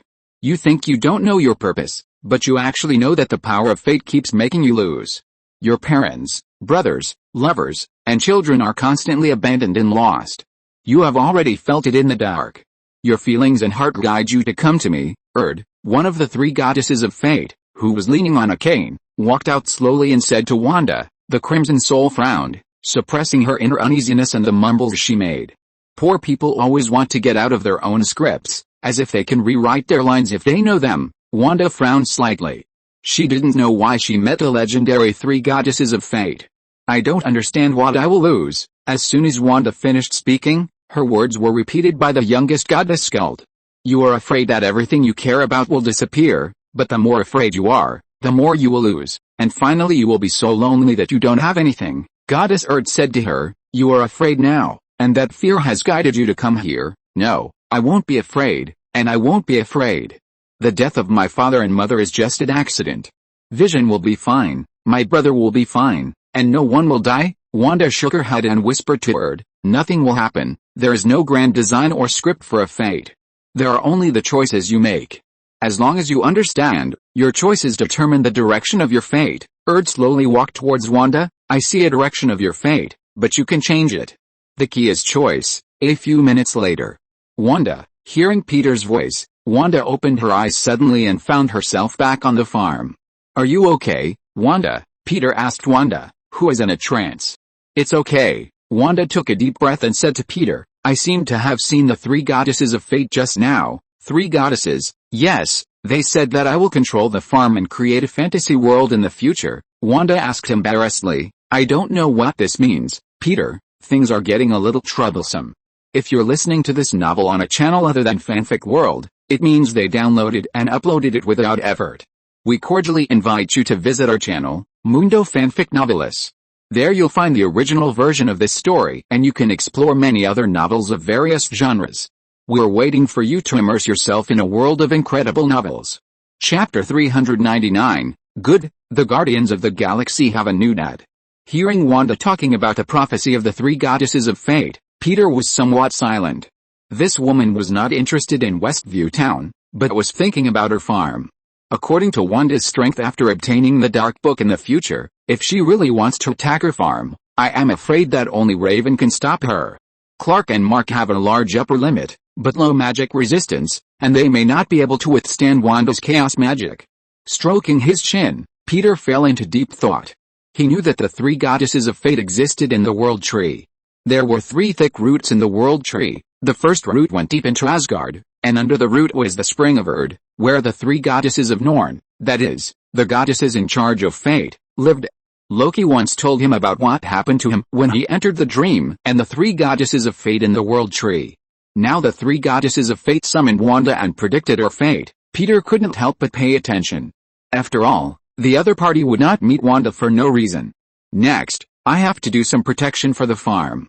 Otherwise, if there is no preparation, when Wanda does not go to the residents of HaHo Westview Town in the future, and comes to harm her farm, it will be completely ruined. Sir, seeing that Peter has been silent, Wanda asked him anxiously, is there any problem? No. Peter shook his head at Wanda and said to her, you should understand, Wanda, what the three goddesses of Norn said is only one of the many destinies in the future. Although it is close to reality, it is not reality. Wanda nodded and cast her eyes to the dark night outside. After a while, she asked Peter, Mr. Peter, what do you think the future depends on? I prefer to believe that the future is as bright as your belief. Turning around, Peter walked outside. Okay, we have to set off. Wanda watched Peter leave and quickly followed his footsteps. Thinking about what Peter said, she glanced at the clock on the wall. The time was already past 1 in the morning. This night was really unusually long. Shit, Star-Lord from the Marvel World Guardians of the Galaxy cursed in dissatisfaction as he saw the food left by Rocket Raccoon on his arm. Star-Lord's Marvel counterpart was driving a spaceship to Earth at this time. Unlike Star-Lord, who has always lived on a farm, Star-Lord from the Marvel world was abducted as a pirate from outer space when he was young, which made his personality more outgoing than Star-Lord. Gamora, are these grenades for blowing up balls, or are they gas bombs? Because I want to hang a few on my belt, Star-Lord said as he walked towards his girlfriend Gamora. The green-skinned Gamora is the last survivor of the Zahabari people and the adopted daughter of Thanos. She used to be his top assassin and worked with Nebula to eradicate those who opposed Thanos in the universe. She was called the most dangerous woman in the universe. Later, she betrayed Thanos in pursuit of her own ideals and joined the Guardians of the Galaxy, led by Star-Lord. Seeing Star-Lord fiddling with his belt in an indecent manner, Gamora put down the dagger she was playing with and said to him, I need your help. Star-Lord was stunned for a moment. Of course, Gamora watched him stand up. No matter what, we will fight Thanos. If things go wrong, if Thanos catches me, she paused, not looking into Star-Lord's eyes, and cast her gaze into the deep space outside the spaceship. I want you to promise me that you will kill me. What? Star-Lord looked at him with wide eyes as if he had heard something incredible. Why would I do this? Gamora looked at the scenery outside in silence, and after a while she said, I know something he doesn't know. If he knows, the entire universe will be in danger. What do you know? Gamora did not answer directly, but walked from the side of the spaceship to the conference table. With her hands folded in front of her chest, she said uneasily, if I tell you, you will be in danger. Star-Lord walked up to his girlfriend, looked at her worriedly, and said, Gamora, if this matter is so important, shouldn't I know it? Gamora said, unless you want to die, Star-Lord? Star-Lord shook his head to disagree. Why does someone always have to die? Looking at Star-Lord, who didn't know the situation, Gamora took a deep breath, turned around, and looked directly into his eyes. Believe me, that is our necessary choice. If the situation reaches the worst, kill me. Star-Lord stared blankly at his girlfriend with a serious face. After a while, he showed a smirk. I am willing, but you always, I'm not kidding. Gamora said to him seriously, you must swear to me. Swear in the name of your mother. Seeing that Gamora seemed to be ready to do it for real, Star-Lord didn't know what to do. Staring at the other person's serious eyes, Star-Lord finally uttered a sentence from his mouth for a long time. "I will." Taking a deep breath, looking at the helpless Star-Lord, Gamora grabbed his neck and kissed him. The two kissed for a while, and suddenly found something wrong. Star-Lord turned his head and found that in the corner of the spaceship, Drax the Destroyer was standing there, staring at the two of them motionlessly. Dude, the shirtless, muscular man stood there, holding French fries in one hand, watching himself and his girlfriend being intimate, and Star-Lord suddenly felt a chill all over his body. "How long have you been standing there, dude?" Star-Lord asked him in surprise. An hour, so you guys didn't move and ate dog food for an hour?"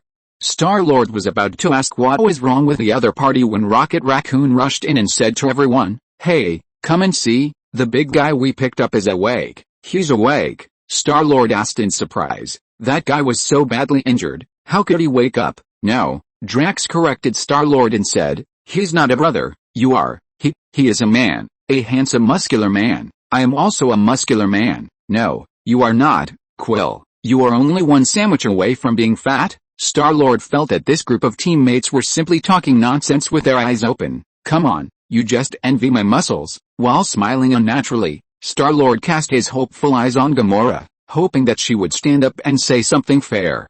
However, to his disappointment, Gamora pretended not to hear and walked outside. "Hey, you just abandoned me like this? Don't you say something fair?" Seeing several people leave, Star-Lord shouted unwillingly. In the lounge, Thor got up from the bed with his forehead covered. Looking at the unfamiliar environment around him, all kinds of messy information flooded into his mind. He remembered that after his brother Loki died, he was filled with anger and attacked Thanos, but was thrown off the Rainbow Bridge by the other party. "Where is this spaceship, man? You are safe." Star-Lord came up and said to Thor, who got off the bed and was a little confused. "Star-Lord?" Seeing Star-Lord appear, Thor thought he had met Star-Lord from the farm, and immediately walked over excitedly. "Great, Star-Lord, I can meet you here. Take me to see your father." Star-Lord was a little confused when Thor excitedly pulled his arm. He was sure that he had never seen this guy before. "Hey, stop, man, don't be so excited. Do you know me?" Star-Lord motioned the other party to stop, and pressed his hands down. "Are you a fan of mine? I know I used to be quite famous among bounty hunters in the galaxy. If you are my fan, I can give you my autograph." "Fan?" Thor stopped and looked at him in confusion. "You are not Star-Lord?" He found that the Star-Lord in front of him was indeed a little different from the Star-Lord he knew. The other party was not as mature as the Star-Lord in front of him, although the two were of the same fat body shape. "I'm Star-Lord, are you Peter Patrick Jr.? "No, I'm Peter Jason Quill." Thor continued to ask in surprise, "Isn't your father Peter Patrick?" "No, of course not." Star-Lord's eyes widened even more. "My biological father is Ego, but he was a bastard, and I blew him up. I always regarded Yondu as my father, but he is dead too." "Well, I have no father now." "Wait," Rocket Raccoon next to him asked Star-Lord, "didn't you say that all fathers were dead? Why did another father pop up?" "You have been lying to us, Quill." Star-Lord also felt a little confused in his mind. "No, of course I didn't lie to you. I always thought it was just a dream," Star-Lord said in an unbelievable tone. "I thought it was just an unattainable dream. I live on a farm. I don't have a mother who died of illness. I haven't been caught in space, and I won't become a thief at a very young age. There, I have brothers and a father. I don't know why I always dream about these, but I never said it. I have always buried it in my heart." "Why? Why do you know?" Star-Lord asked Thor in shock. He had been drifting in space when he was a child, and he had been dreaming dreams that did not belong to him. Although beautiful, it was false after all, and he didn't have any other thoughts. But now the other party told him that there really was another father, and Star-Lord's head was buzzing. Gamora asked Star-Lord from the side, "Such an important thing, you don't let me know?" "No, of course not, Gamora." "Listen to my explanation." Rocket Raccoon, who was a spectator next to him, looked at the messy scene and couldn't help but complain. "Very good, Quill has a father again. I hope he can last longer this time." Chapter 400, Battle Against the Three Gems. Thanos, the target is Gamora. "Hey, why don't we talk about who Peter Patrick is?" Rocket Raccoon stepped forward and said, "I guess he looks like a good guy, but he's actually a bad guy behind the scenes." Without waiting for everyone to speak, Rocket Raccoon looked at the silent Star-Lord. "Don't be fooled, Star-Lord, remember Ego? You were seduced by his ability for a short time, and you took a thief as your father, but it turned out that he was a villain. Now you seem to be tempted again. Don't be fooled, your third father might also be a villain." Star-Lord was a little embarrassed when Rocket Raccoon pointed out to him that he took a thief as his father. "No, I didn't. I was just thinking about a dream I had just now," Star-Lord explained to Gamora and Rocket Raccoon. "I don't know Peter Patrick. Why do I want to recognize him as my father? Don't lie. Didn't you have a momentary impulse just now?" Rocket Raccoon grabbed Star-Lord and refused to let go. "You just want to find a father again?" Star-Lord looked at him as if he was a fool. "No, of course not. I often have a momentary urge to stuff your head into the toilet, but that doesn't mean I will do it." "You will definitely do it. You despicable villain." Rocket Raccoon jumped up immediately after hearing what Star-Lord said, pointing at Star-Lord and said, "No wonder I dreamed of drowning. It was you who did it." "What?" Seeing Rocket Raccoon pinning a false accusation on himself, Star-Lord looked at him in shock. "You dreamed of drowning because you wet the bed." "I wet the bed? Ha, Quill. Do you believe that I am peeing on your collector's edition band t-shirt now?" Rocket Raccoon made an indecent gesture to Quill. Star-Lord listened to Rocket Raccoon's words and suddenly realized who had spoiled his Red Bone Band t-shirt. After discovering the culprit was right in front of him, Star-Lord stood up and wanted to punch the hateful raccoon. "Shut up." Seeing the two people getting more and more outrageous, Gamora finally couldn't help but yelled at them. "You two, behave yourself." Seeing Gamora's rage, Star-Lord and Rocket Raccoon looked at each other and chose a temporary truce. The spaceship finally became quiet. Taking a deep breath, Gamora asked Thor, "So, who is Peter Padre?" "He's another master of Asgard." Thor covered his aching forehead. "My hammer was taken away by Mr. Peter, and my sister was exiled by him." The destroyer next to him interjected, "He sounds like your enemy." "I haven't finished yet." Thor looked at Drax unhappily, "But he helped me a lot. Now that Thanos is coming, if we want to fight him, we must find Mr. Peter." "Don't you hate him? He stole your hammer," Rocket Raccoon interjected again. "No." Thor glared at Rocket Raccoon even more angrily. "I didn't become Thor with the help of a hammer." Rocket Raccoon shrugged. "If it sounds very manly, I guess Star-Lord will learn it." Gamora ignored Rocket Raccoon and continued to ask Thor, "What abilities does Peter Patrick have?" "I don't know. To be exact, I don't know how strong he really is. But if we can find the only person who can stop Thanos, it's him." Looking at Thor sitting on the ground, confused and struggling, Gamora hesitated for a moment and said to him, "In fact, since I met Thanos, he has only one goal, and that is to bring balance to the universe by erasing half of all life. He used to slaughter planet by planet, including my planet. If he finds the 6 Infinity Stones, he can make his wish come true by snapping his fingers." As she spoke, Gamora snapped her fingers. Thor listened to Gamora's information about Thanos and asked her, "You seem to know a lot about Thanos." Drax interrupted at an inopportune moment, "Gamora is Thanos' daughter." Thor was immediately stunned when he heard this. Gamora also rolled her eyes at Drax. "Your father killed my brother," Thor said to Gamora in a bad tone. "He's not her biological father, but her stepfather. She hates Thanos as much as you do." Star-Lord stood in front of Gamora and spoke for his girlfriend. After looking at Star-Lord, Thor did not continue to talk about Gamora's identity, but changed the subject. "After we return to Earth, Nick Fury has a grain of sand in his hand, which can pass the information to Mr. Peter. This is Plan A." Rocket Raccoon asked curiously, "Is there a Plan B?" "Plan B is that you send me to Nidweel." As he spoke, Thor stood up and put down the blanket on his body. Star-Lord looked at it in confusion. "Nidweel? What is that place? Are you kidding? That place is a legend. They can make the most powerful and terrible weapons to mess with the entire universe," Rocket Raccoon said as he climbed onto the table, wanting to confirm whether what the other party said was true. Thor walked to the conference table. "This rabbit is right.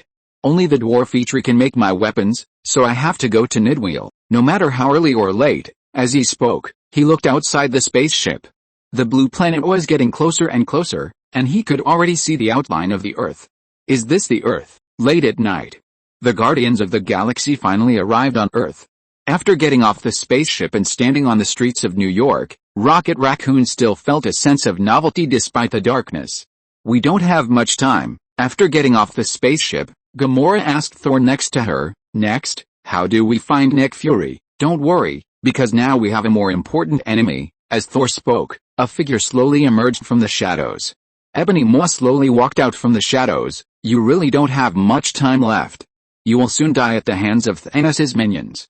That will be your greatest honor. As Ebony Maw spoke, another figure walked out from behind him.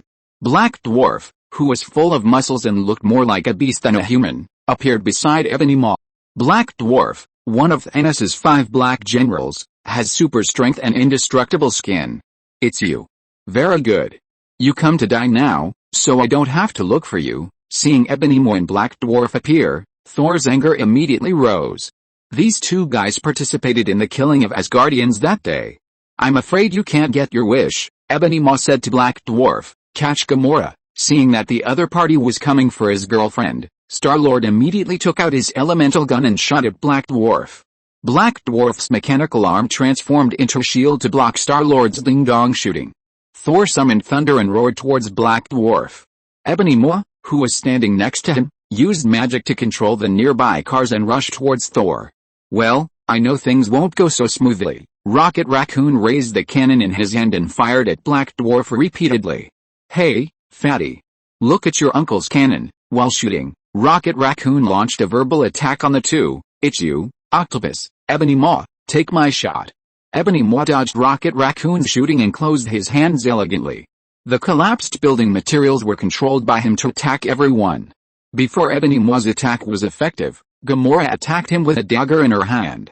However, the next second, before Gamora's dagger could be stabbed out, a hand appeared in the void and grabbed her arm.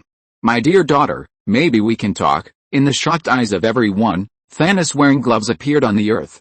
He grabbed Gamora in one hand and the Infinity Gauntlet in the other.